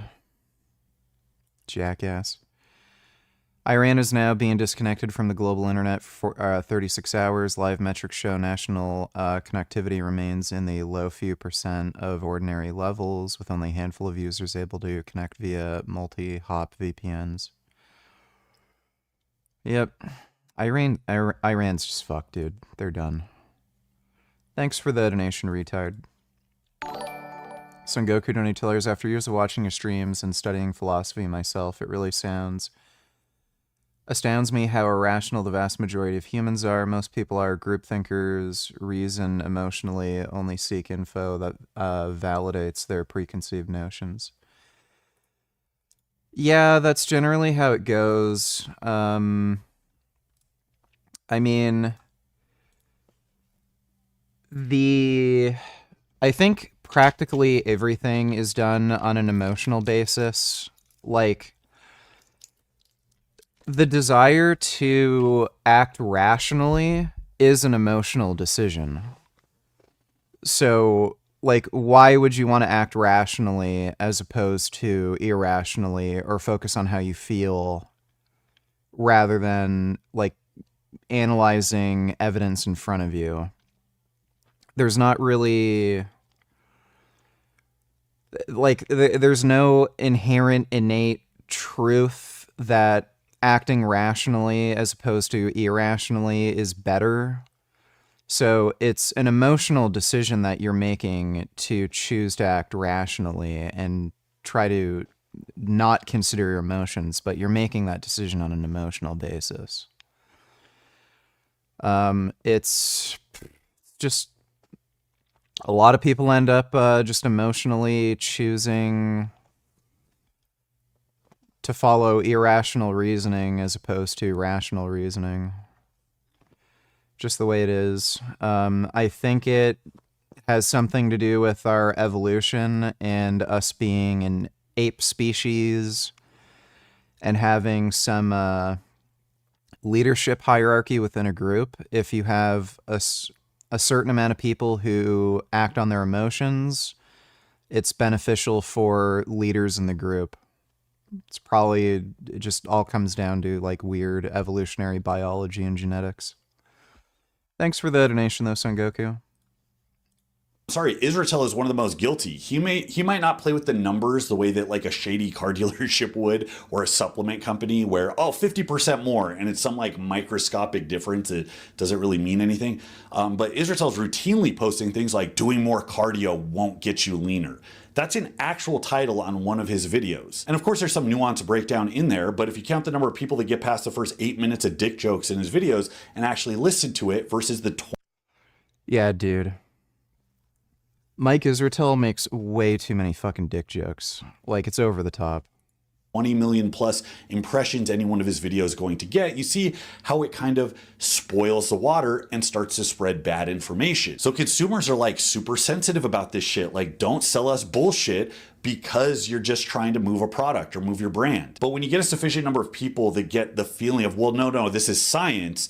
This makes me feel like a good, intelligent, educated boy. I'm doing it the smart way. You're doing it the dumb way. People will go to bat for this even when it's engaging in this type of egregious shit. It's not optional to have communicators that are actually aware of the sources of error and actually comment on them to frame the results in a realistic way. So if they're not going to hold themselves accountable, then you, the consumer, has to. You know, I think a lot of scientists speak about training and they want to push all their thoughts and ideas into the bodybuilding world where things are different, right? Yeah. Normal, like all the research we have is people with the governor on. Yeah. You know, and we have no limitations in our world. Y'all are removing the governor, and there's so many instances where I think scientists need to say, I'm not really sure, because with that governor removed, does more always lead to more? It's possible. I don't think it'd have a big effect, but I guess it's possible it has some effect. And I know that's not a satisfying answer response. You know what's satisfying about it? It's satisfying to hear somebody say, I'm not sure. Yeah, that's completely it right there. Somebody having the humility to be like, I'm not here to give you a firm answer. I'm here to tell you where the studies have pointed to and all of the reasons we either may or may not be confident in that result. You know, some of these muscle growth studies are in trained people and they're seeing so much muscle growth that for me, I don't believe it. Like, I don't think it's possible. So we wrote a critique of, and this is something that would be impossible for a consumer that doesn't do science to know that, hey, this study saw 0.7 centimeters of muscle growth in trained people. Yeah. If you can, in 8 weeks. Yeah, it's crazy. And if you could replicate that, let's say you could replicate that finding 3 times. I think my quads would go from the size they are now to James' size quads. If I could replicate the finding 3 times. Yeah. That's why I don't believe it. Yeah, of course. And then a paper came out recently. And this also will show that, like, if I went tomorrow to become a science-based influencer, I could convincingly make people believe one thing or another thing depending on what I choose. Right. So the same research group that's shown a lot of this high volume stuff published a low volume study. Yeah. So you might have seen recently, like, the science people doing low volume content and saying, a lot of just one set of training session and you can get this much muscle growth. A lot of that actually. It's driving me crazy. So there was a recent study by, oh goodness, let me see if I can find this one. Herman. It's out of Brad Schoenfeld's lab. It's because they saw 0.37 centimeters of muscle growth. That's more than most other studies. So in trained people, only doing 6 sets of quads, they saw more muscle growth than the majority of other studies. Right. Like, as a scientist, I'm like, that makes no sense. I don't know how that happened. Yeah. And as a scientist, when you see these studies portrayed to you on social media, 9 times out of 10, I look at them and I say, well, yeah, that paper, I don't know how they found that, but it doesn't make any sense to me. And it's not that the scientist did anything wrong. Made 3 vids so far today. If you wanna watch any, feel free to video on processed food video. Let me take a look. Thanks for the donation, Sky. Most online fitness coaches don't care about your long-term success. They utilize stupid dieting strategies like crash diets, fasting, keto, and carnivore in order to get their 90-day transformation for their social media pages. They tell you you can only eat whole foods, but you live a busy life. You don't always have 45 minutes to cook every meal. If you want to set yourself up for long-term success, you need to learn how to navigate our ultra-processed food environment. Learning how to take advantage of processed foods, not be scared of them. A strategy my clients have been utilizing to great success is looking for high protein, high fiber, low saturated fat processed foods.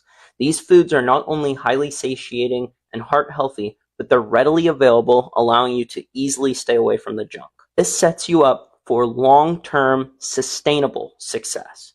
For more fitness tips like this,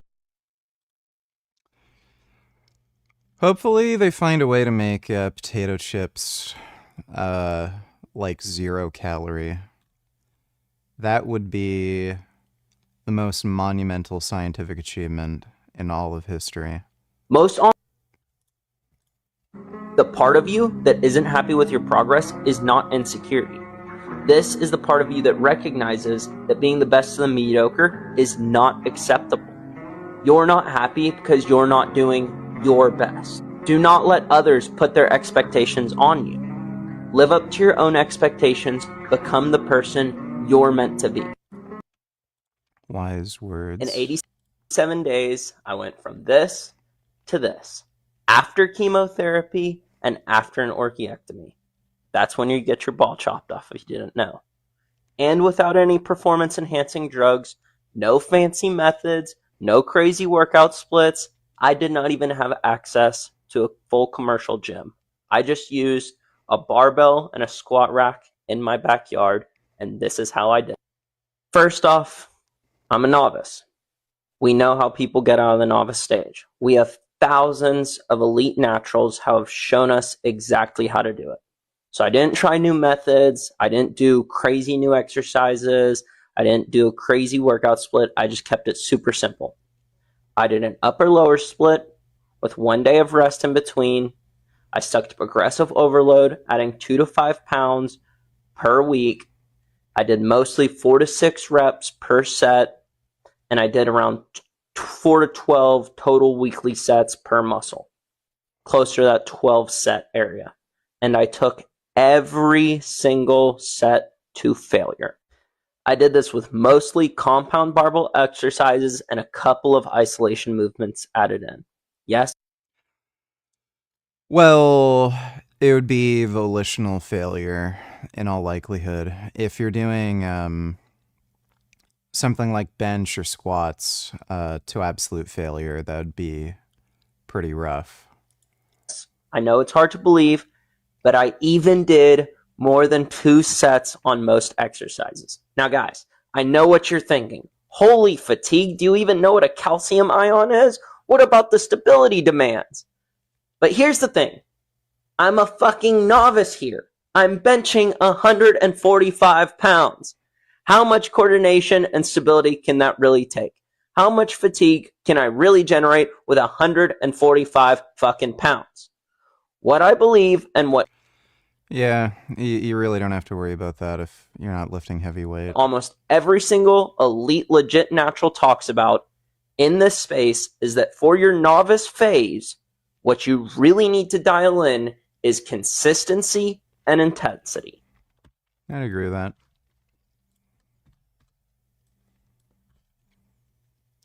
Oh, we already watched that one. Well, thanks for the donation, Sky. About my transformation. Let me see. 7 days, I went from this to Oh, we already watched that. You told me to watch your last 3. this. Yeah, we saw that After one, right? chemotherapy. Yeah. All right, well, good job, dude. Thanks for the donation again. H3 plans on subpoenaing Reddit plus bonus memes. They're probably going to be granted that subpoena. Creators of the snark that I show in this video, they colluded with these creators to help create a market substitute for my work. And it was pinned by moderators. So these moderators are named as co-conspirators. And now that we've filed a complaint officially, we can subpoena Reddit for to see if they have any identifying information so that we can also sue them. Yeah. Huh. What? It's just cool. What does that mean? I'm being sincere. But why did you say "huh" like that? Just because I don't think that they expected that that would be happening. To Okay. them. Yeah. I was worried I was going to have to add you. Well, they're screwed. Especially Denims. Apparently, Frogan deleted all of her Twitch VODs, or at the very least unlisted them. Oh my god. What a... That's not gonna look good in court, by the way. It's gonna look like she's hiding evidence or something. But yeah, the idea Ethan wouldn't have saved all that crap ahead of time. In 2025, it's 2025 and Ethan Klein is suing creators for fair use. Legal defense fund, by the way. Oh my god. Didn't she say she was gonna sue Ethan and set up a GoFundMe before or something? Like... Dude, she's caught in 4K. She literally said she did this to try to take away... Like, to deliberately violate, you know, copyright law and make Ethan lose money. So... Dude, if anybody gives her money for that, they're, like, such a fucking loser-ass simp. That's pathetic. Ethan KK Klein is going to sue me for smoking too much weed. He's trying to take away my ability to purchase my medically necessary marijuana products. Yeah, that's why you're getting high as fuck on stream constantly. Sure. Again, they're all caught in 4K. Fucking losers. Thanks for the donation, retard. Instead of finding in isolation, sometimes means nothing without replication. A finding in isolation doesn't mean anything without replication. Replication is the foundation of all of this. Now, if you... What toppings do you get on your pizza? I like mushrooms, garlic, red or green peppers, pickled peppers, sometimes spicy peppers.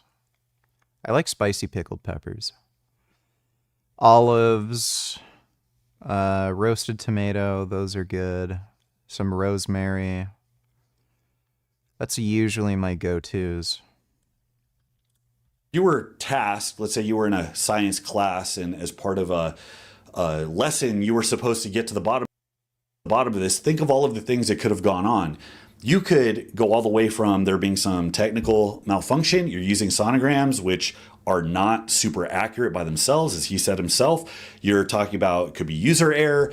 There could be something with an individual, some outlier. Maybe there was some feature of his physiology that threw off a reading, or maybe that person just grew like crazy for whatever reason for him. The point of all of this is to say that firm consensus, having hard conclusions, is difficult. It requires more work, time, energy, resources than the entire field of exercise science can offer directly. So hanging your hat on it is not intelligent. It's not scientific. It shows a willingness to be led by really good marketing. And if you ever have taken a college STEM class, it's probably not even that good a marketing. I think they mostly intend good. I think social media is making young up-and-comers maybe... It's this weird temptation where, like, I almost think some young up-and-coming scientists are asking questions and running studies that they think will get clicks on social media. And then does that impact how you actually collect the data and your integrity as a scientist? I don't know. I'm going to tell you why. It's been proven time and time again to work. If you're a young kid or whatever, an older person, whatever, and you want to become popular, the fastest way to do it is to say something nobody else is saying. The bias problem bothers me the most because this is obvious in every field. You want to remove bias as much as possible. But when you have people chasing followings and selling merch, you're selling Team Full Range of Motion shirts. How unbiased are you as a science communicator or as somebody that's actively doing research? That's a recipe for as much bias as possible.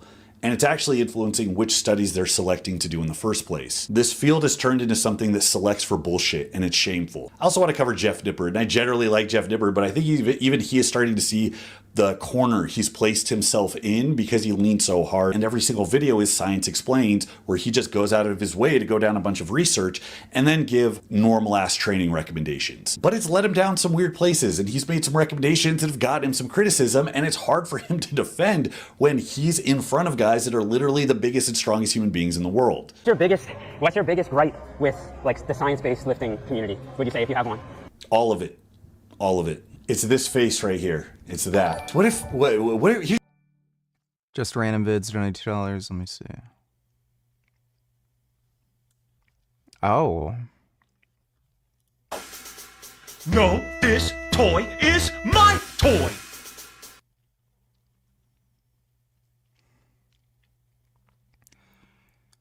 Those are dogs. My goodness.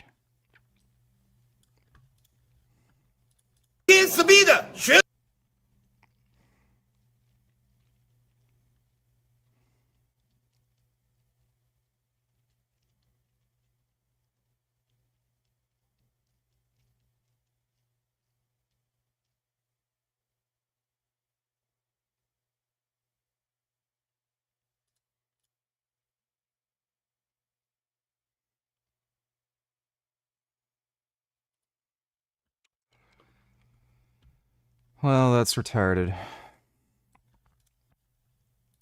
Fuck leaked my location!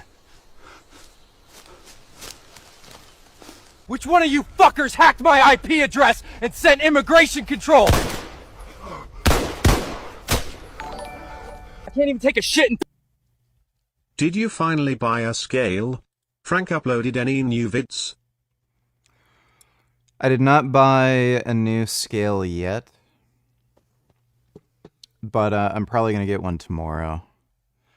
And Frank did upload a new vid. Apparently, Dr. Debon filed a restraining order against Frank in California, which would prevent him from going to his office And a police officer in Pennsylvania handed him the paperwork, but we already reacted to that. Thanks for the donation, though, James. Peace, at least give me a fucking massage after yeeting me on the floor. Shut it, monkey. Where are you guys taking me anyways? I hope whoever called IC on me is happy. Now I'm getting deported to Mexico. I'm not even Mexican. I'm basically black. What did you just say? No hablo inglés. This has to be the worst fucking day of my life. They didn't even have a toilet on the plane, so I shat outside the window. Maybe Mexico ain't so bad after all. Look at this view. I think I could get used to this. You have sexy Latinas and sexy Latinos, and there's plenty of fish in the sea. Whatever floats your boat, I guess. Met this dude. He said he works for the cartel. So handsome. Take a look. Don't be shy. He said he's going to show me premium sugar tomorrow, whatever that means. Anyways, thanks for watching, guys. AI is weird. Thanks for the donation, just random vids. Here's a twist. What if Jeff likes getting throat checked? What if that's like a secret little kink of his? He kind of has that face like of my filthy little evidence. At the end of the day, I can sit back and say I have 400 pros. These guys told me I'm doing it wrong. Now that's huge right there. Credentials aren't just academic. If you had all the money on the line and you're working on a project with really high stakes, you're not going with the guy that just works in theory. You're going with the guy that has demonstrated over and over and over that I can make this turn into something in the real world. Anybody who's seeking that profession is not going to waste time with the research because it doesn't tell them anything. It doesn't give them any insight into how to manage individuals and how to problem solve, because none of it takes into account the true complexity of putting together a program tailored to the individual. That those are valid, and honestly, I share a lot of those same frustrations with the community. Hey, Gum Gum. Oh, come here, Gum Gum. Oh, that is a nice, big, handsome kitty. Hey, handsome. How's my big fuzzy boy? How's my big fuzzy boy doing? Hey, Gum Gum. Oh, that's a beautiful baby. Oh, you smell so good. You have a good kitty smell. Yeah, you're so good. Oh, there he goes. To be honest with you, like overconfidence and overstating what the evidence says. Like there might be one study that found a small effect of this one thing, but like, are you going to take that and run with it and then say these bodybuilders are doing it wrong because of this one thing on like college-aged, recreationally trained men? Like, I don't know. You have to put it in context. Uh-oh. Is Jeff getting blackpilled on the evidence? Now, I don't want to come at this in bad faith, but all of his edited, scripted videos to this point have not echoed any of this. He might talk about hedging your bets, or he might talk about working the middle ground, but he's never talked about it on his own channel like this because he's being kind of condescending towards the evidence base. He's addressing a group of people who are his people. What responsibility does he have in making sure that they don't take it too far? What checks and balances does he have?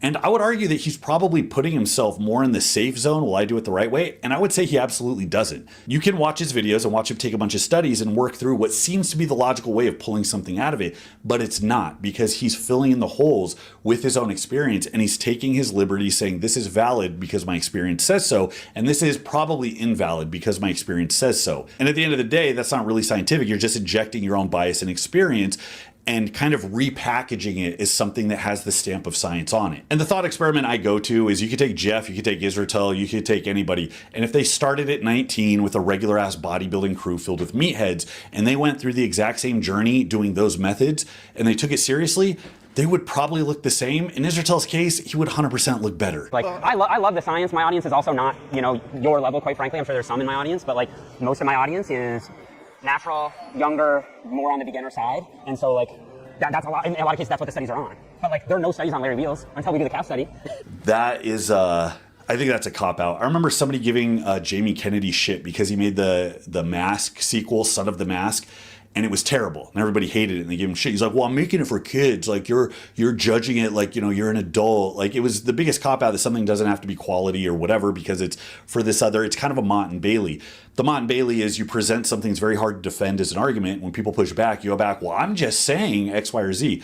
all of the science gets pushed. All of the research papers and their endless interpretations get pushed as something that is going to give you faith that you are doing the best thing you can do because it's science. And they always have the term optimal, the smartest, the best. This is the best way to do it. They're not saying, well, you're new, so most things are going to work, which is absolutely true, by the way. He's saying we're studying the people that grow the absolute most from training and seeing the differences. And you can even make the argument that it's the least meaningful there. Yeah, right. There's someone that's like on there, seeing now guys like training back, and it's like really isolated. Like, you know, Charles Glass was common for kind of doing this stuff. Yeah. Like, I feel like there was a lot of engineers that went into perfecting, like making a shoulder press, do shoulders.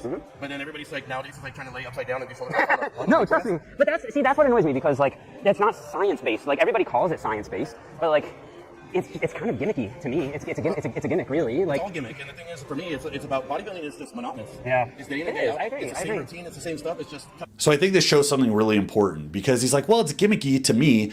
He's going off of vibes. It seems gimmicky. If you set the precedent that you need to have this really thorough understanding of biomechanics to find the most optimal way to grow a muscle, you need to know where the muscle is the most length and disadvantage, and then you need to load it at that position, and you got to pay attention to the strength curve, and the movement has to be conducive to X, Y, or Z.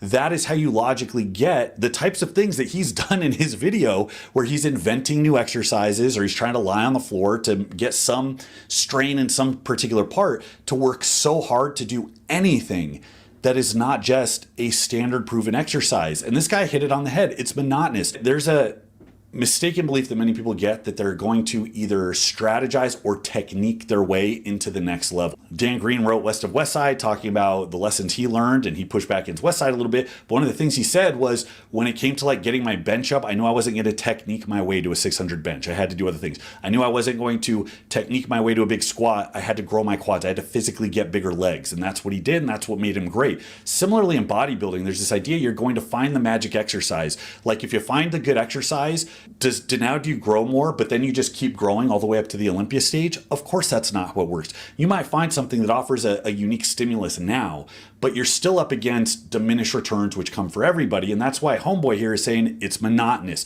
because it's always high effort. It's always grinding. You're always up against your limit, and you're always up against the resistance of your body to change. It's not like high-minded 4D thinking trying to get out of a hypercube. It's literally just, I have these tools, and there's a fixed amount of work I have to do and a fixed amount of progression, and I have these few strategies. Now go to work. I'm not trying to sound like a hypocrite. Like, sometimes I do exercises that people would consider weird, and I think it's fine to throw those in. But like, the fundamentals are, like we've been talking about, like intensity, using decent technique, progressive overload, consistency, training really hard, finding exercises that work for you, using a good range of motion. Like, they're fundamental stuff. Like, it's fundamental stuff, right? Yeah, it's like if people tell me to go try it, it's hard. And I said, well, so is doing a Rubik's Cube and standing on one leg. Yeah.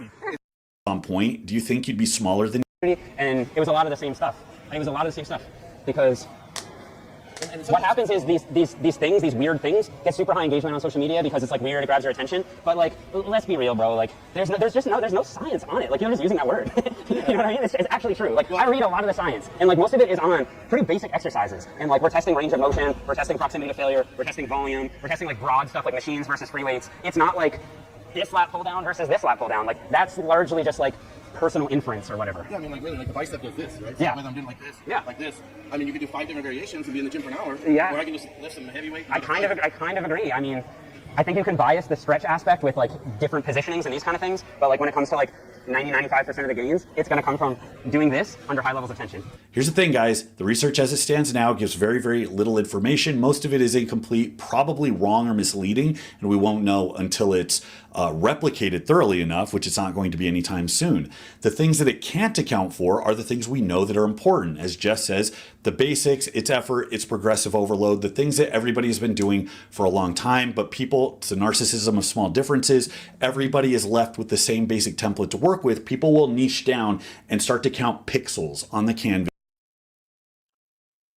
Yeah, you just gotta lift. Apparently this is getting copywritten, so I'm gonna skip that. There's some funny shit happening with Destiny's court case. In the latest flurry of motions, plaintiff filed. She now improperly seeks to silence Bonnell, that's me, and prevent him from publicly defending himself or even talking about the lawsuit. While seeking the extraordinary relief of prior restraint of Bonnell's First Amendment rights, plaintiff herself continues to attack and malign Bonnell online, including through her Substack posts, social media updates. Would you trade 5 inches of height for 20 pounds of more muscle? No, I don't think I would. It's pleas for additional witnesses to come forward and solicitations for donations to her legal fund, all of which have been viewed collectively more than 1.5 million times. Rather than preserve fairness, as plaintiff claims to be her goal, her proposed order would ensure just the opposite. In short, plaintiff seeks to draw and benefit from public assistance while pursuing her lawsuit anonymously and muzzling the defendant at the same time. Such extraordinary relief is neither warranted nor... Yeah, it's so retarded. She's asking for public support for the lawsuit. Like, what is her interest in staying anonymous in the lawsuit? We know who the fuck it is.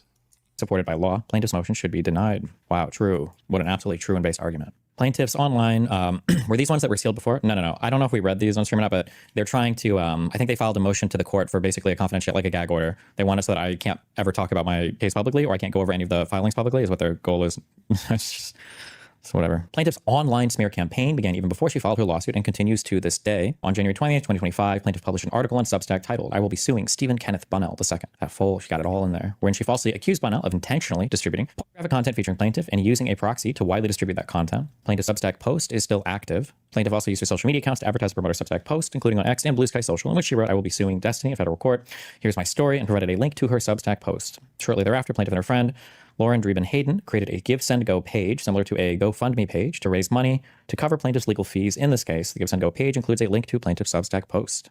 In addition to her Substack and Give Send Go pages, plaintiff has posted and continues to post messages online, including on X using the handle @PixieLove, about Bunnell, the undersigned attorneys, and the allegations in her lawsuit. Her public statements include vitriolic attacks on Bunnell and his attorneys, regular updates concerning the rulings of this court, repeated pleas for money to fund her litigation, as well as renewed pleas for additional witnesses to come forward and testify against Bunnell. For months, plaintiff has repeatedly and publicly accused Bunnell of twisting the narrative, has encouraged potential witnesses to come forward and testify against Bunnell with a promise of anonymity, and has continuously solicited monetary donations for her purported legal fund. For example, on May 19th, 2025, plaintiff posted on X, "Please don't hesitate to contact me if you believe you might be a witness or another victim." Then, just a few weeks ago, plaintiff posted the following on X. "Good news. Despite opposition from Destiny's counsel," sick, "the court has granted us the ability to keep witnesses," sick, "identity under seal.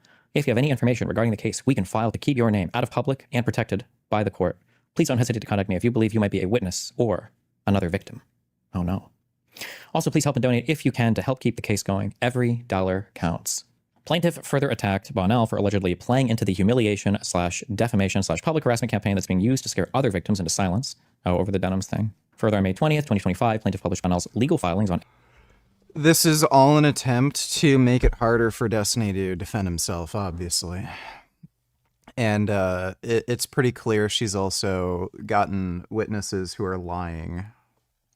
X publicly rebuked him and commented on the legal issues for the court. "I suggest you reread the objection your legal counsel filed. Destiny's claiming his only issue is not having access to the redacted documents. This is extremely interesting. Destiny's attorneys were told repeatedly they would have access to the unredacted versions. That's not true. Giving them access to the names for the court could protect them, would defeat the purpose of the seal. That's also not true, but okay.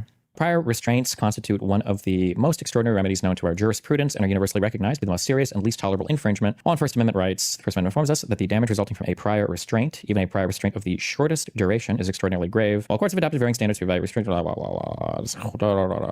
is boring, I think. Just like you probably shouldn't be able to do First Amendment stuff, or you need a pretty high bar to muzzle somebody. Where litigation remains in its early pre-discovery posture, as here, courts are markedly reluctant to curtail speech, limiting speech by parties and witnesses, particularly in a civil case, and at such an early stage is not to be taken lightly, or is not to be lightly undertaken. Rejecting claims that early stage commentary created a likelihood of material prejudice and denying requests for sanctions or restraint where no discovery had begun, no trial date had been set. Prior restraints are permissible only in the most acceptable... Hey, Gum. Oh. Yeah, come here, Gum. Oh, here's Gum. Hey, Gummy. How you doing, little baby?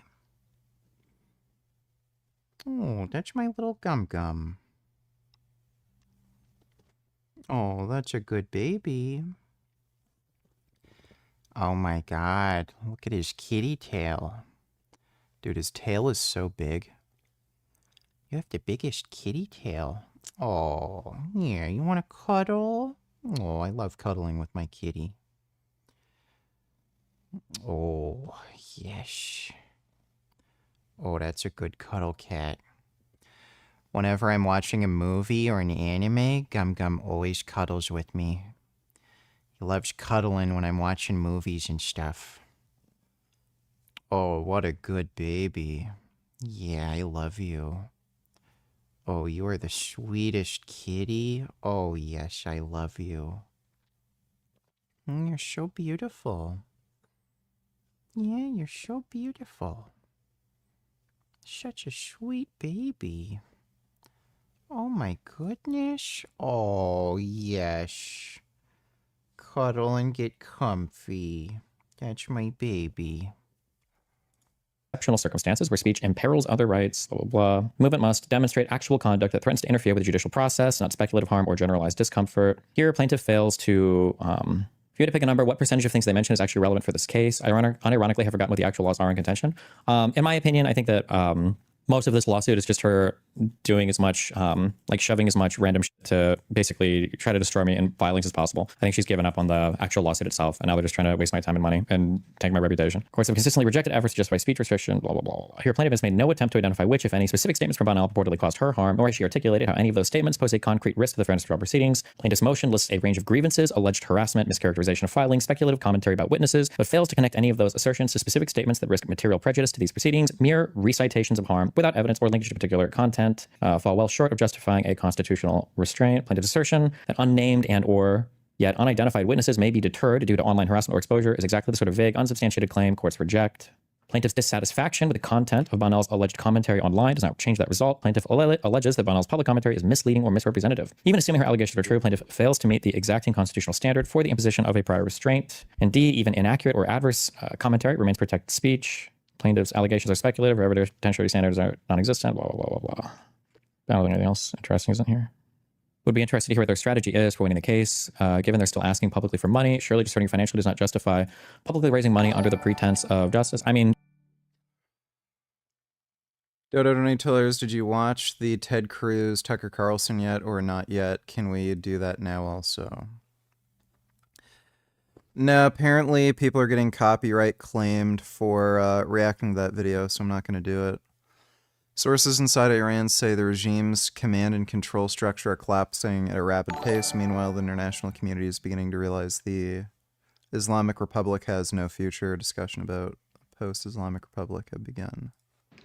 همیهنان عزیزم بسیاری از شما در پاسخ به پیامی که اخیراً Well, everyone's running away and leaving because they know Israel's just going to kill them all. So, yeah. Yeah, they're done. The Ayatollah is going to be dead within the next week or two. Laziest man in the world wants you to work harder. Too many non-working holidays in America. Didn't he take, like, something crazy? It was like 200 vacation days or some shit when he was serving his first term. It is costing our country billions of dollars to keep all these businesses closed. The workers don't want it either. Soon we'll end up having holiday for everyone. For every once working day of the year, it must change if we are going to make America great again. Yeah. Let's work more when we have automation and AI. That's the sensible thing to do, right? You can have something else do your work for you, but let's work more. Stupid. What's funny is a lot of speculation around the industrial revolution thought, you know, by the year 2000, people would only be working like, you know, a few hours per week because we'd use automation to just, you know, do most work for us. But yeah, what we ended up doing is we just worked the same amount roughly and just increased our output. Like, I mean, I don't know when we're going to figure it out that, you know, we could use technology to just take more days off, but, you know, thanks for the donation, Dodo. Cox are... I'm all in on MSTY and Bitcoin. MSTY has a 140% average annual dividend paying yield. When my coworker told me about, I thought it was too good to be true, but I looked it up and it seems legit. We'll see, wish me luck. Alright, well, good luck, dude. I'm very hesitant with investing in Bitcoin. But, you know, you can make bank. Thanks for the donation, Ben Boy. Cox are... Beat Take a Seat, donate $2. What stores do you shop at and do you eat organic? I mean grocery stores? I'm not going to tell you which ones. Because then people can just use that to dox me. And no, I don't eat organic. I don't want to shop at regular stores anymore because of all the pesticides being used that are poisoning us. Yeah, pesticides are fine, and organic uses pesticides. Fireflies are going extinct. Did you hear? I did not. Adaptive responses to dysfunctional environments are not lifelong brain disorders. It takes the middle class starting to really want to play this ego game with you guys. I really don't want to do this. And then you have a whole philosophical group of people saying that this is nihilism, life is inherently meaningless. That's why everything's so bad. It's because life is meaningless. No, that's a scapegoat. The system is meaningless. This system that strips life of meaning. It goes through, turns the whole earth into a monoculture, strips ecosystems of their meaning, causes 200 extinctions a day when we're part of the ecosystem. And we are ignoring that we are part of the ecosystem. Well, that's TikTok trash. Thanks for the donation, dude.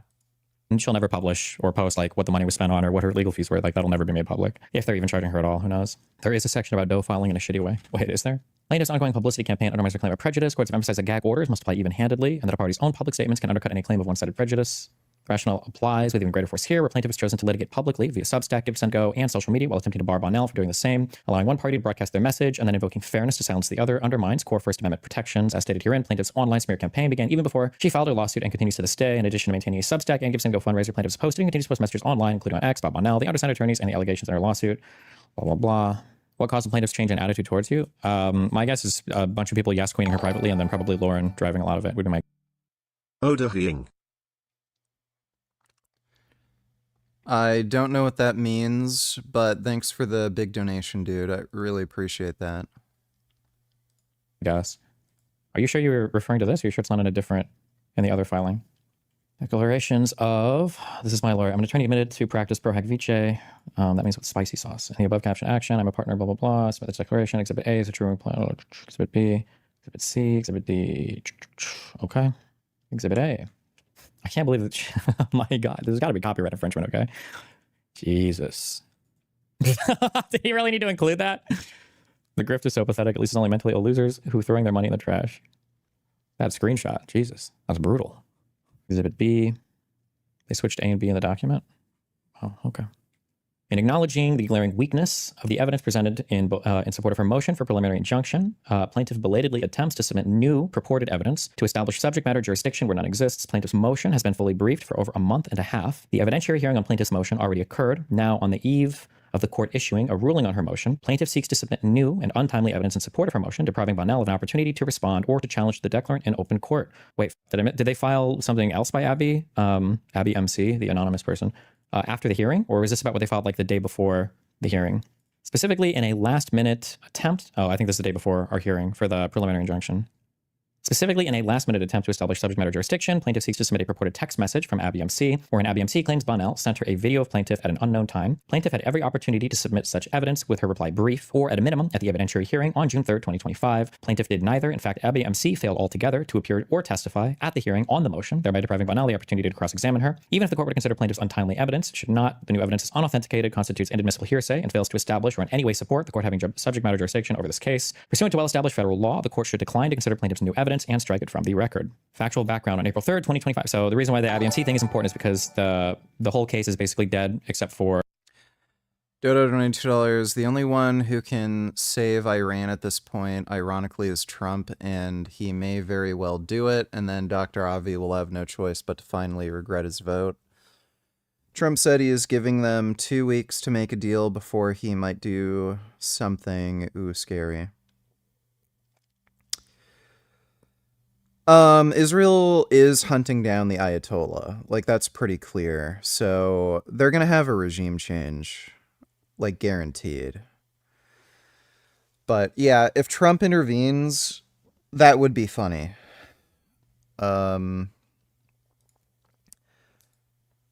I don't know. Like, I guess Avi could say he still did a better job than the Democrats would have done. But yeah, Trump's just so unreliable. Thanks for the donation, though, Dodo. Or now they brought in this person who's claiming that I sent them a video in 2023, which I maintain is not true. That person hasn't given any evidence even to this law firm, which they admitted in the hearing, but I can't show the transcript because it's being debated right now whether they're trying to get it sealed. But they admitted in the hearing that they hadn't actually seen any evidence from her that I'd actually sent her a video at all. It's literally just her saying it and whatever. The fact that they kind of submitted this as evidence literally the day before the hearing is a little bit that's silly insane. because the whole point of the hearing that we had was supposed to go over the evidence for their preliminary injunction. And if they really wanted a preliminary injunction, it seems like this would have been an important thing to have like submitted earlier so that both sides could fully brief it and everything. But what are you going to do? On April 3rd, 2025, plaintiff filed a motion for temporary restraining order and preliminary injunction. On April 4th, the Honorable Jacqueline Becerra, I don't want to mess that up, conducted a status conference to address the timing of plaintiff's motion. At that conference, Judge... Surprise, surprise. We're working on a 20-valve Audi. I promise you this is every machine shop's favorite. Did you know that the owner's manual actually tells you to just neglect the vehicle? What's a minor overheat? Just let it go. Keep on driving. I promise you it's fine. Casual neglect is just part of the natural life cycle for a Volkswagen owner. You're gonna call me Dad now because I'm highly disappointed in you. Remember that talk we had? I told you you need to step your game up. And you give me this. As hot as I was told this thing got, it wasn't actually trashed. Just a little bit of Brunelling on the deck. I hate to say it, but this poor thing is going back on the road. The only bright side is this is going to happen again. There's no avoiding it. You can't run away from fate. All Volkswagen and Audi owners destroy their vehicles. Yeah, never get an Audi. Judge Becerra ruled that because this case had been pending since February 18th, there did not appear to be any exigent circumstances, nor a need for emergency relief. Accordingly, the court denied plaintiff's request for a TRO and for the remainder of the plaintiff's motion to the magistrate judge to issue a report and recommendation for a preliminary injunction instead. On April 25th, Bonnell filed his opposition to plaintiff's motion for a preliminary injunction. Among other arguments, Bonnell opposed plaintiff's motion on the grounds that the court lacks subject matter jurisdiction over this action because plaintiff has submitted no admissible evidence that Bonnell transmitted the video after the effective date of CARDI, which is the law that they're trying to use to sue me under. In other words, because the alleged date of transmission precedes the effective date. Clips should be safe to react to. All right, let me see. I'm asking about your allegation and the Prime Minister of Israel's allegation that Iran is trying to murder the president. Killing terrorists is a good thing. Killing people who are trying to murder Americans is a good thing. Because if you're America first, you want to protect America, and so killing Osama bin Laden was a fantastic But you don't day really for the believe world. that they're trying to murder Trump, or you? Yes, I do. Yes, I do. Then why aren't you calling for military action against Tehran right now? Because they're not very effective. In terms of hitmen, their hitmen are not very effective. I do think... So they're hitmen, but not the bad kind, the efficient kind? No, what are you saying? They're a weak country who is on its knees, and I think we need to... Then why are we so afraid of them? Why are they the biggest threat if they're a weak country that's on its knees? Because they're trying... I'm trying to keep track. They're trying to develop... Be a little less snarky. I know, you're right. That is a problem. He must be getting paid good money by the Kremlin, dude. Has anybody ever been to Russia? Like, is Russian bread any good? When I went to Belgium, the bread there was fucking insane. I've never had bread that is so good in my life. Is any, like, food in Russia, like bread or anything particularly good? No, Tucker Carlson was like, oh my god, look at this amazing bread.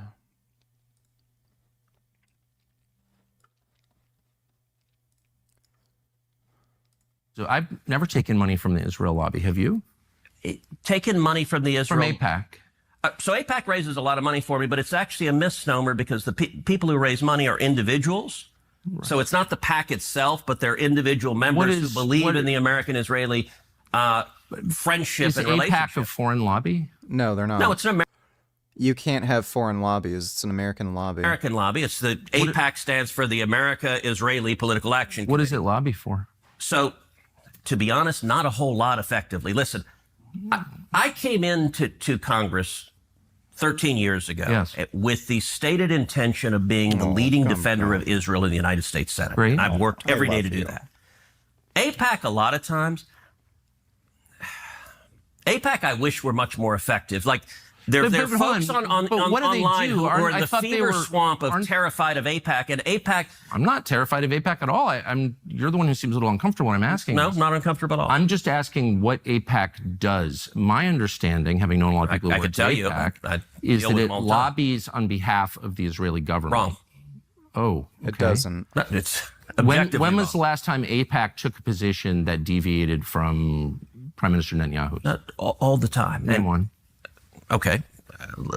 Let me go back and give a little history. If you want to do a deep dive on AIPAC, I don't. I want to do a shallow dive that gets. No. I want to get to the core question. AIPAC is lobbying for a foreign government, and I don't. It's not. It's lobbying for the United States. It is lobbying for a strong U.S. Israel. My God, dude.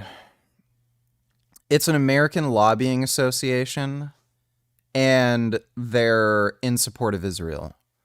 So if he has an issue with American lobbyists that have geopolitical interests, then, okay, I guess no one should be allowed to lobby practically. Israeli relationship.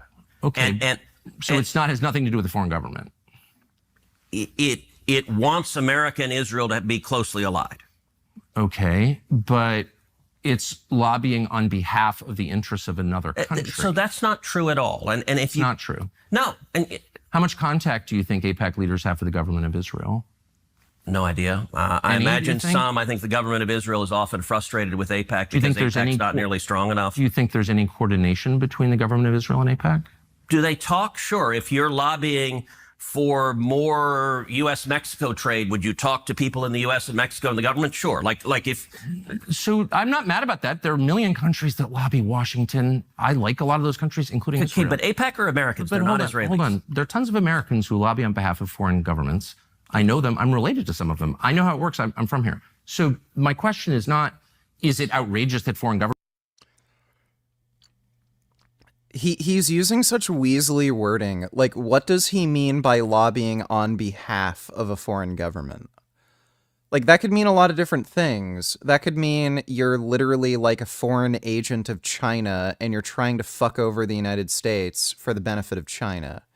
Could also mean you own businesses in China, and some of the lobbying you're doing would benefit you personally with your business, but it would also benefit the American government. So you're trying to argue for like some sort of trade agreement, so everyone benefit. Like just because you're lobbying and it's benefiting a foreign government, it doesn't mean it's at a disadvantage of the United States or anything. Like, he's just using this like very loose wording to make it seem like, ooh, Israel, they've got their tentacles in the government.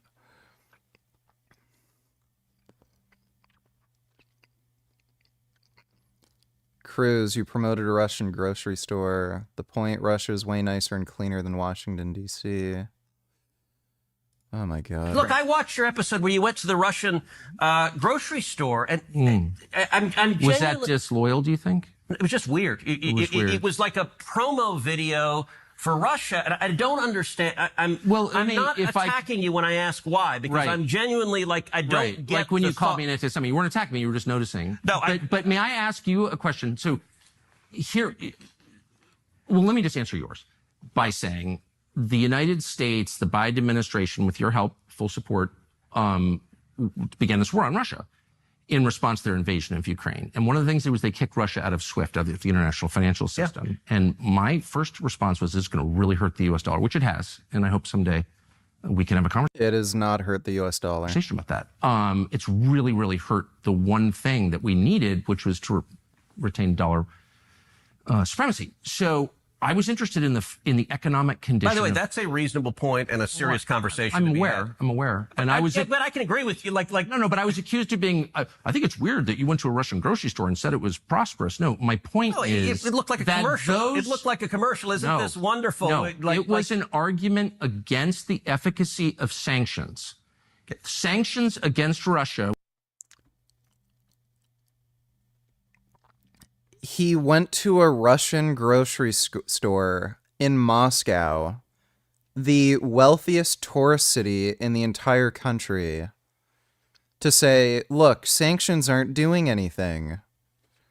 Going to one fucking grocery store in the most wealthy, expensive tourist city in all of Russia. This is like going to Beverly Hills, California, and shopping at a fucking Ferrari dealership and saying, oh, look at all these really expensive luxury cars that people are buying. Clearly, the U.S. economy is doing great. Which you casually and enthusiastically imposed, scoring a little moral victory every time, had no material effect that helped the United States. Russia is backstopped by China, and I recommend that you go there and see it.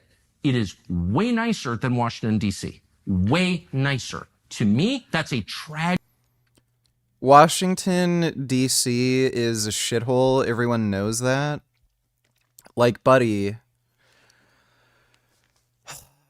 Yeah, the difference between free market capitalism and communist society, communists can put all their money in this one fancy tourist town and, like, literally just make it better.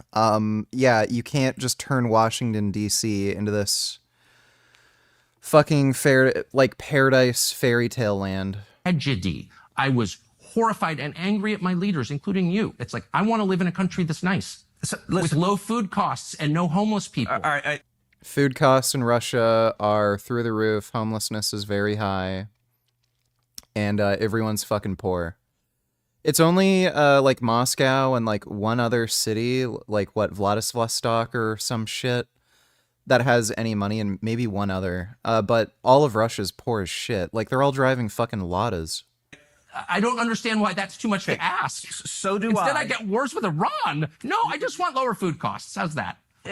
So, look, it's a weird argument that you do often, which is, listen, things are crappy in America. Liberals have done bad things to America, so we shouldn't worry about any enemies not liberals, around the world. Republican senators. Republicans they don't care about us. They're focused on other countries. You wrote that and our country is dying, and you don't care because you're focused on Iran or Putin. So you believe that I don't care about America. I guess you believe Donald Trump doesn't either. Like, nobody cares. I believe that your focus is way too on other countries. It's way too focused outward. The money that you send abroad could be used here and should be. What money that I send abroad, by the way, I emphatically agree with Ukraine. You don't even know. I emphatically agree with Donald Trump's, for example, dramatically slashing USAID. I think the only reason we should be deploying that is to benefit U.S. interest, national security interest, and keep Americans safe. And so, how much did you vote to send to Ukraine? Look, you're in about $80 billion. $80 billion. Yeah. So you're in. You love just giving these broad characterizations that are not accurate.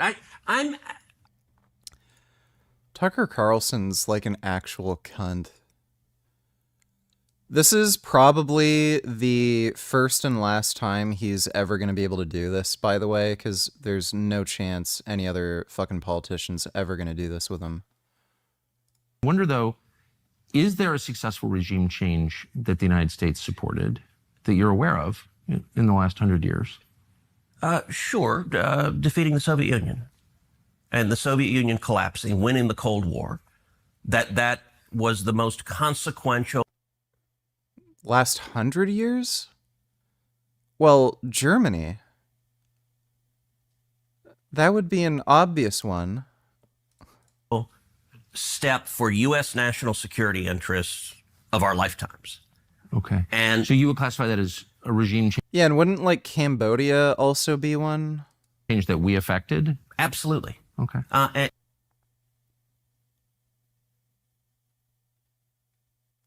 don't know if you could.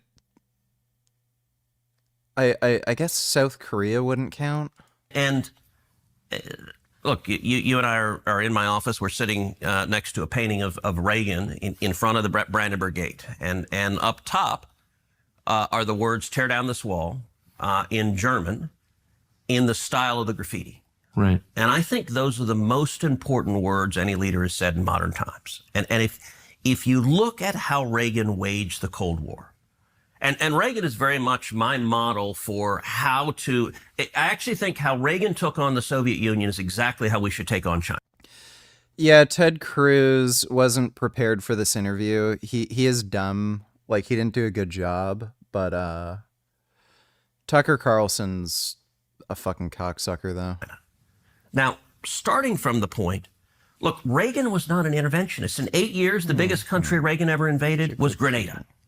He was very reluctant to use U.S. military force. He didn't respond after the 83 barracks bombings. You're right. Yeah, he made the judgment that the risk exceeded the benefits. And that's a very rational decision to make. And it's reflected, Trump has made those same decisions where he is willing to use military force, but he very much asks, okay, is this good or bad for America? Does this endanger U.S. servicemen and women or not?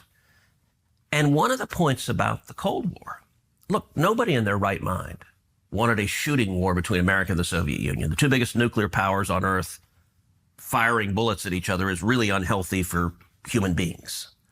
Same thing is true with China. Nobody with any sense says, hey, let's go to war with China. That's really dumb, and a whole lot of people could die. But the Cold War showed we've got lots of tools short of sending the Marines to fight against a regime. And one of the most important tools is the bully pulpit. And so when I say I support regime change, I actually think just simply laying out what the Ayatollah does. And so I spend a lot of time, I speak to Iranian dissident groups. I speak out against human rights abuses.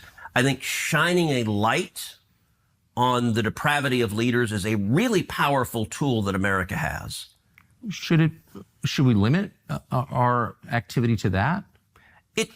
It depends. Again, because the U.S. government pays opposition groups, militarized opposition groups in Iran to overthrow the government. We've done it in a lot of different places, as you know. I'm not saying it's bad, but that's very different from what you're describing. You're saying we're making a moral case, as we did for 7 years with the Soviets. Our system works, yours doesn't. Yeah. And I think we made a credible case for that, and we beat them over 70 years economically. And that was a huge part of it. Right. I think everyone would agree that was the main part of it. We didn't beat them in Vietnam or North Korea. The main part of it, but it was tied to a military buildup. So I think it was two things. It was one, the clarity. So Reagan came in and he described the Soviet Union as an evil empire. Right. And all of the intelligentsia in D.C., all the Democrats, all the media, they're like, what a horrible thing to say. You can't say that. Reagan went to the United Kingdom and he said, Marxism, Leninism will end up on the ash heap of history. People were horrified. They asked him, all right, what's your strategy in the Cold War? He said, very simple. We win, they lose. And that was all viewed as sort of a Philistine simplicity. And I think it was exactly right. And laying that out, speaking, do you know the backstory behind the Berlin Wall speech? Yeah, I do. Yes. You probably know Peter Robinson, who was a speechwriter. Yes. So 3 times the State Department deleted those words from that speech. And 3 times Reagan wrote it back. And the State Department argued, they said, Mr. President, you can't say this. This is too bellicose. This is too provocative. And my favorite, they said, this is too unrealistic. The Berlin Wall will stand till the end of time. Well, that's Tucker Carlson. He's kind of a fucking jackass. Ted Cruz is an idiot. Look at Gum Gum. Look at this kitty. Oh. Oh my goodness. Isn't that amazing? Of the Cardi statute, Bonell contends that there is no basis for federal question jurisdiction here. On May 2nd, plaintiff filed her reply in support of her motion, and she filed the ABMC declaration and additional exhibits to her reply a day late on May 3rd. With her reply papers in an attempt to establish subject matter jurisdiction over this action, plaintiff belatedly filed the declaration of ABMC dated April 30th. I didn't even notice that. That's funny. If it was dated April 30th and they didn't file it until May 3rd, good one.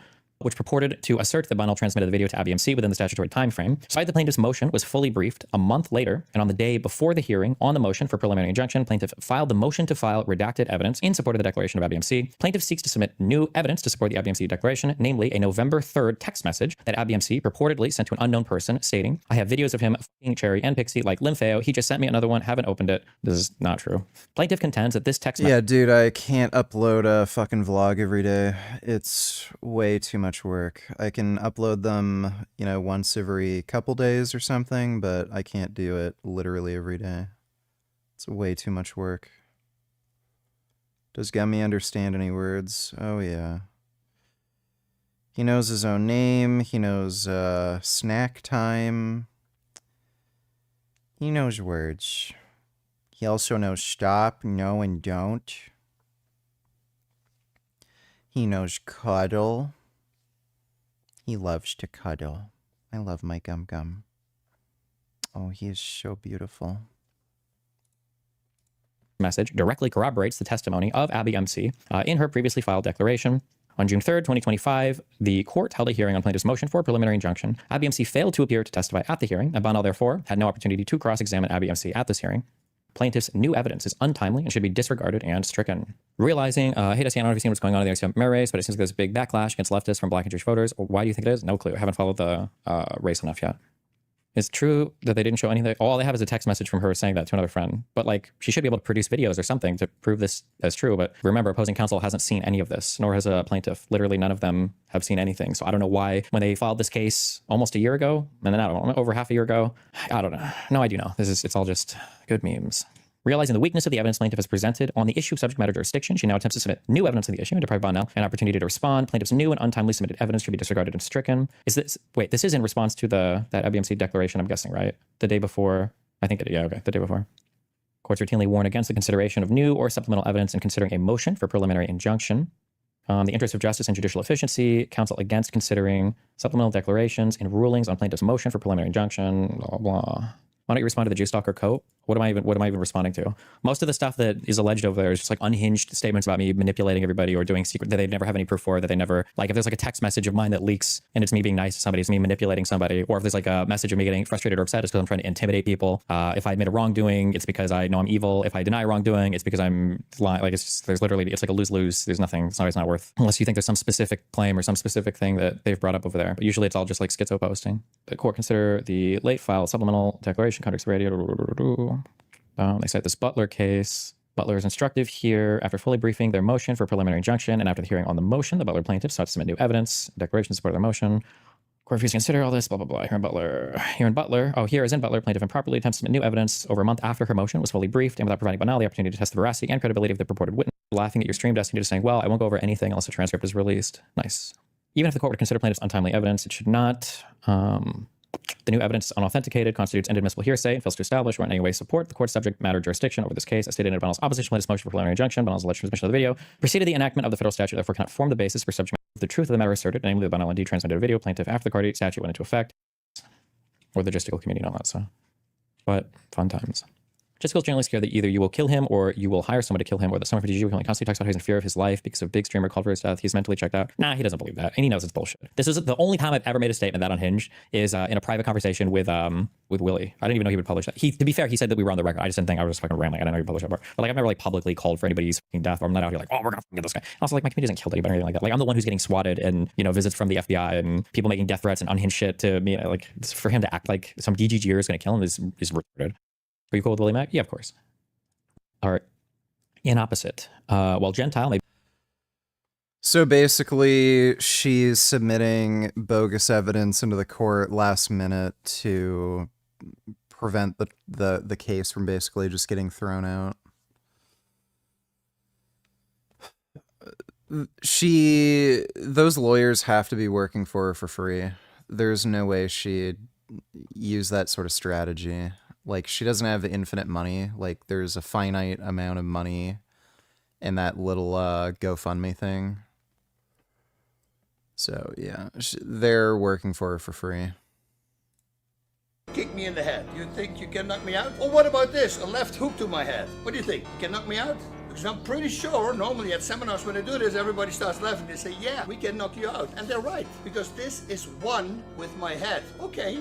So why would you block a punch like this then? You see, my fighting style has always been very easy, very simple. Whatever I throw with 100%. If I see them blocking, I don't care. I kick on the defense. I want them to feel how hard the kick is. Because even if they block it, they're gonna go, shoot, I better block this kick, because if I don't, now I'm inside their heads. Make him scared of the punches. Once they start, and now you start using feints, ooh. Now, when I say you make yourself one with your head, so now if a kick comes or a punch comes, it goes straight through. So it's important that you never put your hand against your head. That's why I like to block foul. First of all, a hook, I always let him miss. But if my back is against the wall, now I'm gonna have to block the hook and probably close the distance, because I'm too afraid if I do this, it's gonna go to the head.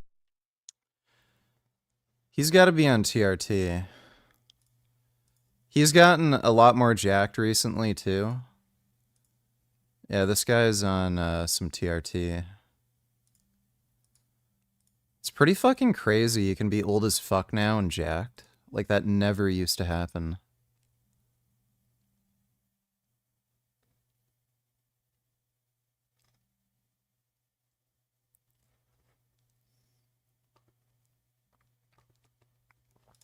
Asians eating dogs. Is that something that happens? I mean, a lot? A little? Only in the past? Is it a delicacy or something when people didn't have enough protein? Or maybe it's all just a racist stereotype. People think they're so clever, like they're the first person to ever ask me this question, do you eat dog? This is the kind of thing I think about when I can't sleep at 3 a.m., so here we are. I'm Ken LaCourte. I research questions like this, not to mock people or feel superior, but to really dig into the truth and give you the answers as straightforward as I can. How does our world work? I'll first explain what I learned about where the world stands today on eating dogs. Then, why Asia? I mean, it's a big world with a lot of hungry people, but why did this become something associated with Asians? And finally, we'll look at pet or protein, why societies are cool with chowing down on some animals, but not others. So to most Americans, eating dogs is a pretty squeamish thing to think about. But maybe a better question is, why don't we eat dogs? The cuteness factor? We eat lambs and cows, which are pretty darn cute. Because they're smart? I mean, people think pigs are smarter than dogs, but bacon is almost a national meat. We don't eat dogs not because it's wrong in some objective sense, but because... I can probably do a muscle up. I haven't tried. Like, I can't do it with my chin-up bar because it's right at the ceiling. Because somewhere along the way, our culture drew a big, bright moral line. Other cultures drew that line somewhere differently, and we'll start in Asia, where the stereotype really lives. So, yes, dog and cat meat is still eaten in parts of Asia, but it's not super common. South Korea has long been associated with dog meat stew, and in a recent poll, about 8% of people there said they'd eaten dog in the past year. That's down from 27% in 2015. Younger generations don't eat dog meat nearly as often, and they view it much less favorably than older South Koreans do. Vietnam is thought to have the world's second highest consumption of dog meat, and they eat about 5 million dogs a year. But public opinion there too is moving away from it, and most Vietnamese support a ban on the dog and cat meat trade. China remains the world's largest consumer of dog meat, with an estimated 10 to 20 million dogs killed for food each year. It's mainly concentrated in their rural areas. China also hosts the Yulin Dog Meat Festival around the summer solstice each year. Yeah, you know, if somebody could drop a nuclear bomb on the Yulin Dog Festival, that'd be great. It's not an ancient traditional festival, but started in 2009 by dog meat traders to boost sales. But both attendance and dog meat sales throughout the country have gone down in the last few years, and activists are also getting involved. And just like other Asian countries, there's a generational divide, with younger Chinese overwhelmingly opposing eating dogs. And the shift isn't just cultural, it's starting to be legal as well. In 2020, Shenzhen became the first city in mainland China to ban the sale and consumption of dog and cat meat. Other cities followed. In South Korea, a 2024 law banned dog meat entirely, with a 3-year grace period to phase out the industry. So look, as always, I try to do my best to do everything right here, but if I make a substantive mistake, I'll correct it down below. And if you find this video interesting, there may be a button somewhere you can press to see more of these. Now, let's look at some of the wet markets, the open-air, often chaotic food markets that we became familiar with during COVID. So, wet market doesn't mean an exotic animal death pit. It just refers to markets selling fresh produce, meat, and fish, and sometimes live animals. While most sell stuff like bok choy and chicken feet, a handful of trafficked in wildlife, and in some cases, dogs and cats. That imagery of dogs in wire cages, bats in soup, and frogs hopping over fish tanks, that hit the Western internet a little bit like a horror show during the early pandemic. And for many people, it reinforced pre-existing stereotypes. But let's zoom out beyond Asia. Unlike some Asian countries, it's actually legal to eat dogs in Switzerland. Activists said in 2014 that about 3% of Swiss people had eaten dog or cat meat, although they...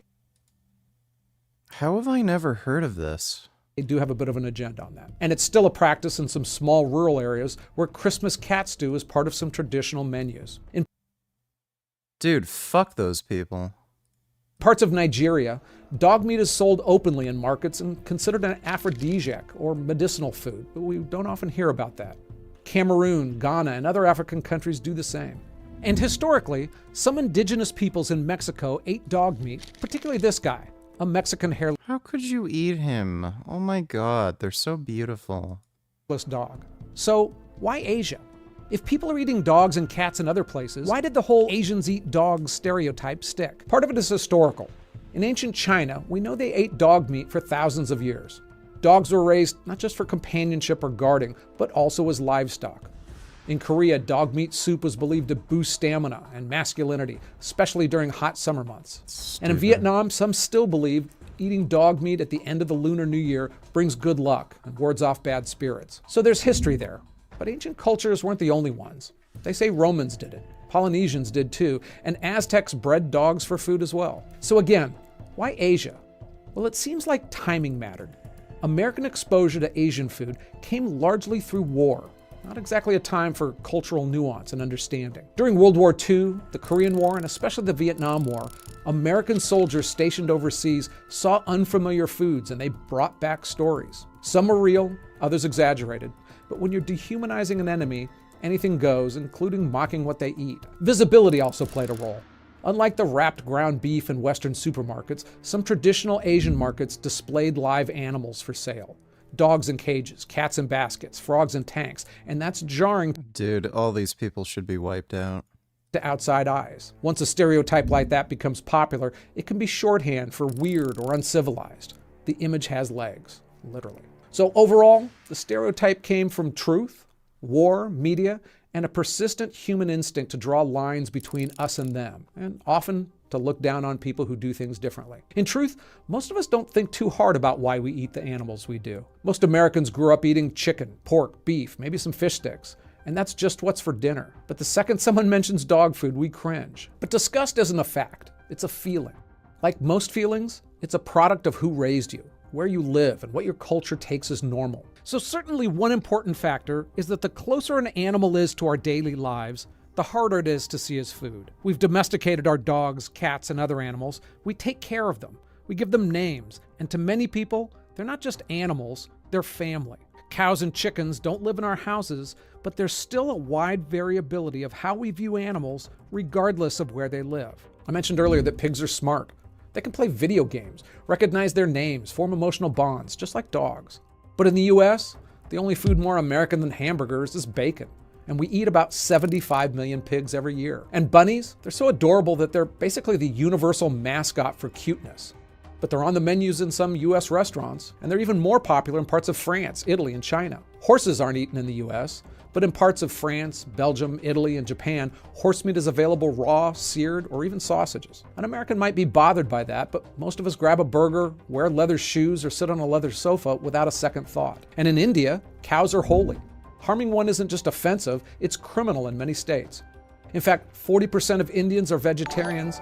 To them, if I'm still in my newbie gains phase, is it dangerous to do full body workouts 6 days a week? It's an extremely high frequency, but no. I don't know why it would be. If you're a beginner lifter, your risk of injury is going to be pretty low because the absolute loads you're lifting are small. So no, it wouldn't be dangerous. Thanks for the donation, though, Tryon Gosling.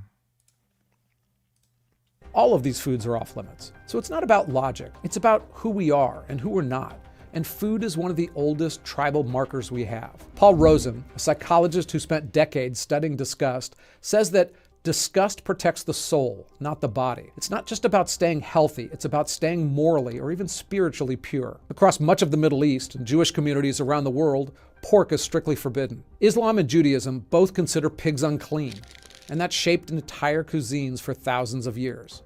In Hinduism, it's beef that's off limits. Buddhists often promote vegetarianism, especially among monks, but in practice, especially in places like China or Thailand, most still eat meat because the faith says it's more important not to kill them than not to eat. So if someone else does the slaughtering, the moral burden is lifted. My point is to show how deeply food choices are tied to identity, morality, and culture. What we eat shows our loyalty, belonging, and in some cases, righteousness. And when somebody eats something outside of our food code, especially something we see as cuddly, sacred, or symbolic of a home, it doesn't just gross us out, it makes... If you eat meat, you're a piece of shit. Vegans are the most based.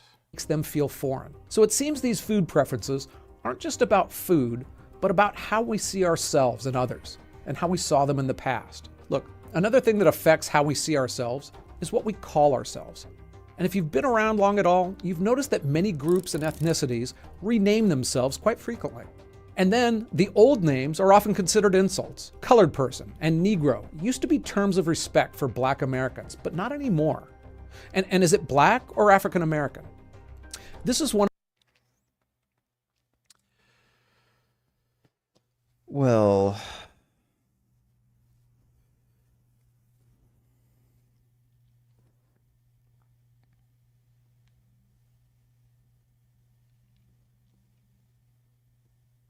I have a Gum Gum here. Gum Gum's your really nice kitty. I love my Gum Gum. You are so good. This is the best cat. Oh my god. Look at him, guys. There he is, right there. There's Gum Gum.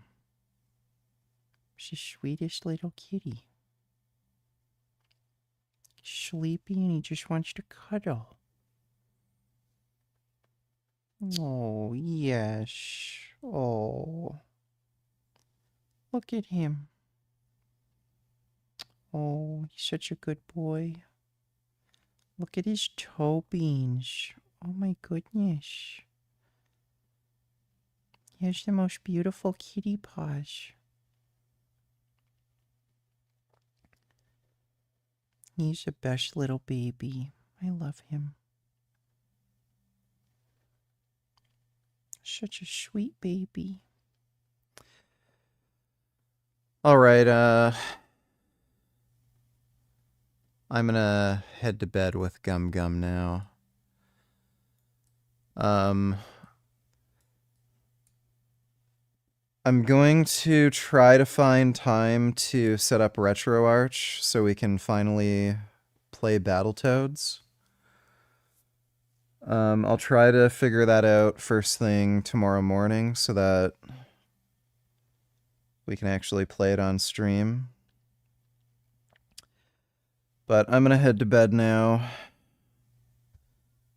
It is late for me. And it's almost 6 hours. But big thanks to everybody who donated on Streamlabs. Really appreciate it. I'll probably film another vlog. Not tomorrow, but the next day. And I hear crickets. Yeah, there's crickets outside. But big thanks again to everybody who donated.